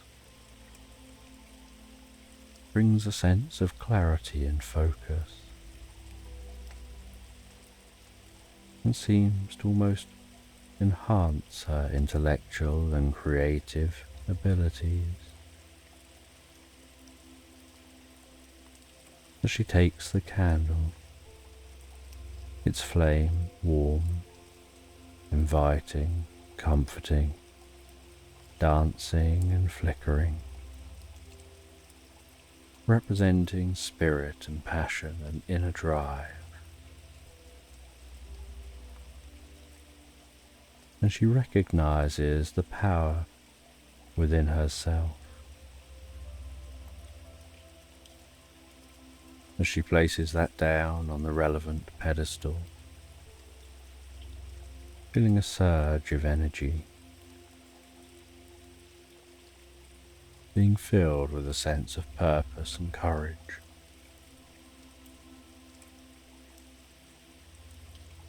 And with all four elements balanced in perfect harmony in place, a door in the far wall unlocks. With a soft click, slides aside, and Sarah steps through the door into a hidden chamber beyond this room. Chamber with a sense of timelessness, its walls shimmering with a strange ethereal light.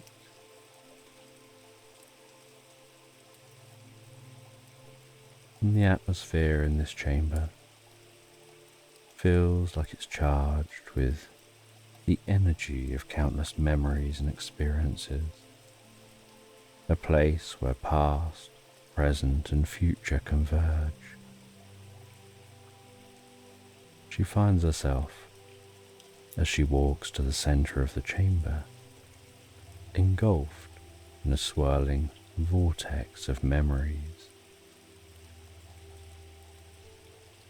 Looking in one direction, time begins to run backwards, and she witnesses memories, moments from her past playing out in reverse, rapidly.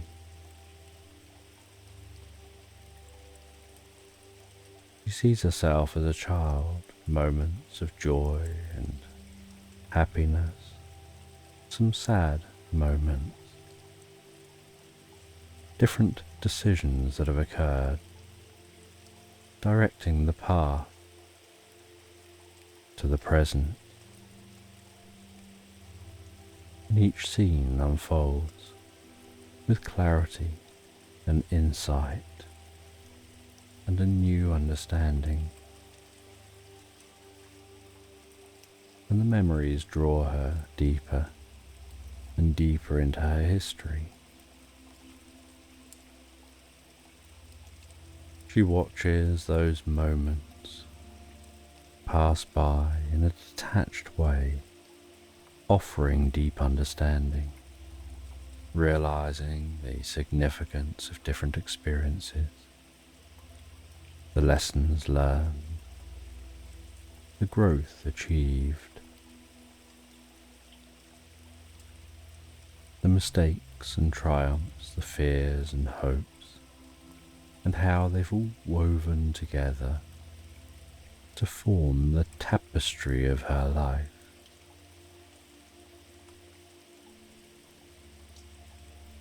She can see how each thread, no matter how small, contributed to who she is today.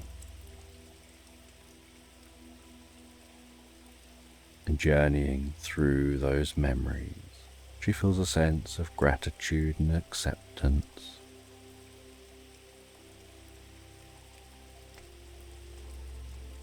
And she starts to have this feeling like it's raining inside the chamber, with that rain being warm and soothing, calming her spirit,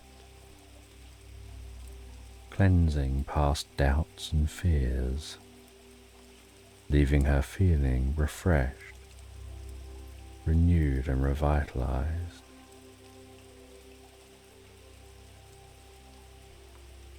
She feels a deep sense of peace,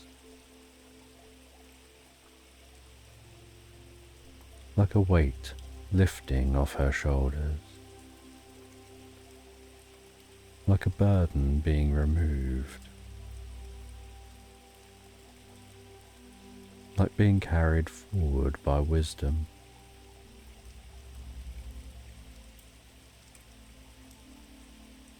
And then she experiences looking the other direction and sees the positives of the future, the ways she handles challenges, positive moments she hasn't even thought of and doesn't know exist, and who she becomes and continues to grow into. And after her time in this cave, learning in this chamber, she finds herself drifting back to her body, back to her mind, exiting her meditation and exiting the castle.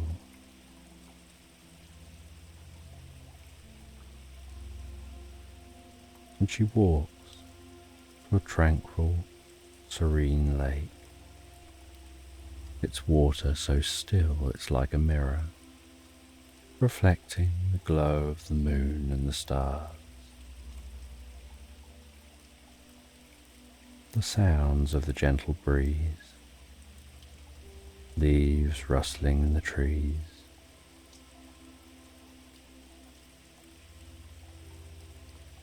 feeling a deep and profound sense of calm and peace.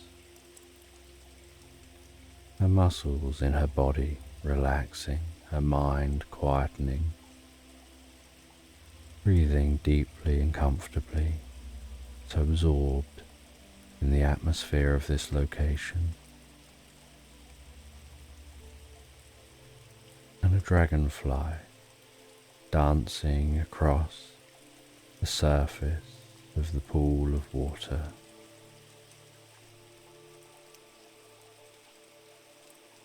The dragonfly's wings shimmering like liquid silver in the moonlight. And Sarah walks along the edge of this lake and finds a small sailboat moored up. She steps onto the sailboat, its wood creaking softly, the boat swaying so gently. She casts off from the shore, relaxing on that boat, its rhythmic movements soothing, lulling her deeper and deeper relaxed. Sound of the water lapping so gently against the underside of the boat. The sensation of the boat's movements and the sound of the water, enhancing a feeling of harmony, peace and serenity. And she watches the moonlight as it dances and twinkles on the water's surface in the wake of the boat, pondering the experience she's had.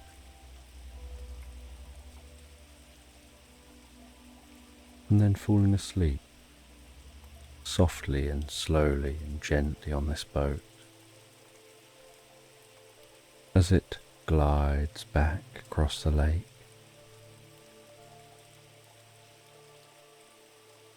Before nudging up against the shore,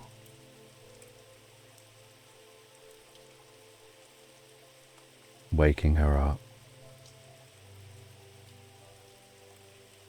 She leaves the boat and finds that she's back in the rose garden.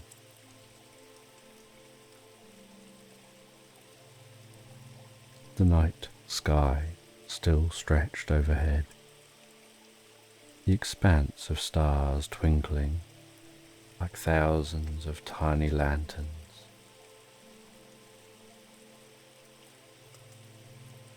The roses seeming to almost glow in the starlight.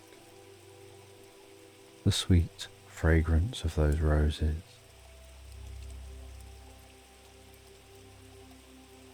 The ethereal, almost dreamlike atmosphere.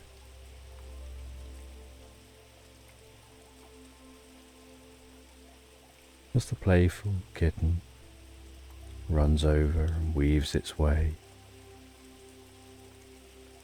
through the garden and starts weaving through Sarah's legs, purring softly. The sound she finds deeply comforting, bringing peace and calm to her mind. And she sits down among the roses, and the cat climbs on her lap, curls itself up, and she gently strokes the cat as it falls asleep in her lap, enhancing and deepening the sense of peace and tranquility in the moment.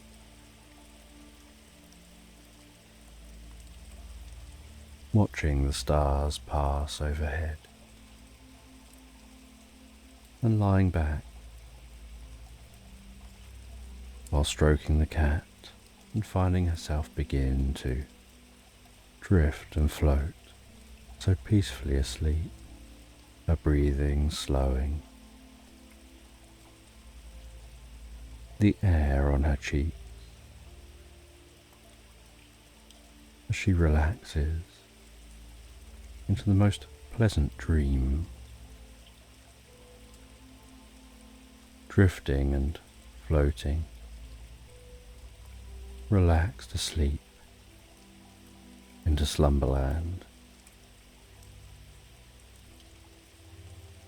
And this is a sleep story about a woman who went by the name Misty. And Misty was on a first date. She went to a cinema with a partner to watch a romantic film about a man who lacked confidence and believed that no one would like him. So he avoided talking to people, and when he had to talk to people, he'd lower his head to prevent making eye contact.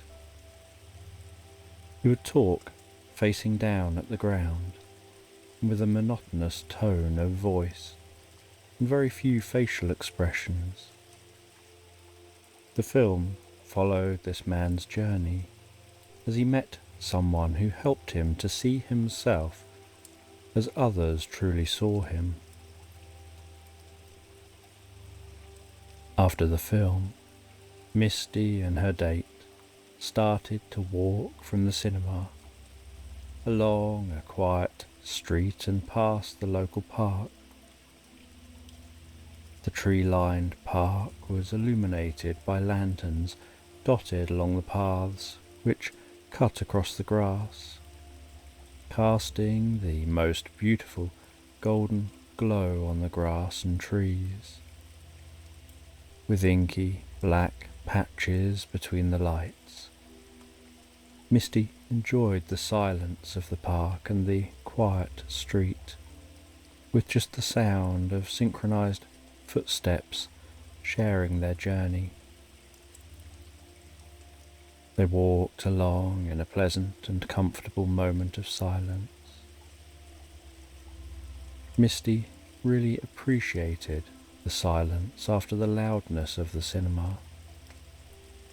She liked the film, but wished that they would have the volume a little lower so that they could truly enjoy the experience.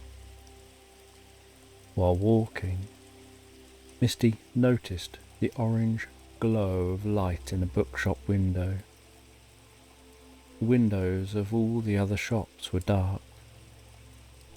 They walked towards the bookshop, slowing as they approached, reaching the window and peering in, the gentle light softly illuminating the surroundings. The shop was filled with stillness as they held their breath to take a closer look, as if breathing would awaken something unseen. After gazing silently into the shop for a while, Misty slowly reached for the door handle, carefully turned the handle, and with a slight gasp, the door clicked open. As Misty and her date stepped into the bookshop, they were immediately enveloped by a wave of warmth, akin to that of a cosy log cabin. It was an inviting sensation, causing her muscles to relax deeper and deeper, the aroma of the shop wafting towards them. A nostalgic blend of old paper and mild coffee that felt soothing, almost like a blanket of comfort. Lined with slightly crooked bookshelves, the bookshop was a haven of peace and quietude. The shelves were crammed with books of all shapes, sizes and colours, each holding a different story, a different world. A single desk lamp on the counter illuminated the room, casting long, dancing shadows that seemed to breathe life into the cosy environment. The silence was not the cold, harsh type that you'd expect in a deserted place. Instead, it was warm and gentle, like a mother's lullaby. The only sound was the soft, rhythmic ticking of a wall clock, adding a hypnotic tune to the silence. To Misty, the bookshop felt enchanted, humming with a magical presence that was gentle yet powerful. The atmosphere was serene, with a touch of the mysterious, as if countless stories were woven into the very fabric of the place. The energy was so calm that it felt like stepping into a different realm, a world separated from the outside hustle and bustle, a world filled with wonder and tranquility. And the pair ventured deeper and deeper into the shop. Their curiosity piqued. Each book they picked up seemed to echo with tales of adventure, romance, mystery and history. And as Misty skimmed through a book, she felt herself becoming more and more absorbed in the enchanting environment. There was an ancient grandeur about the shop, and a timelessness that resonated with Misty. It was as if every nook and cranny of the shop held a secret, every book a key to another universe. As she became further immersed in this peaceful setting, the outside world seemed to fade away. And as Misty ventured deeper into the bookshop, the soft light from the desk lamp threw dappled patterns onto the worn wooden floor. It illuminated the book-laden shelves, casting an array of shadows that danced along with the rhythmic ticking of the wall clock. And just as her eyes started to adjust to the gentle light, she noticed a faint shimmering figure behind the counter. It was a spectral shape that seemed almost like an optical illusion, yet she couldn't deny its presence. It had the semblance of a person, like a dream within a dream, only slightly more tangible. The spectral figure seemed to be a librarian of sorts, its shape more of an echo of a person than a real presence. Its form was ethereal, seeming to flutter in and out of solidity. There was something calming, almost soothing about this figure, and as Misty watched, her heartbeat slowed, and a deep relaxation began to envelop her. And upon noticing her, the spectral figure offered a gentle nod in acknowledgement. The nod seemed to ripple through the air, much like a pebble tossed into a tranquil pond. With a subtle gesture, it directed their attention towards a special box filled with books sitting on the counter. The box, an ornate affair of worn-out leather and bronze clasps, appeared as ancient as the bookshop itself. The surface was beautifully embossed with motifs of quills and inkwells, and as Misty neared the box, she felt an almost magnetic pull, an irresistible compulsion to discover what treasures it contained.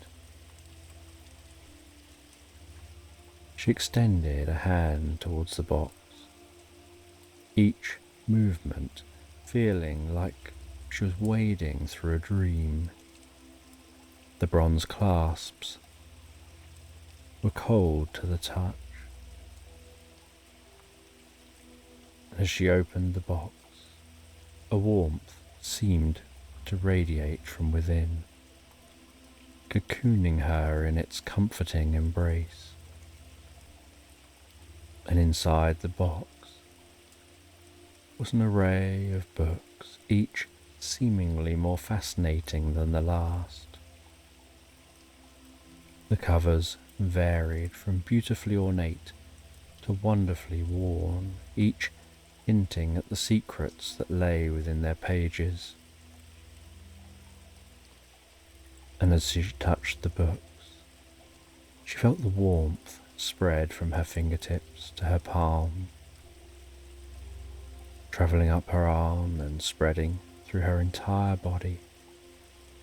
It was as if the books were sharing their stories, their knowledge, with her through a language beyond words. The spectral librarian continued to watch over them with what seemed like a gentle, contented smile.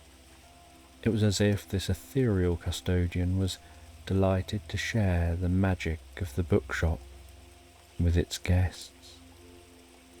And as they explored the contents of the box, time seemed to stretch and warp, blending into the comforting rhythm of the bookshop. The outside world ceased to exist, the quiet hum of the shop the only reality. And Misty felt as though she was floating in a sea of stories, each wave bringing a new tale to the shores of her imagination. And inside the box, her fingers traced the edges of the various books, each cover whispering a different tale. And as her hand brushed over a peculiar book with a silver pendulum embossed on the cover, a curious feeling stirred within her. It was as if the book was calling out to her, a soft, inviting whisper that echoed in the deepest corners of her mind.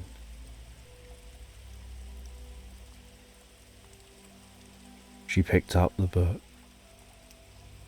feeling that warmth spread from her fingertips to her heart, like tendrils of warmth swirling around her, calming her mind, lulling her senses into a gentle tranquility. It was the strangest, most pleasant sensation, invigorating and soothing, as if the book held a story that her soul was longing to hear. She opened the book with a sense of reverence. The pages, old and yellowed, exuding comforting fragrance of vanilla and musk, a deep scent of antiquity. The pendulum on the cover seemed to dance gently as she flicked through the pages, each page turn adding a new rhythm to the symphony of sounds within the bookshop. Inside, she discovered that the book contained questions, enigmatic and profound,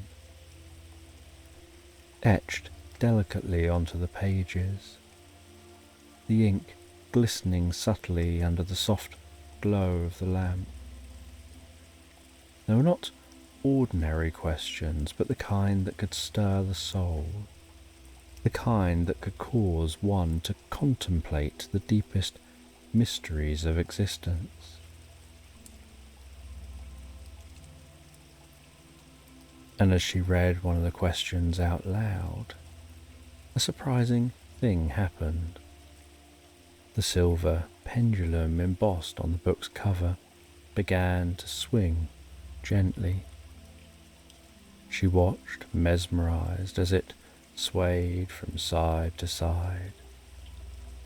And as it swung, answers began to appear on the page, materializing from thin air, written in a delicate silver script. It was like a guide for the seeker of truth, each question leading to an answer that inspired even more questions, drawing her deeper and deeper into a spiral of thought and wonder. The book seemed to hold a universe of knowledge within its pages, offering gentle wisdom and direction, an enigmatic mentor guiding her through the labyrinth of thought. The spectral librarian watched in silence, its translucent figure shimmering faintly in the bookshop's muted light. There was an understanding in its ethereal eyes, a silent nod that seemed to say, "You're on the right path."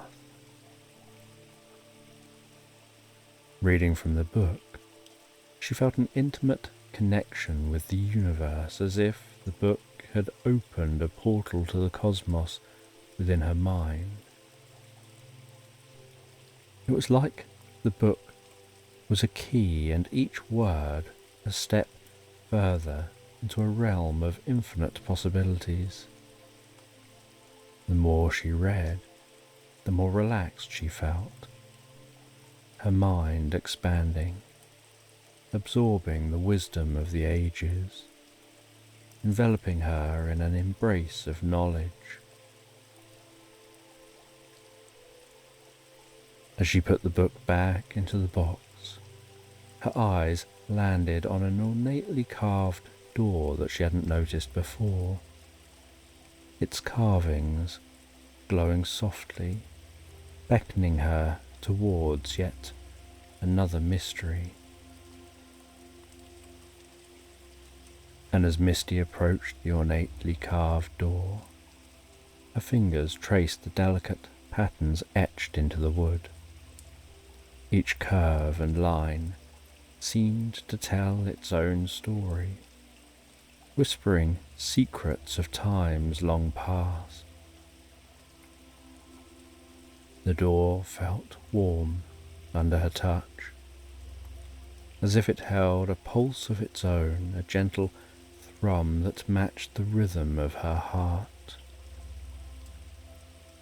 The date stood beside her, equally entranced by the mysterious door, and together they took a deep breath, and with a gentle push, the door swung open silently, revealing a hidden chamber bathed in a soft, golden light.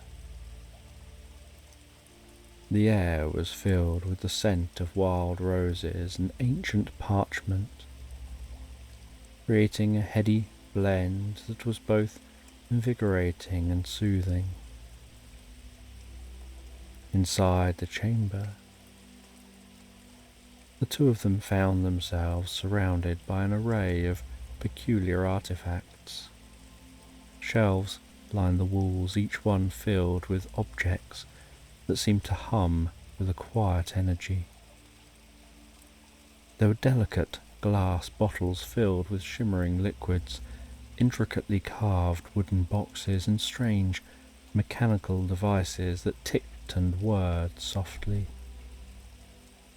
In the centre of the room stood a large, round table, its surface inlaid with a mosaic of coloured stones that formed a celestial map.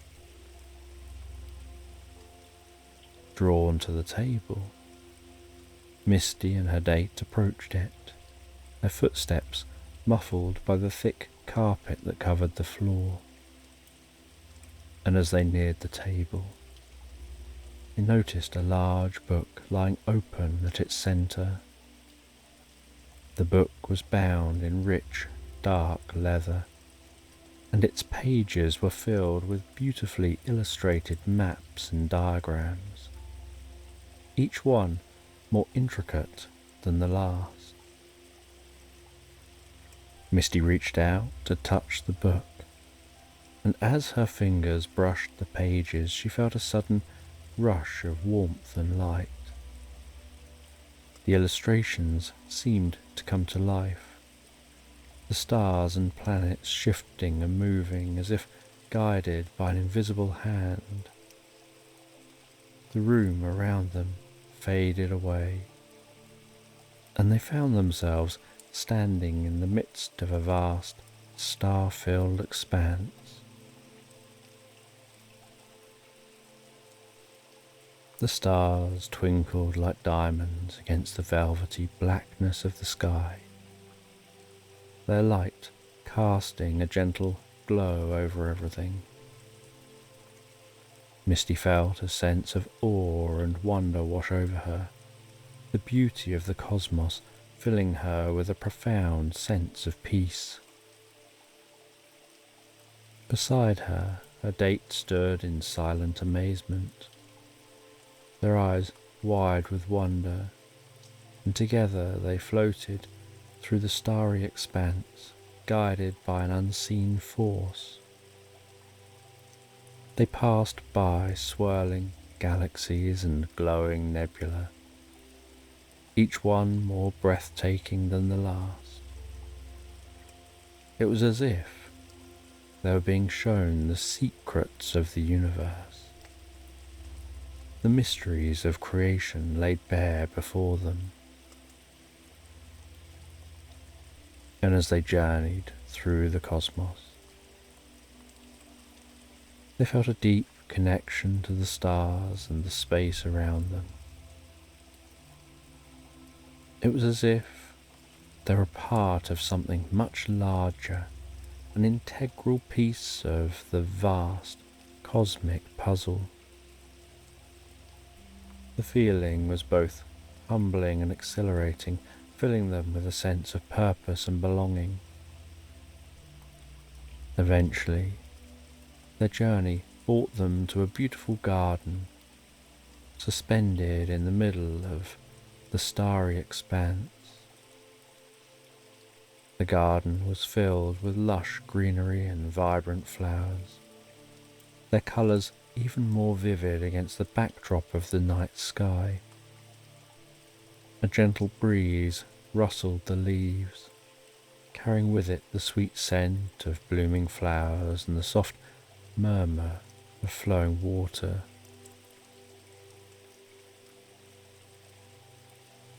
In the centre of the garden stood a tall, elegant figure, its form glowing with a soft, ethereal light.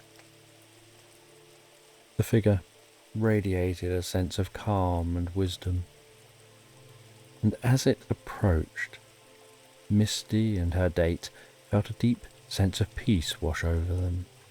"Welcome," the figure said, its voice a soothing melody that seemed to resonate within their very souls. "You've come far and have much yet to discover. This garden is a place of learning and transformation, a sanctuary for those who seek wisdom and understanding." The figure gestured towards a pair of stone benches that sat beneath a towering tree, its branches heavy with delicate silver blossoms. Misty and her date sat down, the cool stone soothing against their skin. The figure joined them, its presence comforting and serene. "For many, this place is a dream," the figure continued. "But for those who are truly open to its magic, it's a gateway to infinite possibilities. Here, you can explore the depths of your own mind, uncover hidden truths, and find answers to the questions that lie deep within your soul." Misty listened intently, her heart filled with a sense of anticipation and curiosity. She could feel the magic of the garden seeping into her very being, opening her mind to new ideas and perspectives. "Close your eyes," the figure instructed gently, "and allow the garden to speak to you, to guide you on your journey." Misty closed her eyes, taking a deep breath and letting the sounds and scents of the garden envelop her. She felt herself sinking deeper and deeper into a state of relaxation, her mind becoming a blank canvas ready to be filled with the wisdom of the ages. And as she drifted deeper into this meditative state, she began to see images forming in her mind. At first, they were fleeting and indistinct, but gradually they became clearer and more defined. She saw herself standing in a beautiful forest, the sunlight filtering through the leaves in dappled patterns. The air was filled with the sound of birdsong and the gentle rustle of leaves, creating a symphony of nature that was both soothing and invigorating. In this forest, Misty felt a sense of freedom and possibility. She began to walk along a path that wound through the trees, her steps light and confident. As she walked, she noticed a series of doors set into the trunks of the trees, each one unique and inviting in its own way. With curiosity, she approached the first door. It was made of polished wood with intricate carvings that depicted scenes of nature and harmony.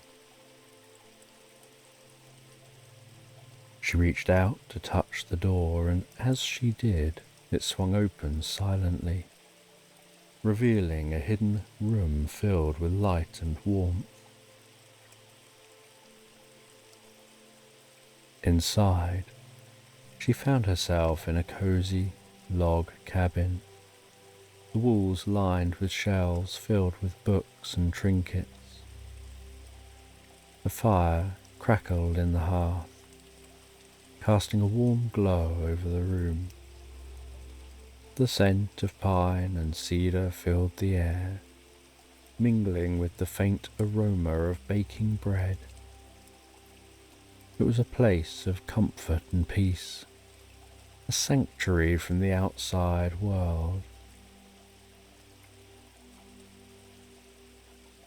She explored the cabin, her fingers trailing over the spines of the books and the smooth surfaces of the trinkets.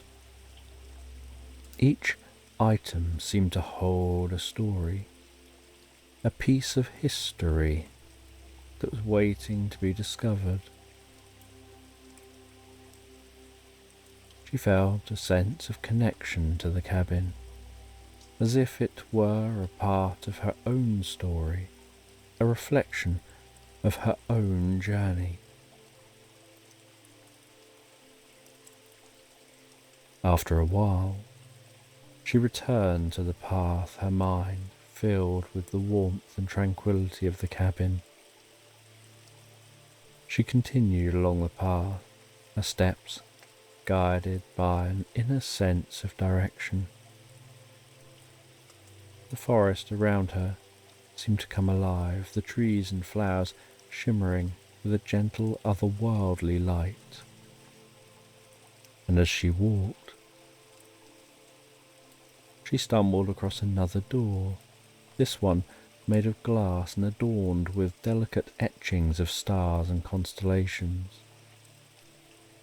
She approached the door with a sense of wonder, her heart filled with anticipation.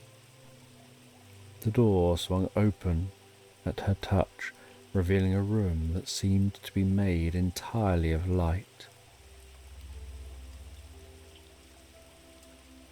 She found herself standing in a galaxy, the stars and planets swirling around her in a mesmerizing dance.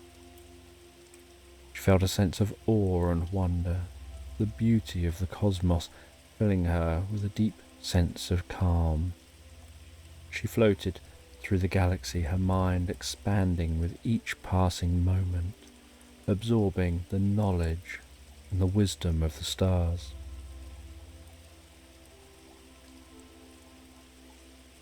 In this galaxy, she felt a deep connection to the universe, a sense of belonging that went beyond words.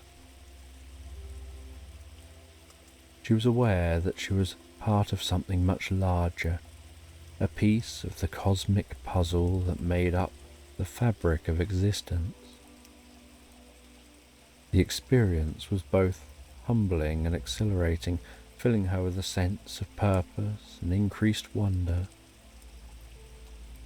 And after what felt like an eternity, she returned to the path, her heart and mind filled with the magic of the galaxy. She continued along the path, each step taking her deeper and deeper into the forest and closer to her own truth.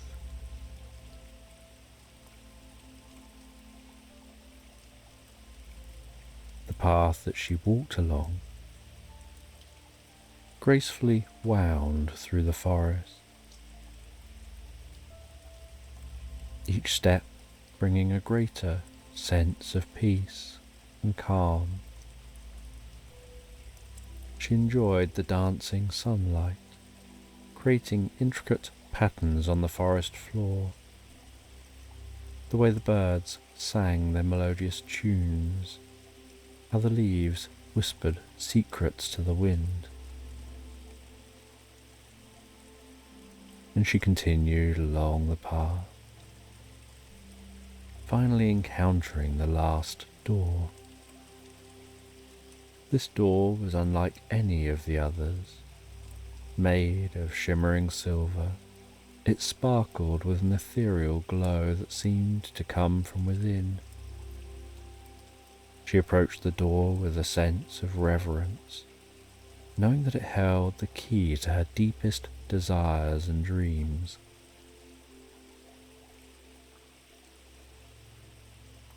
And with a gentle touch, the door swung open, revealing a room bathed in a soft golden light. Inside, she found herself in the beautiful garden once more, filled with vibrant flowers and lush greenery. A gentle stream flowing through the garden, its waters sparkling in the sunlight. The air filled with the scent of blooming flowers and the soft murmur of the flowing water.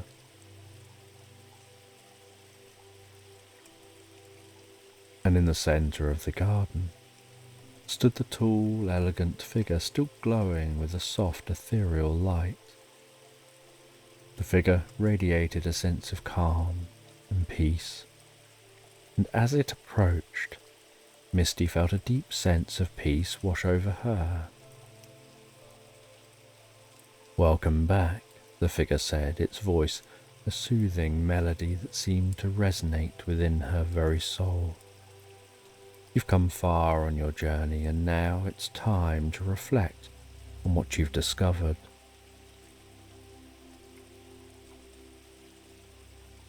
She sat on the stone bench beneath the towering tree, its branches heavy with delicate silver blossoms. The figure joined her, its presence comforting and serene. "For many, this place is a dream," the figure continued, "but for you, it's become a place of learning and transformation. You've explored the depths of your mind, uncovered hidden truths, and found answers to the questions that lie deep within your soul." Misty closed her eyes, took a deep breath, and letting the sounds and scents of the garden envelop her, she felt herself sinking deeper and deeper into a state of relaxation, her mind becoming like a blank canvas ready to be filled with the wisdom of the ages.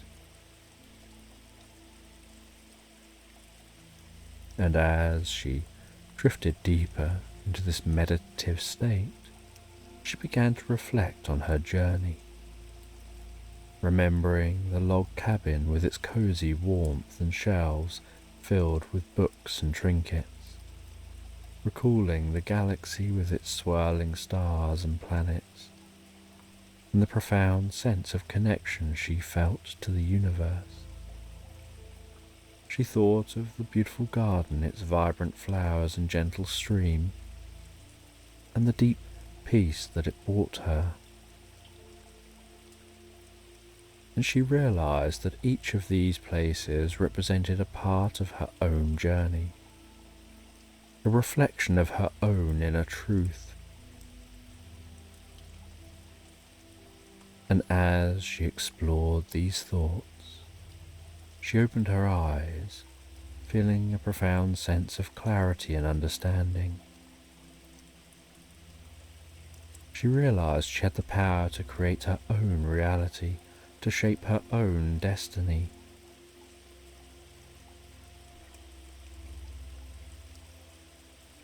That with everything she'd learned, it was all guiding her towards a future filled with infinite possibilities. The figure stood there, its glowing form casting a gentle light over the garden. "Remember," it said softly, "this place is always within you. Whenever you need to find peace and clarity, you can return here to this garden of magic and wonder." She nodded, her heart filled with gratitude and a sense of purpose. She knew that she'd carry the magic of the garden with her, a source of strength and inspiration. And as the figure faded into the soft, golden light of the garden, she took one last look at the flowers, the way they seemed to shimmer with an inner beauty, the stream and the way it flowed so gently with soothing, relaxing rhythm, aware of the air filled with that scent of blooming flowers, and the sound of that murmuring, flowing water.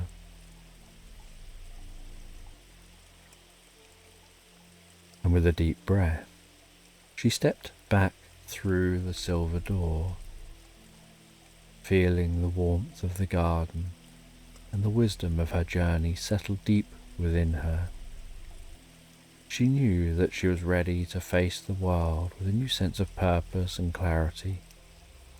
As she walked back through the enchanted bookshop, feeling a sense of wonder and enchantment linger within her heart. The spectral librarian giving her a gentle nod, as if acknowledging the transformation that she'd undertaken. Stepping with her partner out into the cool night air, feeling a renewed sense of peace and contentment.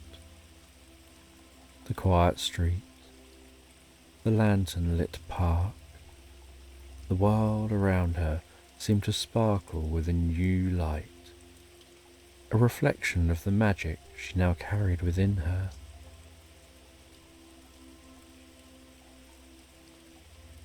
Her date commented that it was truly amazing, and Misty smiled, saying yes, it was, stating that she feels it's going to be the beginning of many more adventures to come.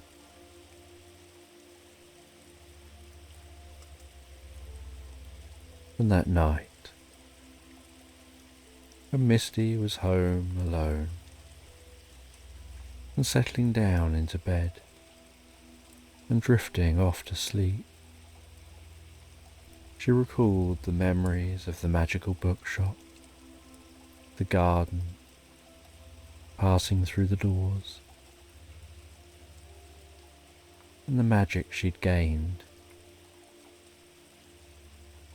And with a deep sense of gratitude and love in her heart, and a spirit full of wonder, she drifted so peacefully, so comfortably asleep into slumberland. And in a peaceful little village, nestled gently between rolling hills and lush green meadows, there was a hidden treasure waiting to be discovered. And this treasure wasn't made of gold or jewels, but was made of memories and dreams. And it began in the strangest of ways, with an old motorbike, rusted with age, yet brimming with a sense of adventure. And attached to this motorbike was a sidecar painted a cheerful shade of red, its seat cushioned and so inviting. And one sunny afternoon, you find yourself in a quaint village, standing before this motorbike and its sidecar. The gentle hum of the breeze creeping its way through the leaves, the distant sound of birdsong filling the air.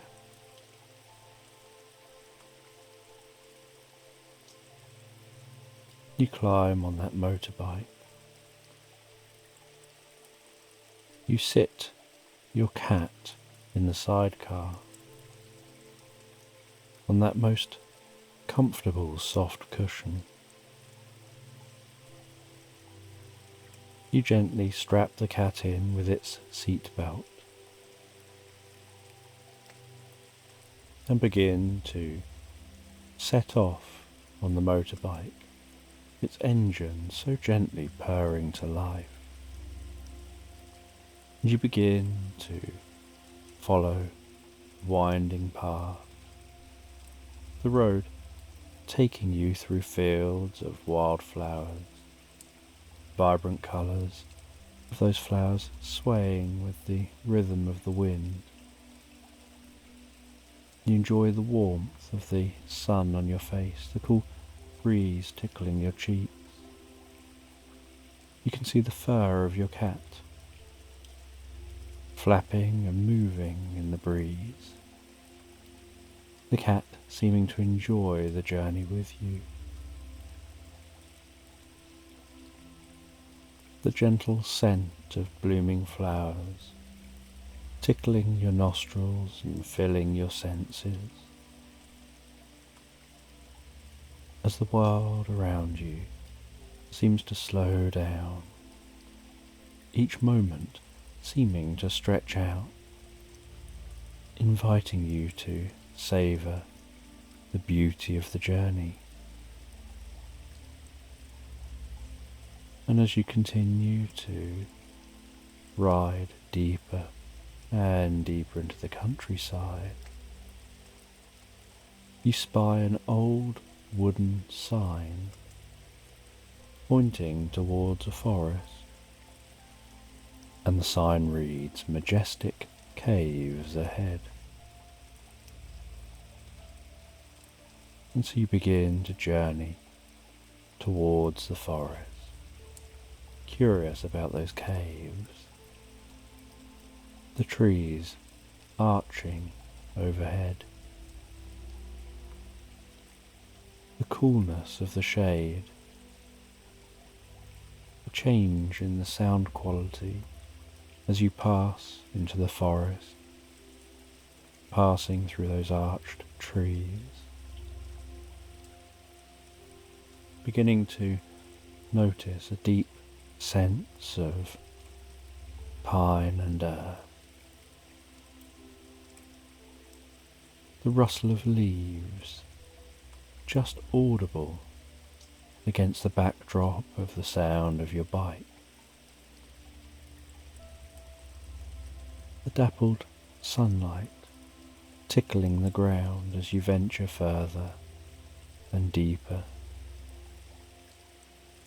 eventually discovering the entrance to those caves.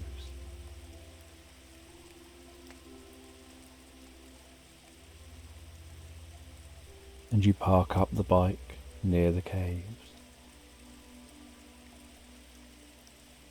You lift your cat out of the sidecar, unbuckling its seat belt, placing it in a pouch on your stomach, its paws resting gently as it looks and enjoys the journey with you. As you head into the caves, and the further from the entrance you get, the darker the caves turn, and yet you notice in the darkness a distant glowing. And as you continue walking, each echoey footstep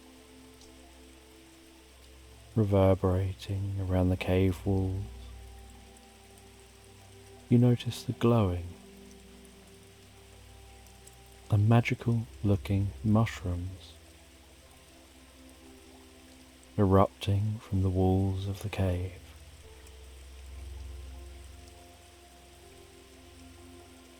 You continue through the cool and still air of this cave.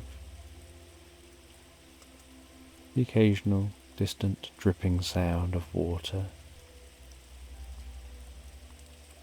following the gentle luminescence of those mushrooms, letting them guide your way deeper and deeper into this cave.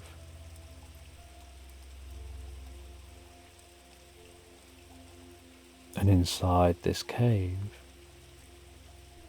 you're surprised to discover a hidden world of wonder. The walls glistening with crystals reflecting the mushroom's glow, creating a kaleidoscope of colours dancing around you. And as you explore, you find a small, intricately carved box resting gently on a ledge. And you open that box to discover a pinhole camera, its brass frame polished and shiny. And with a sense of curiosity, you look into the camera and are surprised to see a portal shimmering with a soft iridescent light.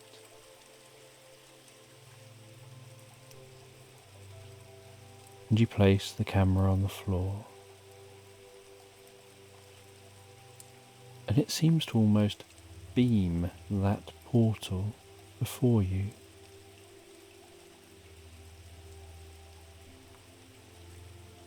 And with a deep breath, you step through the portal and discover yourself in a vast library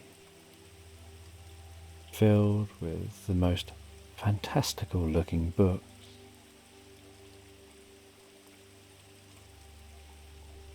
And each book promises to hold the heart of adventure.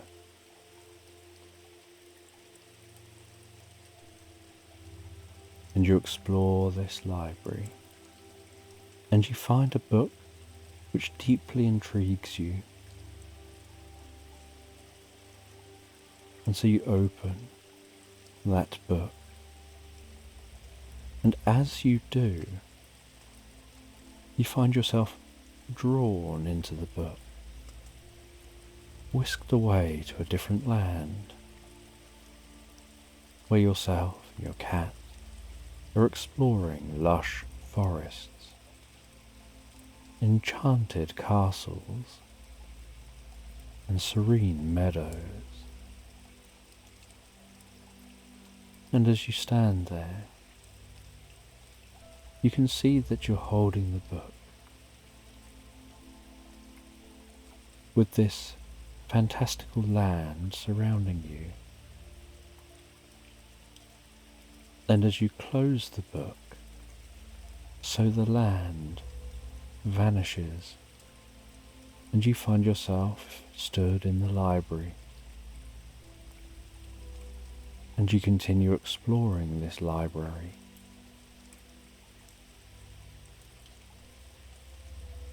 You find a grand window, and you see the most incredible sight through that window. The moon gently, slowly, carefully drifting across the face of the sun, before creating a ring of fire, illuminating the sky.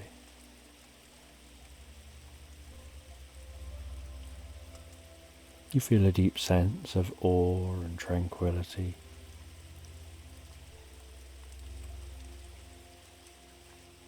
Aware of the beauty and the mystery of the universe. And as the eclipse passes, so you continue exploring this library, holding on to that deep sense of peace and contentment. And then you leave the library, step back through that portal, finding yourself again in the caves, seeing that pinhole camera just sitting there on the floor.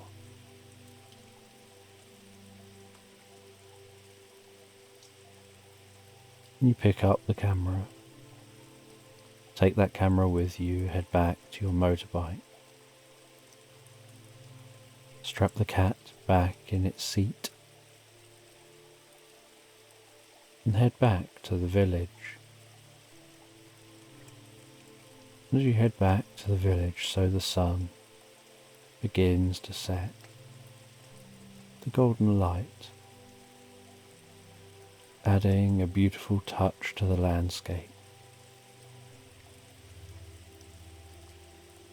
giving the landscape an ethereal feel. And back at the village, you wander through that village.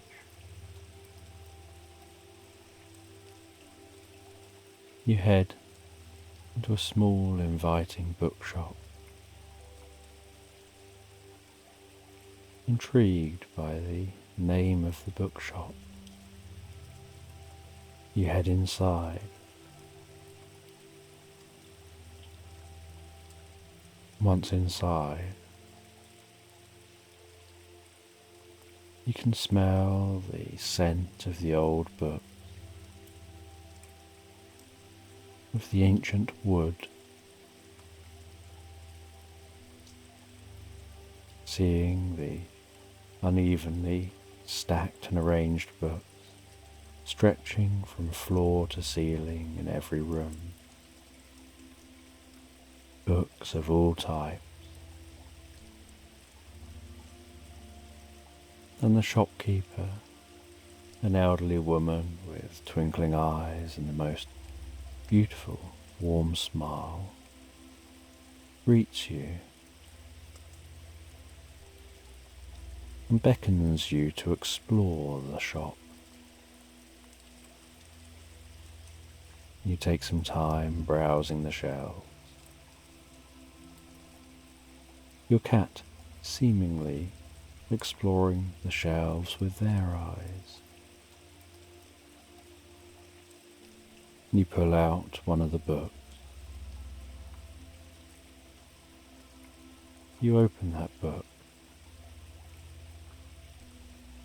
and it seems to fall open on a page that's shimmering with a soft golden light. And this book you were drawn to seemed to be telling the tale of a hidden realm within the cave you just visited. A realm where time stands still and dreams come to life.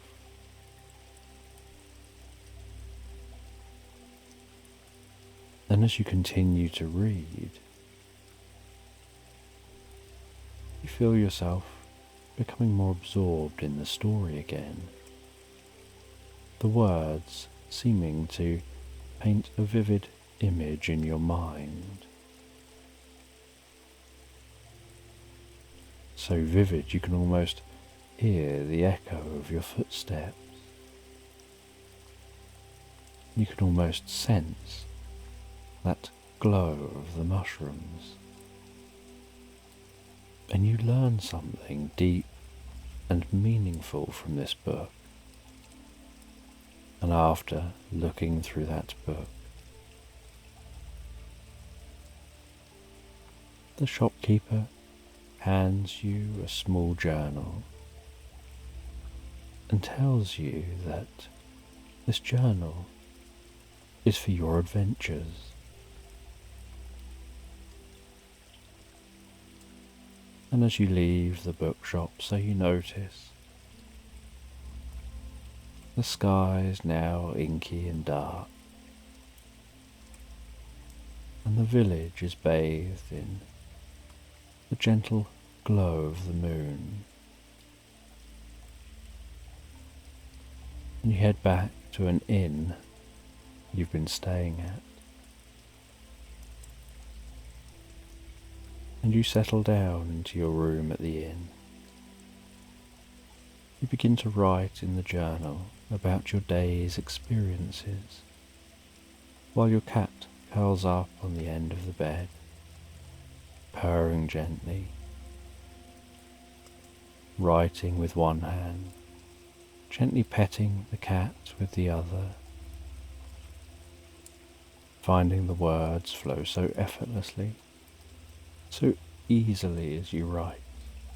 And while writing, you feel yourself relaxing deeper and deeper with the moonlight gently creeping in through the window. The breeze through the window gently swaying the net curtains. The most comforting sensation of the cool breeze through that window, tickling your nostrils. The most beautiful ambience of nature wafting in through the window. And after you finish writing, you relax back and begin to drift into a dream. And as you dream, you feel a deep sense of peace and contentment, feeling a sense of finding yourself on some deep and meaningful level. And the next morning you awaken to the gentle chirping of birds outside. You enjoy breakfast at the inn before heading out through the village, finding a hidden garden tucked away behind a wooden fence, the gate slightly ajar, and as you pass through the gate, you discover that sanctuary of lush greenery and vibrant flowers, like a tranquil oasis with winding paths and secluded nooks inviting you to explore. And in the centre of the garden is a grand oak tree, its branches stretching out in all directions, offering a natural canopy, a natural umbrella from the sun. And beneath the tree is a stone bench, and this bench looks deeply worn, like it's been there and sat on for hundreds of years. And sitting on that bench, you notice a young girl. She has a book resting in her lap.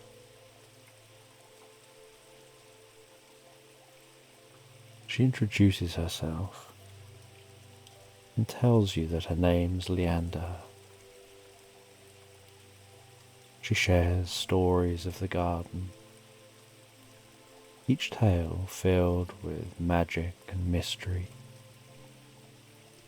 You listen, captivated by her words. As she stands up and begins to walk and you follow, and together Wander through the garden, discovering hidden corners and secret paths. Your cat rolling around on the grass, wandering off at times on its own little missions before returning and checking you're still there. Leander leads you to a small, sparkling pond on the edge of the garden, with water so clear at the right angle it reflects the sky above like a mirror. And you gaze into the pond, and you can see the shimmering light beneath the surface. And Leander explains that it's a portal to another world. She asks if you'd like to see where it leads. With a sense of adventure, you feel that that would be an exciting thing to do.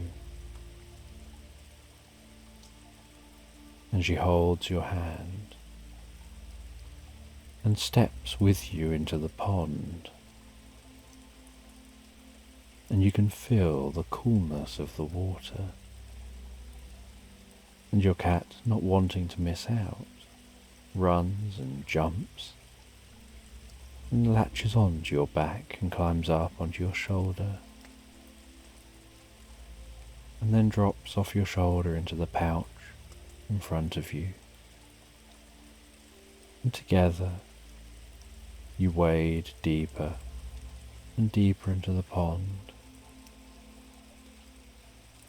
The light of that portal glowing brighter and brighter as the world around you fades, and you feel yourself gently travelling through the portal, finding yourself standing before the most beautiful landscape.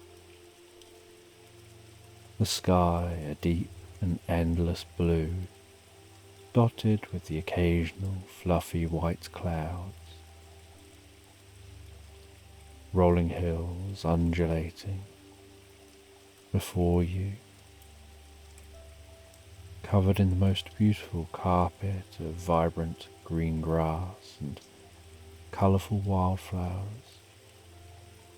And you head through this meadow, and you head towards some distant caves.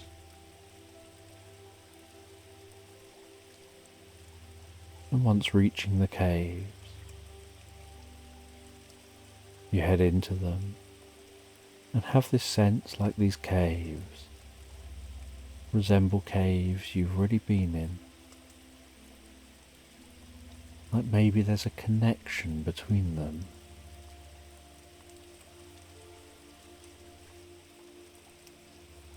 And there's a certain hum or resonance, the way the air passes down the cave, seeming to create the most beautiful note emanating from all around you. And deep in this cave you discover some intricate carvings telling the story of this land. And Leander explains that the caves contain great wisdom.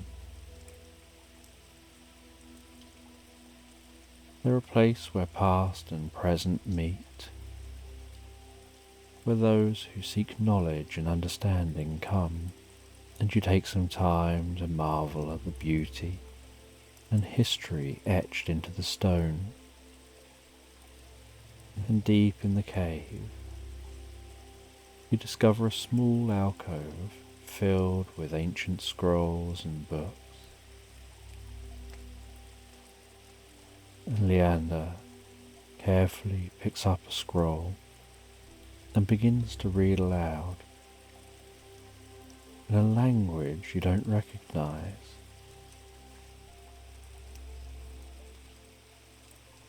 And as she reads, you have this sense of mental images forming in your mind, as if the words are reverberating around the cave. And somehow making your mind see what the words are about, even though you don't understand the words themselves.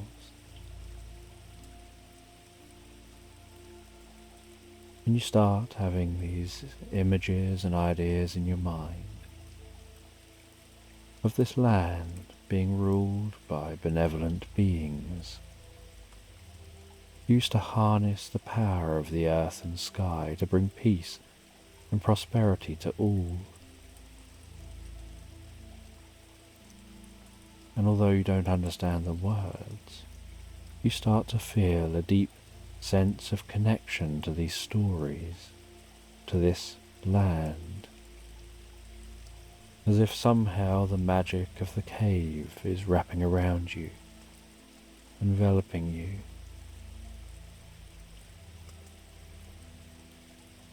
Filling you with a deep sense of wonder and tranquility.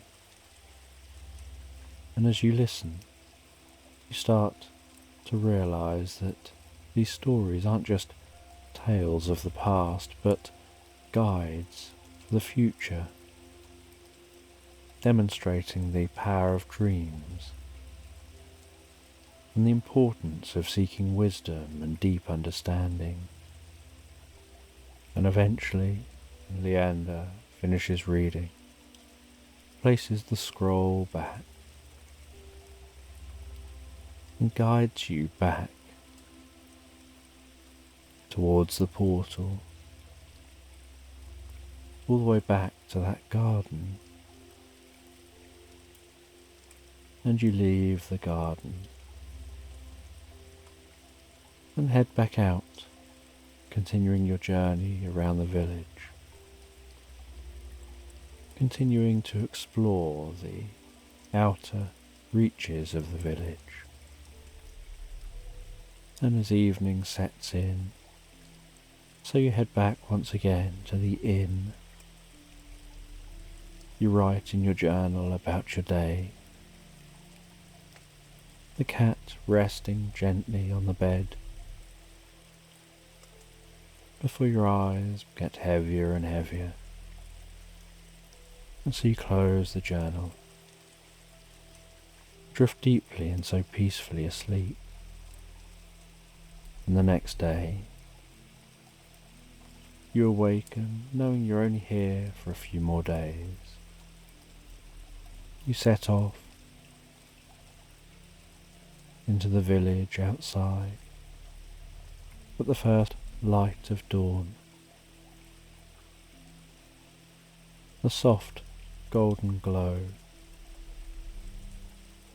wrapping its way around the landscape. The scent of morning dew. Curious what today will bring, what adventures you might go on. And you head back off again on that motorbike, making good ground away from the village, allowing you to explore further afield.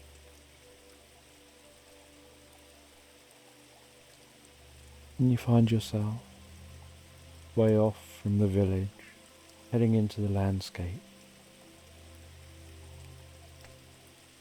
arriving at some forest, heading deep into the forest,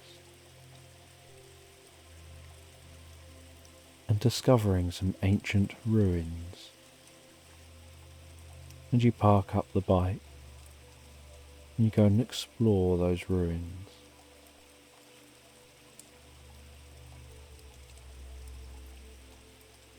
And while exploring the ruins, you hear a sound coming from in the forest around you. and a man walks out of the forest in your direction.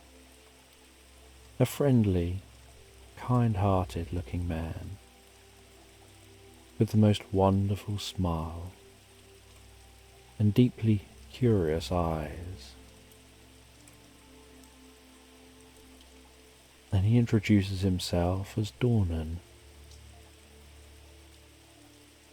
He tells you that these ruins hold a deep secret. Deep under the ruins, if you can find the entrance, is a secret library. And he guides you through the ruins. He moves aside some ivy wrapped around and hanging down some of the stonework. He crouches down and squeezes through a small gap and beckons you to follow.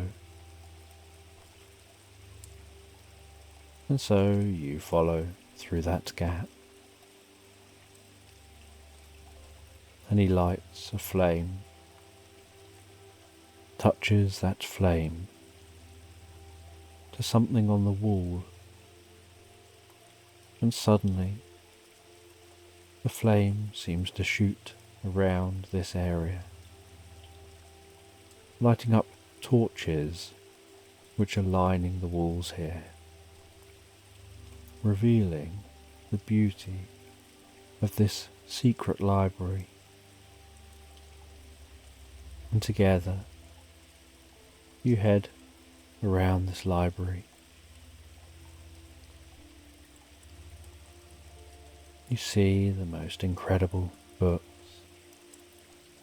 and find in the centre of the library is a pedestal, and on that pedestal is one large book. And he tells you to rest your hand on the book, and as you do, you begin to feel a pulsing, and you hear a deep, guttural chanting, and the library seems to almost vibrate and pulse around you, almost as if it's your vision pulsing. And then the library disappears, and just that book on the pedestal remains in the middle of a vast meadow. You remove your hand from the book and begin to explore this meadow. And as you explore the meadow, you notice the sky here looks different to what you're used to. The stars don't match up with the stars in the sky you normally see. And you can smell the distant scent of freshly baked bread somehow wafting through this meadow. And you find yourself driven by your nose, exploring the meadow deeper and deeper. There are the scent of flowers, the sounds of wildlife, the twinkling of stars, and the scent of freshly baked bread. And as you walk and explore, you find over a small hill a man resting there, seeming so jolly, baking bread over an open fire. He asks you if you'd like to join him, and you sit down on a log near the man. He hands you some torn off bread and then covers it in some butter and tells you this is the most luxurious bread and butter you've probably ever tasted. and together you enjoy eating that bread and butter, enjoying that rich taste. He then offers you a pastry he's made with the sweetest cinnamon scent. You enjoy this pastry and almost feel a sense that you don't want to leave here. But after a while, you know you have to head back. And so you head back through the meadow and find your way back to that pedestal. You rest your hand on the book. You hear the chanting. You notice the world around you vibrating before fading away and the library returning. And you find yourself stood there with Dornan just watching you. And Dornan asks if you're okay, says that you seem to zone out for just a moment, but that just a moment, from his perspective, was a long period of time of enjoying eating some bread and butter from your perspective. He guides you over to a book called The Solar Eclipse. He shows you the intricate patterns of shimmering light etched onto the cover. He tells you this book is magical and carefully opens the cover. And as he does, the room around you begins to fade as you feel yourself pulled into this story. And as the room fades, so you find yourself in a field watching the sun pass across the sky, gradually beginning to set. Most beautiful colours undulating and tickling the earth below. And you can see that there's an elderly man with an ornate bronze telescope and a group of people enthusiastically crowded around them.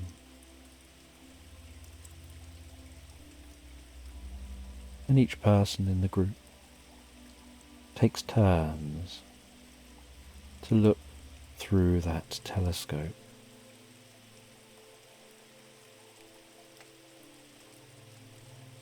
And as you approach with Dornan, the man notices you and tells you you've arrived just in time for a solar eclipse.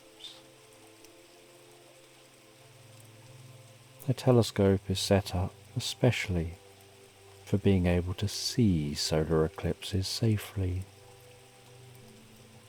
They ask if you'd like to see the solar eclipse in a way you've perhaps never seen one before. You share your excitement at this opportunity, and as you look through the telescope, so you see how incredible it looks up close, the shadow of the moon slowly eating away at the sun. The surface of the sun violently undulating and pulsing.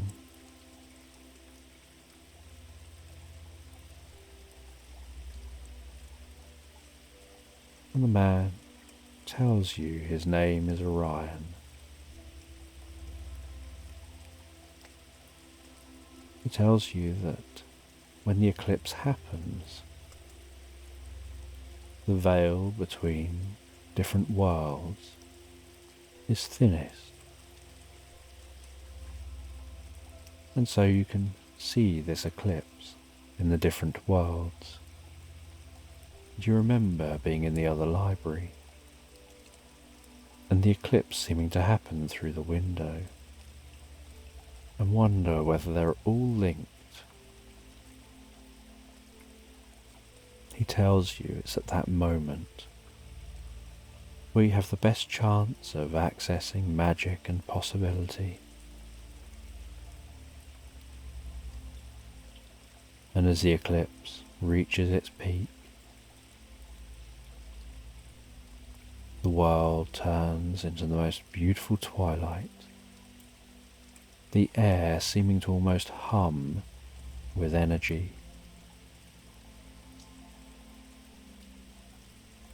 You start to feel such a deep sense of connection to the universe,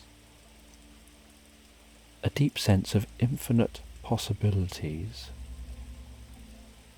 Orion starts to tell you about stories of ancient trees and spirits that dwell within them. He gestures over to a majestic-looking old oak tree. Its arms seem to almost stretch out, encouraging and welcoming some kind of connection. He explains that this tree is a guardian of the portals, their gateways to other realms and other dimensions. He tells you that you've come here through a portal, and that through time, books have been made with wood from this tree, each book containing the portal through the form of a story, through the words written within the pages of these magical books.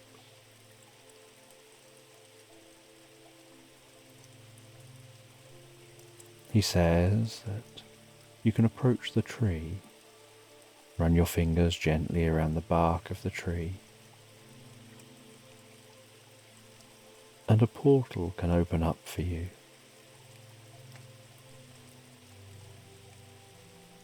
Because the tree itself can generate portals. And so you head over to the tree, gently run your fingers over the bark of the tree, and you find a portal opening before you. You walk through that portal to a land of deep violets, glowing mushrooms, large crystalline structures, presenting a deep sense of wonder and mystery. Your cat perched up in front of you, looking on with deep curiosity. And you find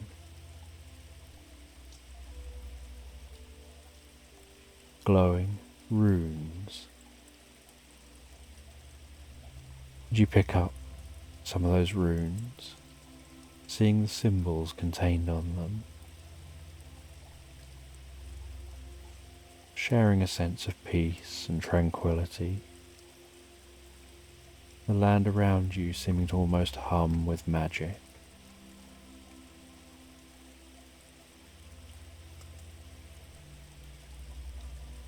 You head back through the portal to share your experience.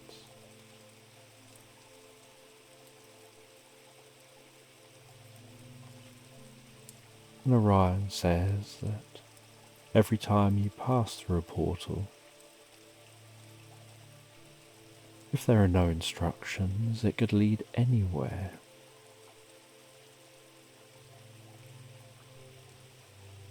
He says that the journey of curiosity and discovery never really ends.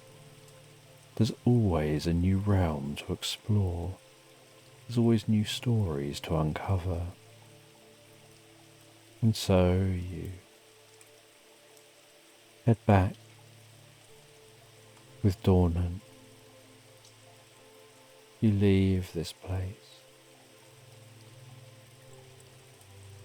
You ride the bike back to that inn and settle down once again, drifting and floating so peacefully asleep.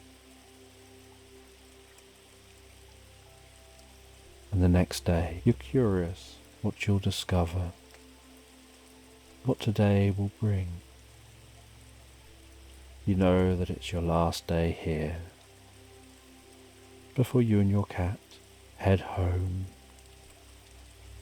And each day has brought curious discoveries, and you explore the village, finding an old antique store containing magical items and artifacts, shelves full of glass jars with different powders in them, paintings on the walls, trinkets and knickknacks in drawers and on shelves, objects hanging from the ceiling, casting enchanting shadows on the walls as they sway and gently move. And as you look around, you find a curious, small, little brass item that really catches your attention. It's got some intricate patterns etched into it, and so you pick that up and take a closer look. And the owner of the shop says that it is an attachment for a pinhole camera, but the pinhole camera is obviously lost to time.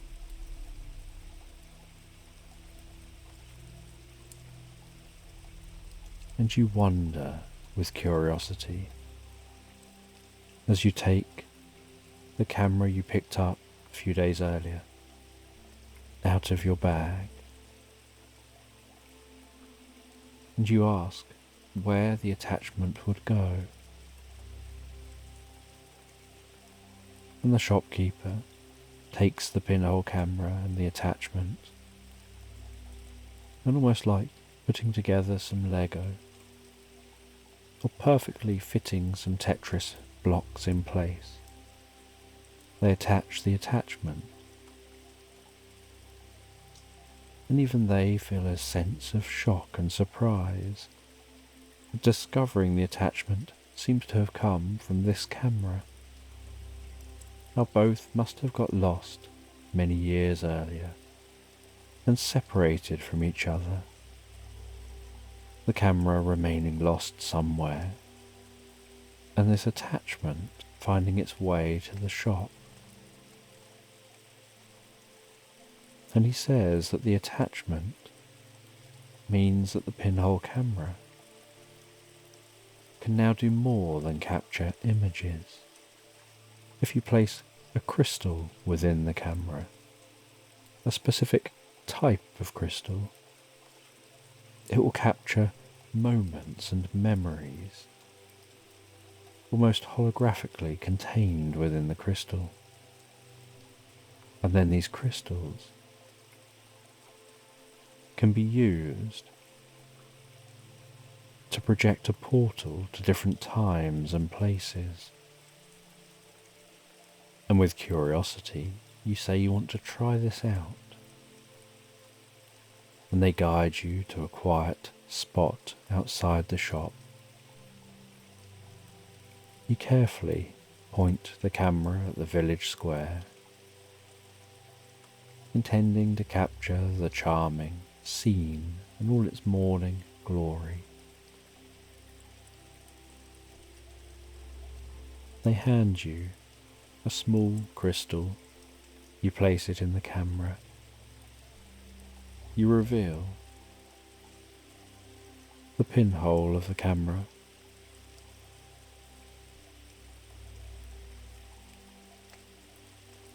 And after a little while, you cover it over again. And then you feel a strange sensation. And you remove the crystal and place it into a place in the center of the camera,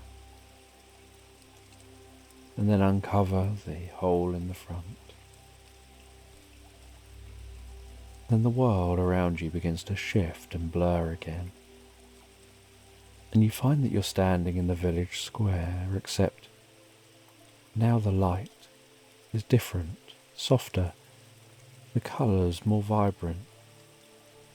There's a strange sense of magic in the air. You find that the land around you has changed. Somehow this is like the village that always was, only it seems different. It's like a moment in time that you can wander around and explore, that seems to loop just a very short moment, about the time it takes for a bird to be flapping its wings, and so the birds seem to be flying on the spot. And you walk around and explore the village like this. And it's like exploring the village, except that everything is looped and exactly the same moment in time is happening over and over again, and everything in the village seems as real life. Except this is just a hologram. And you can walk around. And you can even interact with what's in this image. And then you head back to the camera, lift the lid, twist the crystal, and the image disappears. And you wonder what it's like for those outside of the experience. What do they see and experience themselves? And after your experience, you head off and take a few more of these curious photos before heading back to the inn, knowing tonight's your last night. And so you have the most hearty, most delicious meal and conversation. You relax in the inn by the log fire. You read a good book before heading up to bed. You write in that journal while the cat rests on the bed. And then you rest back on the bed yourself. The cat climbs onto your lap, snuggles up on your stomach as you're laid back on the bed,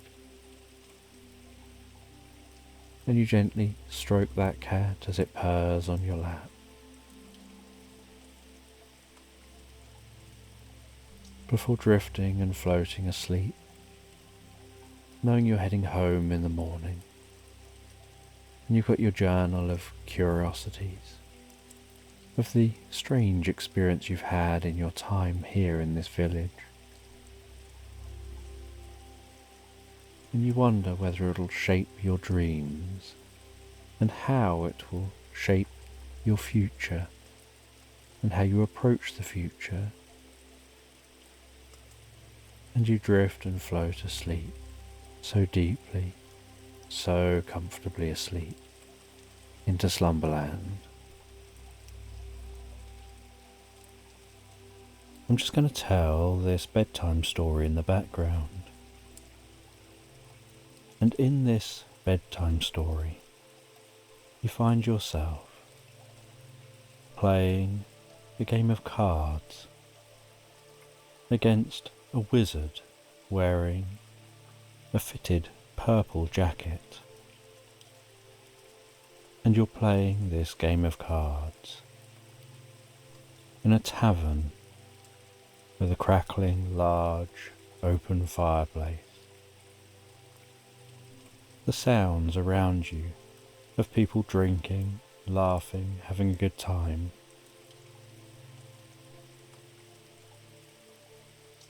And yet you're all absorbed in this game against this wizard.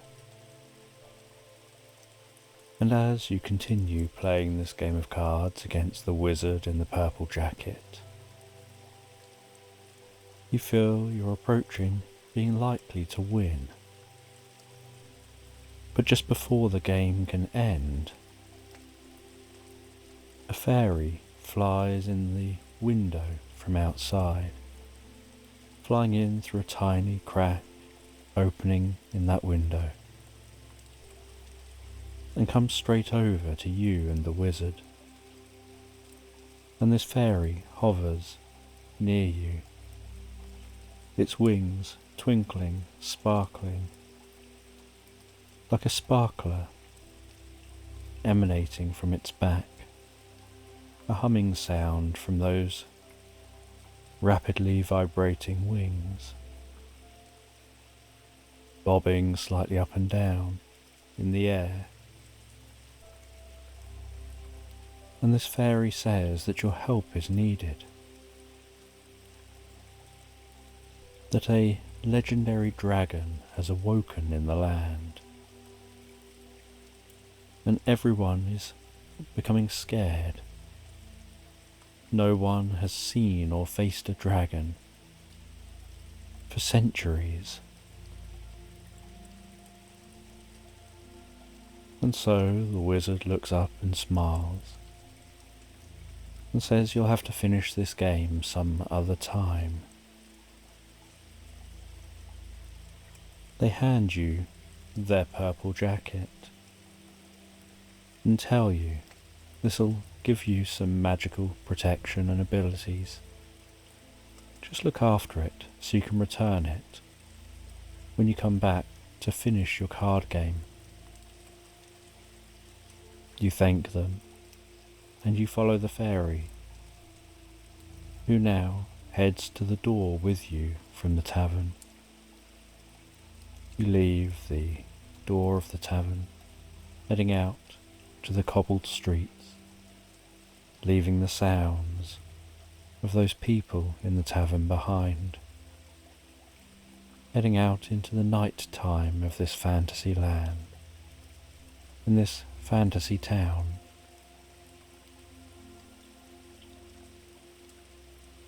Being aware of the slightly cool air and the way you can breathe that air in and out and feel it passing through your nostrils. And the fairy is still rapidly talking to you, telling you where you need to go, the directions you must take. And she hands you a map, which starts off small as she's handing it to you and becomes larger when you take it. And then she flies off, leaving you alone with that map. And you see that on the map is a route plotted already, heading from this town, following the main road out of town, which heads around and along the edge of a river, through countryside, past the fields,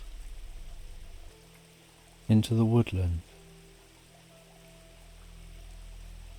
And you know it's important that you make good stride on your journey. And so you set off straight away, walking away from the town, seeing the lights of that town behind you, leaving the sounds of the town behind you, just hearing the occasional night sound of birds and crickets, the glow of the moon in the sky, the way the illuminated clouds gently drift through the sky, occasionally passing over the moon.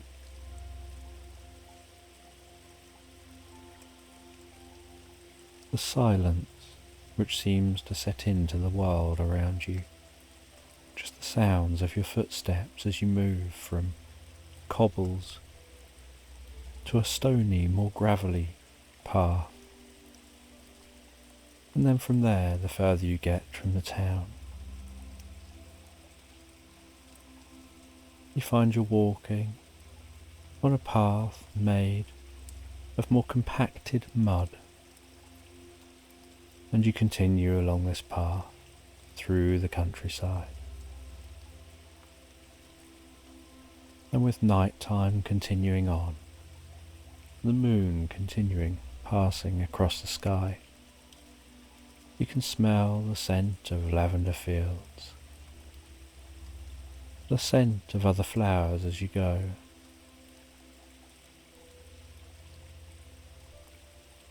Unsure exactly what your quest will entail when you find this dragon.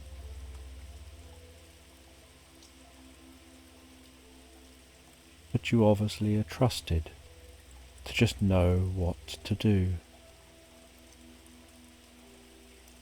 And so you continue on, reaching the edge of the wood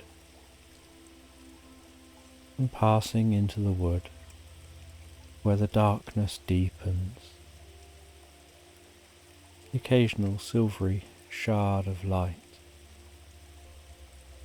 breaking through the canopy overhead, dancing before you in the gentle breeze. An increase in silence and stillness, with just that faint rustling of the leaves.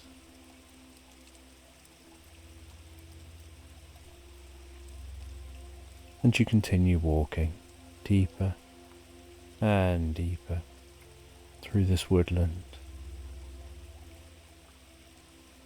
And when you feel that you've walked for quite some time, and there's probably only 4 or 5 hours before the morning, you settle down briefly to have a rest. You make a small camp and drift peacefully asleep. And you sleep for just 4 or 5 hours until you begin to hear the morning birds and notice the glow of daylight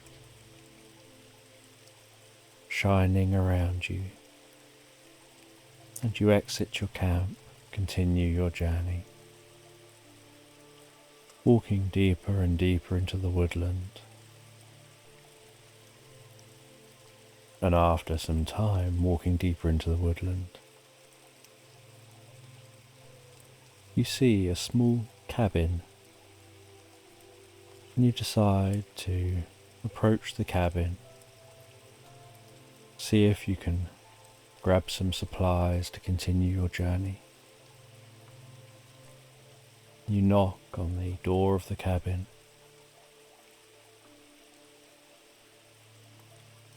and a fox-like creature answers the door.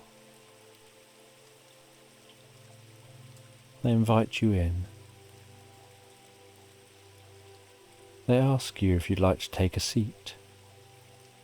And you sit down and they offer you a drink. They ask you if you'd like any food. You have something to eat, something to drink. You explain your quest. You explain that you'd quite like to try and have some supplies, if they've got any, that you can take with you. And so they hand you some drink to take with you, some food they prepare to take with you. You talk with them about how you've never seen them around these parts before, and they explain that they're a multi-dimensional being. They take on many forms, and ordinarily they travel around. But they've stopped for a little while in this area. They felt that there was a reason for doing so. They never really know what the reasons are. They just suddenly get this feeling they need to stop and stay in one place for a little while. And so they do. And then when they feel it's time to move on, they move on. And so they stopped here. And then you came along. And they know why they stayed. And when they stopped here, the cabin was just a derelict cabin, used long ago. And so while here, they did the cabin up, made it all nice. Somewhere nice and pleasant to stay for a while.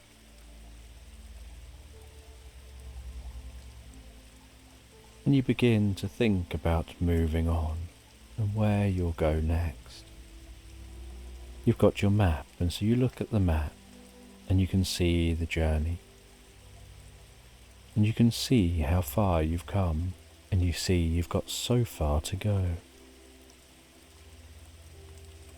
And this multi-dimensional being tells you that it can be a long journey there, but they can give you something that can make the journey back much quicker. And then they guide you through to a small room off the main area of the cabin. They dig around in a dusty box, and they take out what looks like a seal, and they break it in half, and they place half down on the floor in this old little room, and they twist it, and then slap it, and then hand you the other half. And they tell you, this is like a portable portal. If you place this down when you're ready to return, you can put it on the ground, twist it, slap it like I did then, and it will create a connection with this half placed here. Almost like a wormhole between the two spots, and a portal will open, and you can step through the portal and you'll find yourself right back here in an instant. And so you'll only have to journey back from here to your town. And so you place the seal in your bag. You place the supplies you've been given into your bag. You thank them for their kindness and help before leaving the cabin and setting off, continuing your journey. And as you continue your journey, so you walk through the woods, before passing out the other side of the woods and finding yourself back into rolling hills and open countryside. You roam over those rolling hills, admiring the sky above, the way the clouds move so gently, birds circling up high, And so you continue walking through this countryside, enjoying the sense of the world around you. Occasionally getting the map out, double checking you're still on track. Following what's barely a path now, over the rolling hills, heading far, far away from where you started. As the next night sets in, and you're still out in open countryside, and you can notice as the light dims, fireflies hovering and darting above the flowers and grasses. You set up a camp and a small campfire, and listening to the gently crackling campfire, and admiring the stars overhead, the way they twinkle and blanket the sky like a million diamonds just hanging above you. You lie back, watching the sky, feeling the cool breeze, and begin to drift and float, so peacefully, so relaxed asleep. And as you drift peacefully asleep, begin to hear the sound of a drum being beat. And as that beating drum continues, you start to see something in your mind's eye, a world forming around you, as if you're lying down in tall grass and hearing the beating drums get louder. You sit up in the tall grass and look around you, and find that you're in the middle of the ruins of what seems like a sanctuary, some ancient place, and sitting on an ancient rock in the middle of this space, surrounded by flowing water, appears to be the most peaceful person you've ever seen. And so you stand up and gently walk over towards them. And as you approach, they gently gaze up in your direction. They tell you that they're your guardian angel, that they're taking on this physical form in your dream to introduce themselves, to make you aware you've got a guardian angel who watches over you. And they tell you that you're unsure of exactly what the mission is you're on. You're unsure whether it's safe or dangerous, just that you seem to have been chosen. And you have magic with that purple jacket. But the only real magic you'll need is the magic of peace and calm. That they're there to let you know your journey will be safe. And when you reach your destination and you encounter the dragon, you'll know what to do,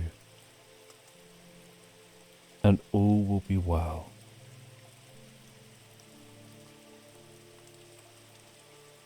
And they ask you to follow them, and so you follow them, walking alongside the flowing water. And as you walk, the flowing water gets wider and wider, until you arrive at a lake where the water is so wide it's gone still. and you can see the sky reflected in the water so perfectly.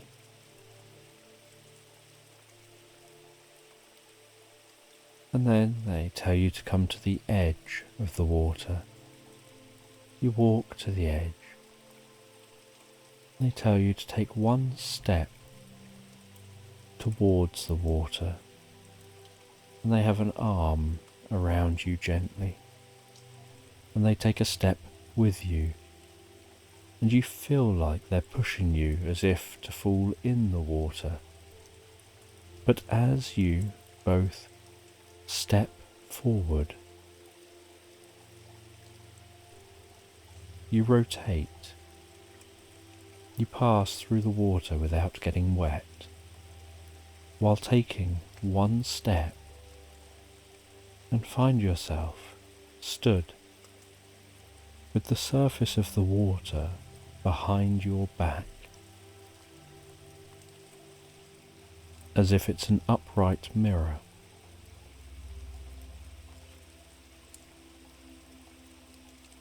And you find yourself in a room surrounded by mirrors. And technically you're inside the lake, but you're not wet and you're not in water. And the surface of the lake is behind you.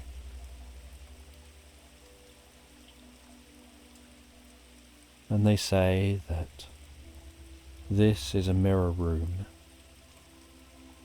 As you look around at the mirrors, seeing your image reflected in all the mirrors, they tell you this room is a place where it's hard to escape yourself. It's the kind of room where you can come to find yourself, where you're confronted with yourself until you understand your true self and what's within.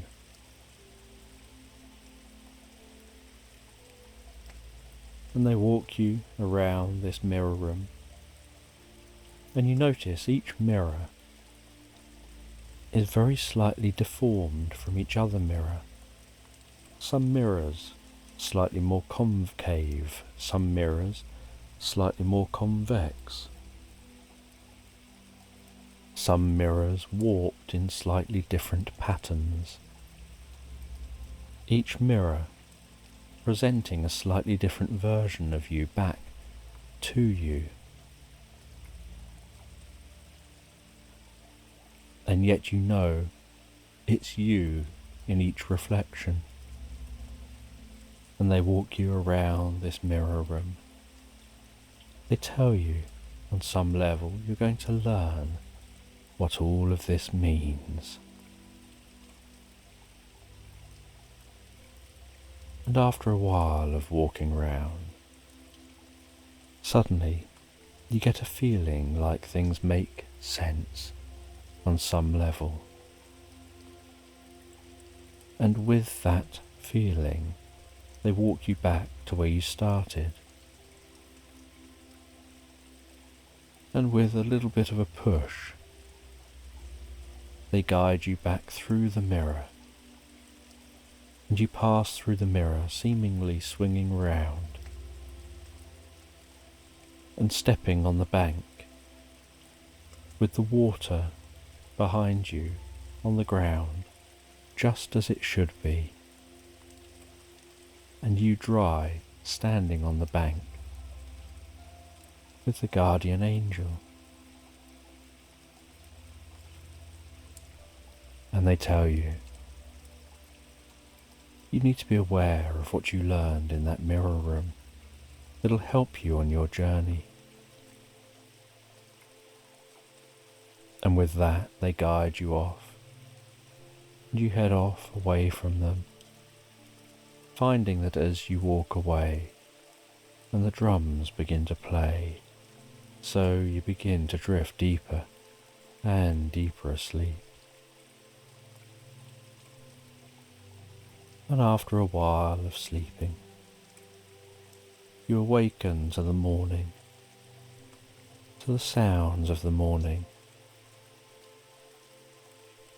the warmth of the morning in this meadow, and you continue your journey,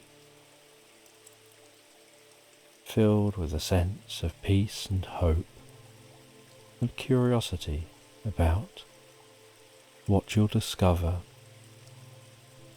and what this dragon's like.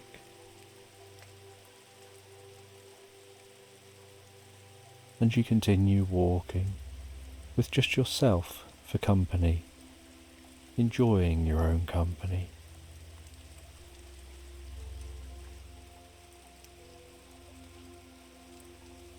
And after a while, the landscape begins to change again. The gently undulating hills now give way to a vast valley, the sides of the hills growing steeper and steeper as you walk. And so you continue into this valley, the sounds taking on a slightly echoey sound,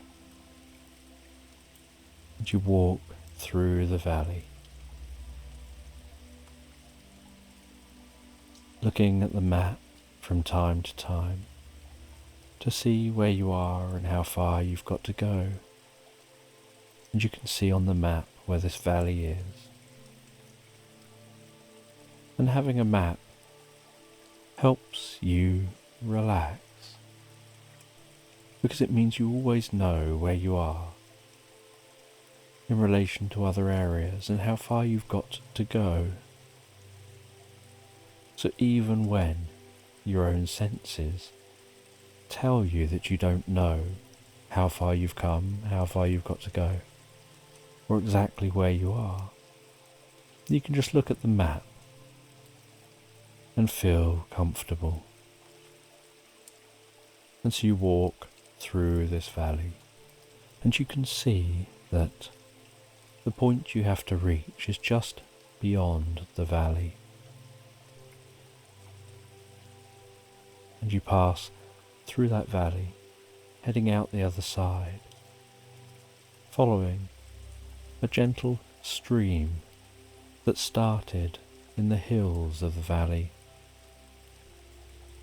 and headed down at this point towards the centre of the valley, and then veered off away from the valley. And so you follow that stream, the trickling sound of the water,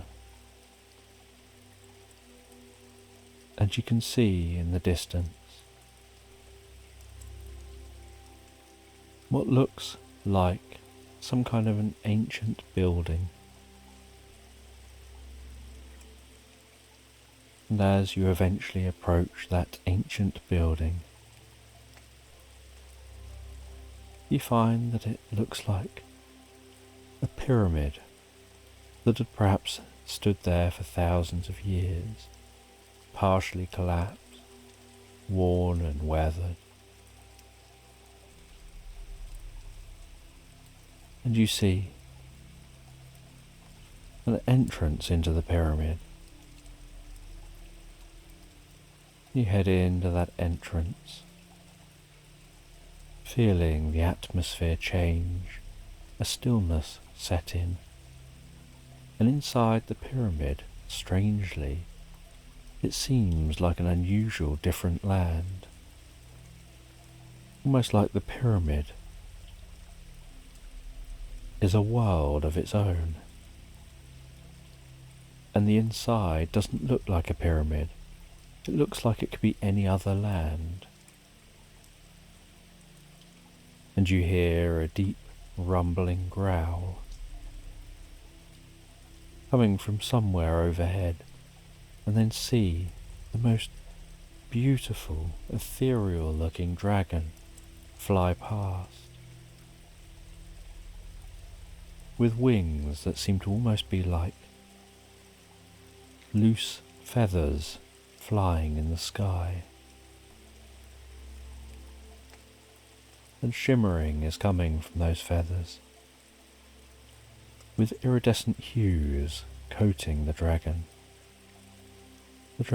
seeming to change colour as it flies, as the light catches the surface of the dragon. And the dragon, spying you, heads down, and with a massive thud and a rumble of the ground, it lands in front of you, and with a deep, growling voice, it asks who you are, what you're doing here, and where they came from. The last they remember, they were drifting asleep, and now they're awake again. And you explain you don't know where they came from,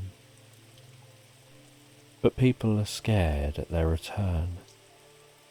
People haven't encountered dragons for hundreds and hundreds of years. And they explain there's nothing to be scared of, but they're also trapped in this pyramid. They're trapped in this land, and they can't fit through the doorway you took to get in here, so they can't escape. And you don't know exactly what your role was. You ask if they know anything about their history, where they're supposed to be, and they explain that they come from a land of dragons, but they were trapped here in this land, and they became a thing of worship. And then they were put to sleep, the idea being that once it was figured out how to return them, they would be awoken so that they could be sent back to their own land. They're now awoken, and no one is here to return them to their own time, to their own place. And you say you're wearing a wizard's jacket, and perhaps you can perform some kind of magic, and you learn a bit more about them. And you're curious, because if they were supposed to sleep until they could be returned, perhaps the fact that no one's here to return them is because you have arrived here, and maybe you can return them.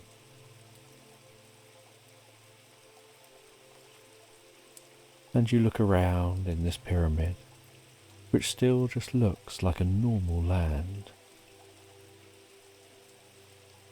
except that they definitely feel trapped in this exact location. And you see a potter's wheel that's rickety and weathered and old. And you have this feeling like perhaps you're supposed to use that.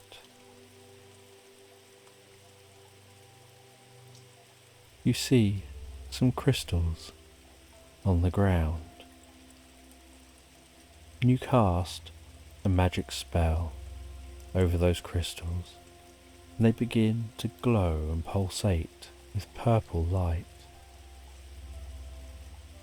You notice there are spaces for them in the potter's wheel, if you can just fix the wheel up. And so you fix that wheel up, and you begin to turn the potter's wheel. And the crystals begin to turn, imbued with your magic. And a glow begins to emanate and pulse and become stronger. And as it emanates, pulses and becomes stronger, so it seems to be filling this space, the purple light expanding, growing. The crystals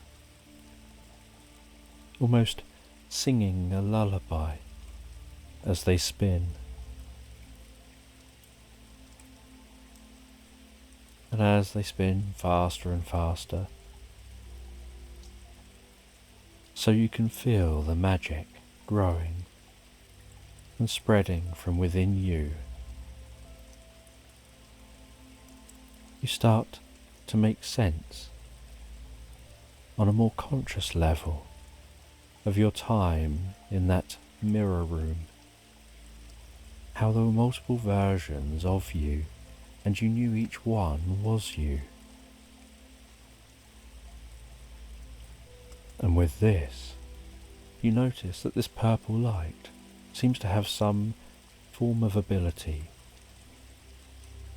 to show up the inside of the pyramid.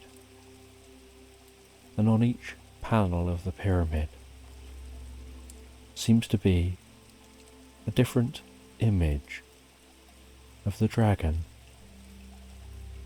As the dragon flies around, its image reflected in all the mirrors.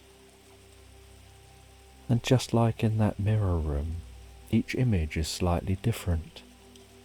And you realize they need to just fly through the correct one. That these mirrors can be passed through. Each one is like a different universe. And they instinctively recognize which one to pass through, in the same way that you were helped in that mirror room to pass into the room and back from the room via one very specific mirror. And the dragon flies towards one of the mirrors as you continue spinning that potter's wheel faster and faster. And you watch as the dragon passes through a mirror. And just as it's passed fully through, the mirrors shatter. The potter's wheel stops generating purple light.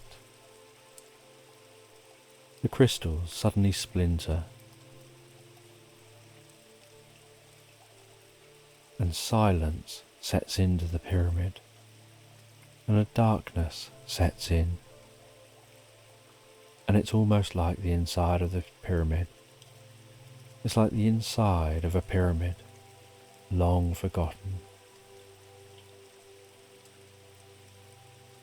As if it had come alive just while the dragon was here.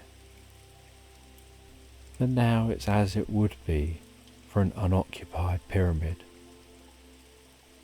that hasn't been occupied for hundreds, if not thousands of years.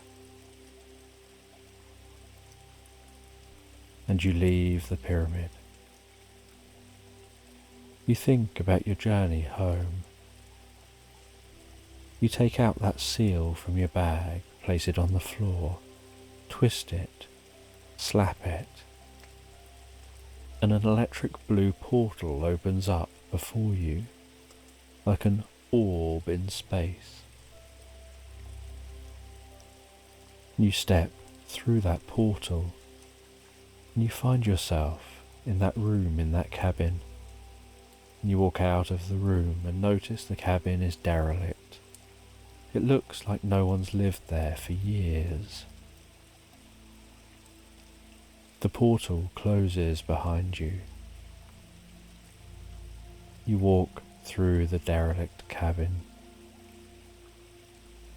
You begin finding your journey home from that cabin, curious why it's derelict, when someone was there not that long ago. And as you walk back towards the village, back towards the town you came from, You encounter that fairy, and you've still got the map,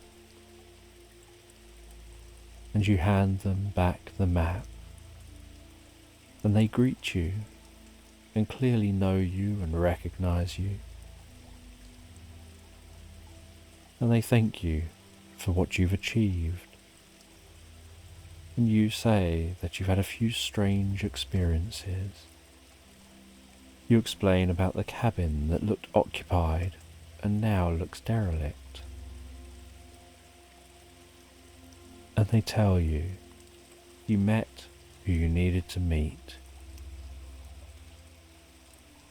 and the world around you was created for you as you needed to see it, for you to understand what you needed to do, and for you to understand how to make it there and back again. And for now, you can let go of the experience. You freed the dragon, sent it back to its own land.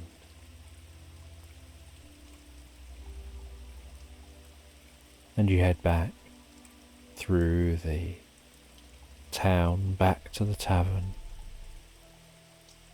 where you see that wizard sat at that table near the fireplace. They greet you and ask for their jackets back. You return their jacket. They ask you to continue playing the game, and so you continue playing the card game, and they get you a drink, and you enjoy that card game for a while. Sometimes you winning, sometimes they win. And then at the end of the night, when it's very, very late, they bid you good night. You head back home, and you look forward to settling down in bed, and you're greeted at home by your cat, who weaves their way around your legs. And they come to bed with you. They relax on the end of the bed as you settle down and drift so peacefully, so comfortably asleep into slumberland, thinking about the journey you've just been on and what it could all mean, drifting and floating so peacefully, so relaxed asleep. And this is a bedtime story about a queen who lives in a palace high up in a mountain. And she often feels that she leads quite an isolated existence. Being the queen, she's often expected to just remain in that palace. People will come occasionally and visit. She'll hold functions and balls, but most of her time is spent just gazing out over the land below, and she can see from this palace high up in the mountains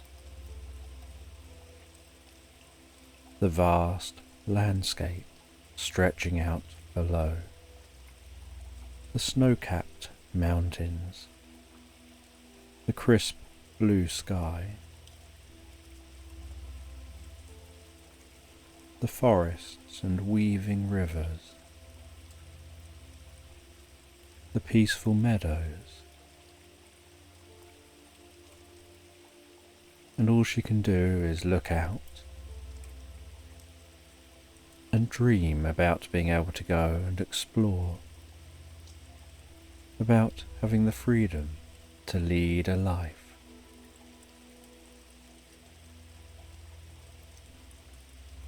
And one day, she wakes during the night when she hears a sound coming from somewhere else in the palace.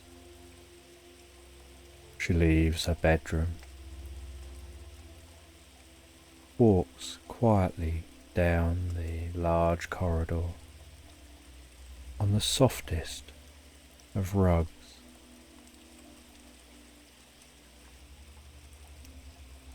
Almost feeling like the eyes in the paintings are following her, but at the same time feeling a deep sense of comfort and connection to her history as she walks. She continues down that corridor and can still hear that noise.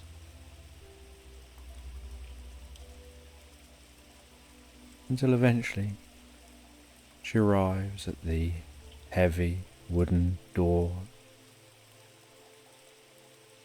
to one of the studies. She carefully and slowly inches open that door, and inside the study she sees a fairy flying around, flying from ornament to ornament. She can hear its wings with their high-pitched buzz, just a blur behind the fairy's back. She asks who this fairy is and what they're doing in her palace. And the fairy says that they've been observing the Queen for many years, that the Queen's parents had tasked them with that role, to look after her, keep an eye on her, and so that is what they've been doing. But over recent years, they've felt that the Queen was seeking something, was often lost in thought, and they had no way of being able to find out what was going on for the Queen without revealing themselves. And they were wondering now whether to do so, and they were searching this study to try to find any books that might contain ancient knowledge that would reveal whether there's any circumstances where they're allowed to reveal themselves to the person they've been tasked to watch over. And the Queen comments that it seems like a pointless point now when they're talking, and the fairy agrees that it does seem rather pointless about whether it's allowed or not when it's happening.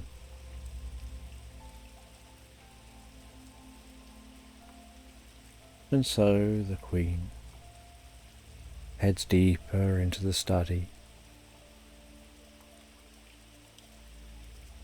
She lights the fire in the fireplace, pours herself a drink. It's just the early hours of the morning. The sun hasn't even risen yet. She sits herself down in the most comfortable of armchairs near the fireplace. As the fire begins to crackle to life,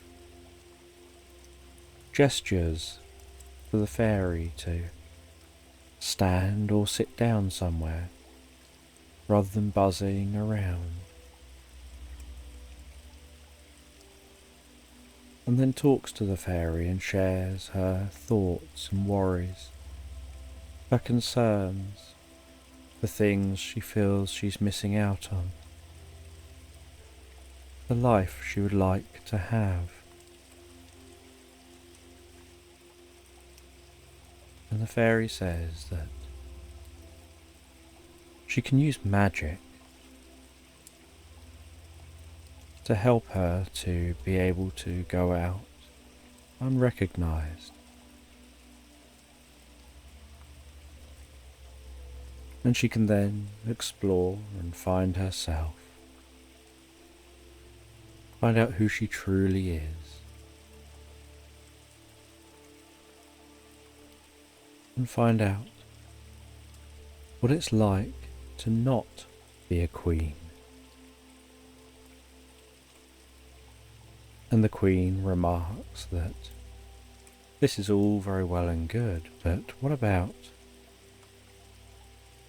those in the palace? They would obviously miss her and recognize she's missing. And the fairy says that with her magic, she can always take the Queen's place for a time. She can make herself look like the Queen. The Queen can share with her some of the tasks she's supposed to do over the next few days. She already knows the Queen's mannerisms. She's kept a close eye on the Queen. And so the Queen has a gulp of the drink and says, "Let's make it so." And the fairy pulls out a tiny magic wand with fairy dust sprinkling from the end with each movement. And as the fairy dust liberally flies off in all directions, the fairy begins to chant an incantation, doing specific gestures, hand movements, specific patterns.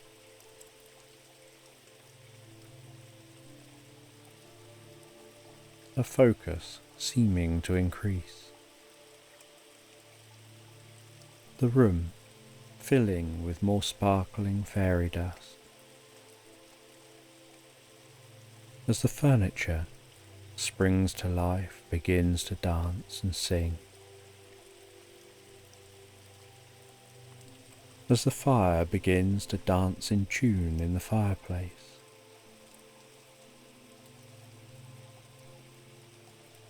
As the fairy continues her incantation.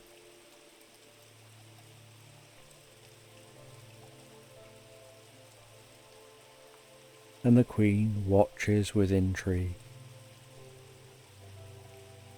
and notices her cold drink seems to be beginning to bubble and turn hot. And so the fairy continues her incantation. The Queen puts down the drink as the glass warms up. And then, with a movement of the hands like the end of a conductor conducting music, with stillness striking the room, furniture becoming still, the fire seeming to become still in the fireplace, the fairy dust settling to the ground and vanishing, silence setting over the room. The fairy says, "Drink that warm drink."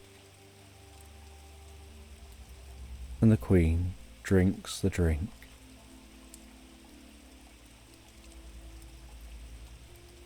And as she drinks the last drop, the swirl of light starting from around her feet spirals up around her legs, around her midriff, around her chest, her arms, her head, getting brighter and brighter. She feels a tingling throughout her whole body. And then, as the light fades, she feels no different. She asks what has changed, and the fairy gestures to the window, and the Queen heads over to the window, opens the thick curtains, and can see her reflection in the window against the darkness outside. She notices that she has long blonde hair, freckles on her face, blue eyes, almost the exact opposite of her normal look, of brown hair, brown eyes, and clear skin. She notices the changes to her cheekbones, to the structure of her face. Notices she's wearing a pretty sunflower dress, and she looks very different to how she ordinarily looks. And the fairy says that even your voice has changed. To yourself you sound as you do, but to everyone else you sound very different.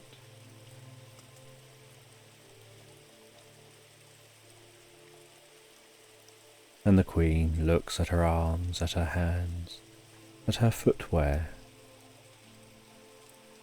and the fairy says, "You will have just one day through until midnight,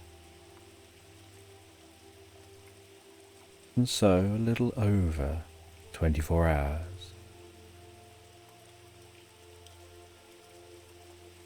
Before this wears off,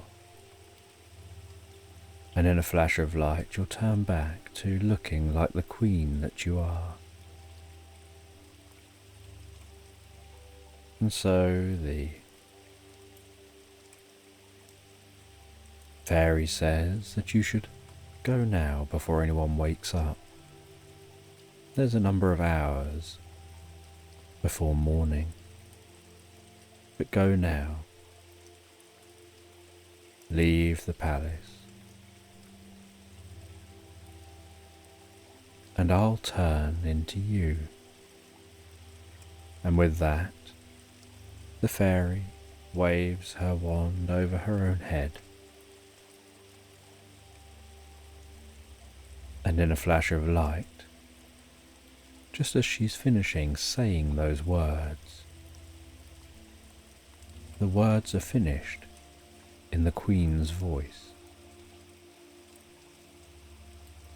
As the Queen sees herself standing there, and she says, "I suppose it's back to bed," and finds her way through to the Queen's bedroom.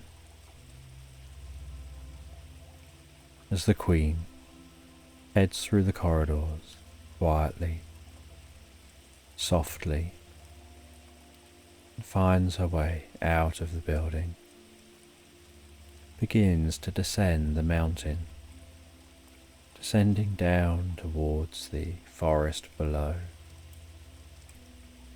following the track that so many people travel up to see her along. She can hear the first hint of early morning birds coming from that forest below. She can feel the fresh, cool air. She breathes that in while descending.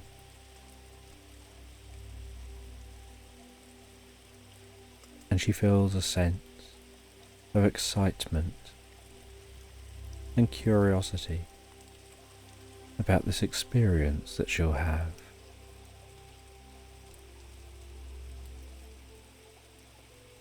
And she's got the whole of today, overnight and through to midnight tomorrow. And so she explores that forest, touching the bark of trees,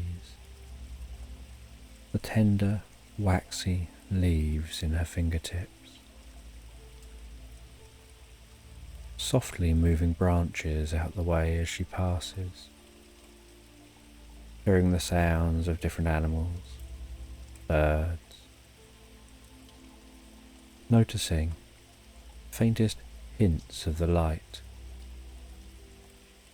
edging its way down through the canopy overhead. Occasional beams of light tickling the undergrowth as the wind blows a gentle breeze through the tops of the trees. Curious if she'll see anyone and what she'll discover and explore.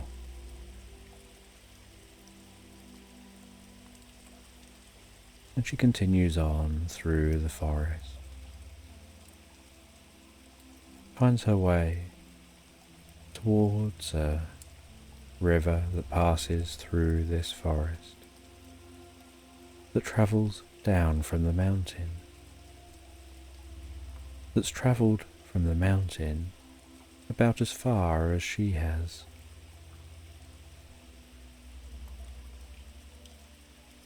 And while following that river,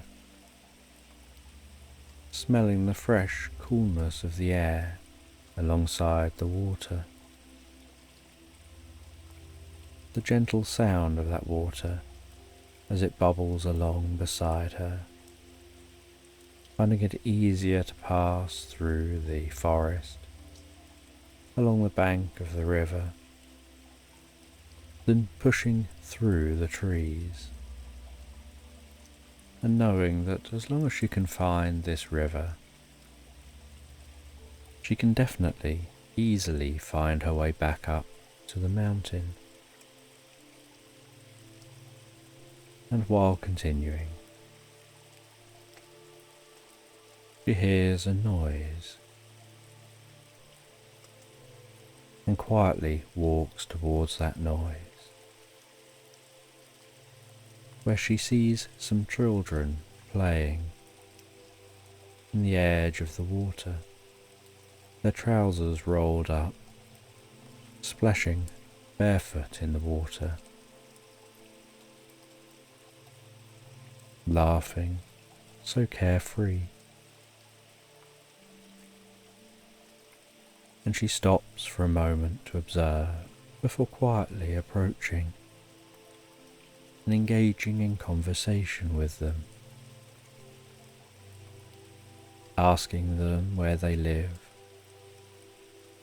what this place is like, what they enjoy doing, learning something about these people, these children, before saying goodbye, continuing on, crossing the most beautiful stone bridge and heading down through the meadows and farmland towards the local village.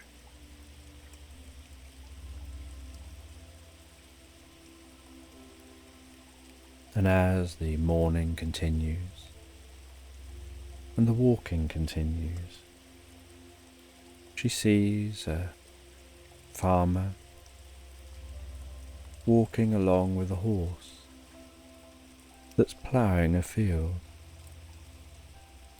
She says good morning to the farmer, engages with the farmer and learns about their role as a farmer.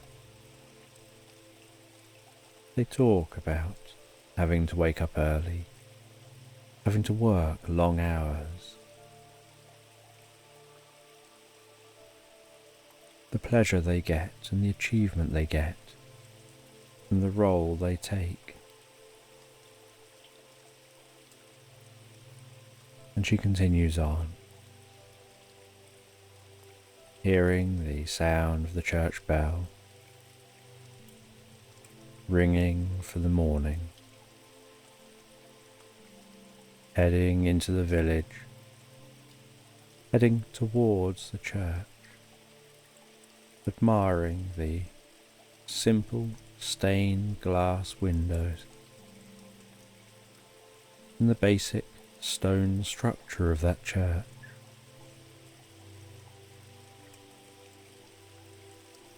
She meets some people who greet her so friendly as they enter the church, and some as they leave. Some are carrying flowers in baskets, others carrying fruit and veg. She talks to a number of the people, each one sharing how they enjoy the life they lead, the things they choose to do, feeling a sense of purpose, engaging with the community, engaging with each other, all having their own different skills. And she says goodbye to them and continues her journey, finding her way to the marketplace, feeling a little overwhelmed in the market, with so many people pushing here and there, so crowded, so much noise, so much confusion. An assault to her senses she's not used to. As queen, she's aware of crowds, but the crowds are always kept a little distant from her. Here she's weaving in and out of people, having people trying to sell her things. And so she walks through, smelling the different scents of different foods, seeing different materials, different items of clothing being sold, being offered bits of free food and free drinks. She talks to different sellers, learns about their experiences, before continuing on out the other side of the village, continuing to explore.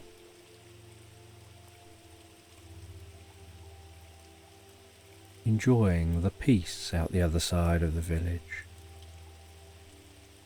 heading through meadows, following the river past a mill, its wheel turning as the water flows past, following along past lavender, the scent of that lavender, the colour and the feel of the lavender, enjoying that touch of the lavender, getting that scent on her hands, usually being unable to enjoy touching wildflowers, because what she gets is normally picked and delivered. And up in the mountains, flowers don't really grow like this. And she continues through the meadow until she sees in the middle of the meadow, some way away, a small cabin with a wisp of smoke rising from the chimney. She heads over to that cabin, knocks gently on the cabin door.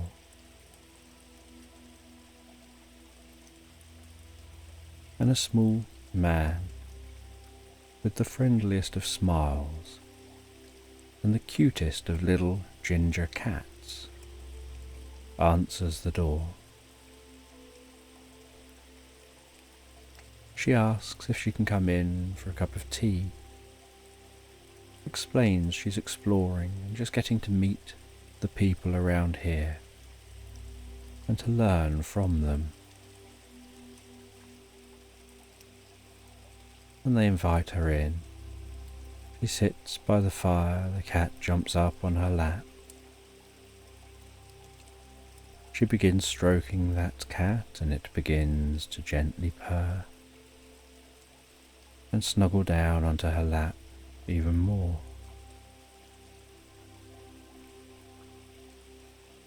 She's presented with a warm cup of tea, which she drinks while talking to this friendly, small old man, who explains what it's like to live around here, to have a community to engage with, to feel a sense of worth.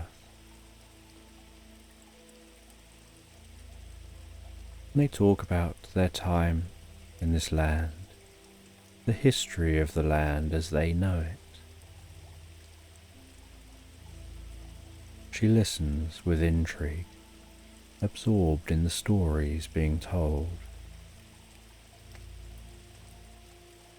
to the point she finishes her drink. And it's beginning to get dark outside. She says that she should leave because it's getting late, and she says goodbye to the cat before heading back towards the town. And back in the town,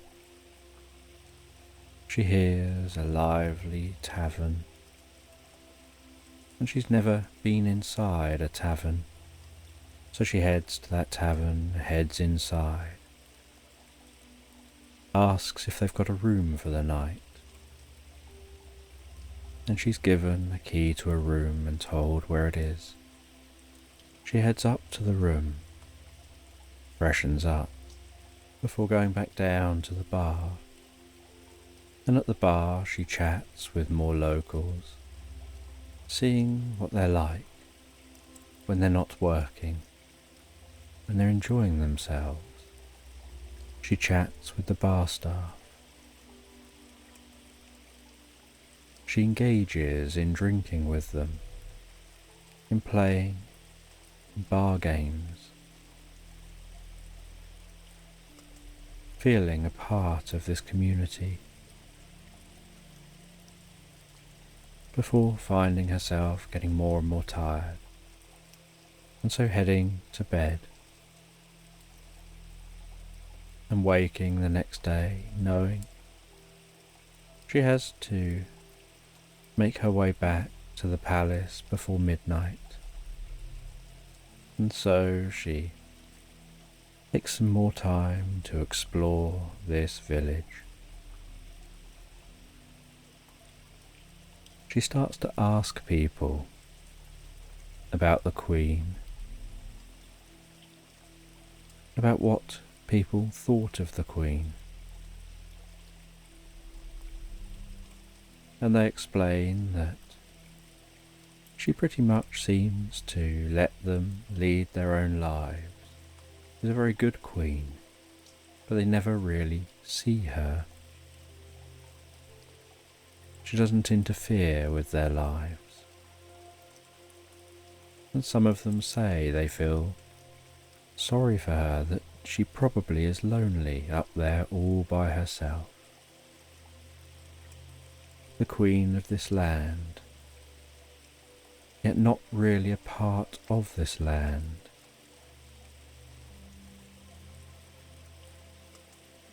and she talks with them some more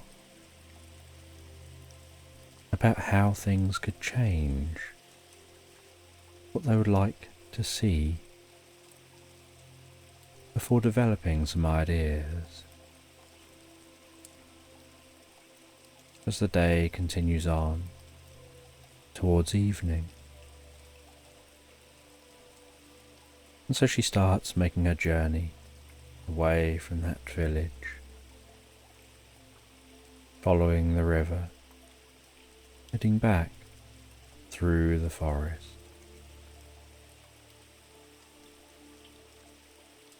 Finding her way all the way back to the palace high up in the mountain. And when she arrives back at the palace,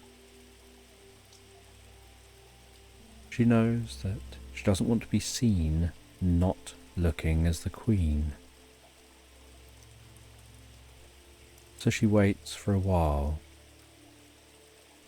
sitting in the garden, and it's dark and the moon's out and the stars are twinkling overhead, and as her eyes adjust to the dark, she can see the faint sign of the aurora,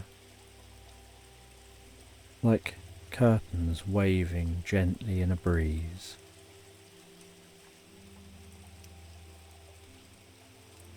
She enjoys sitting on a bench in the garden, gazing out at the view, the way the moonlight reflects and sparkles on the river's surface below.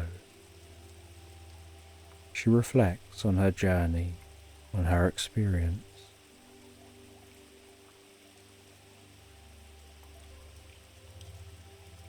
And as midnight strikes, with a flash of light from her feet up to her head, she turns back into herself. She sneaks back into the palace, finds her way back through to the study where she meets with the fairy, who is back as the fairy. She talks with the fairy about her experience, about what she learned about herself, about others, about happiness, and changes she would like to make, that she knows those around her might feel uncomfortable with those changes being made, not wanting her to take such risks, but she decides she wants to feel more part of a community. She doesn't just want balls with wealthy, other aristocrats from other places, but she wants to open her home to the local people, to engage with the local people, to travel herself for supplies into town, to head to the market, to enjoy walks in nature,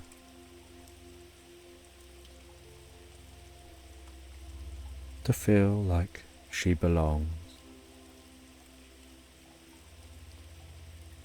And she explores all this and explains it all with the fairy.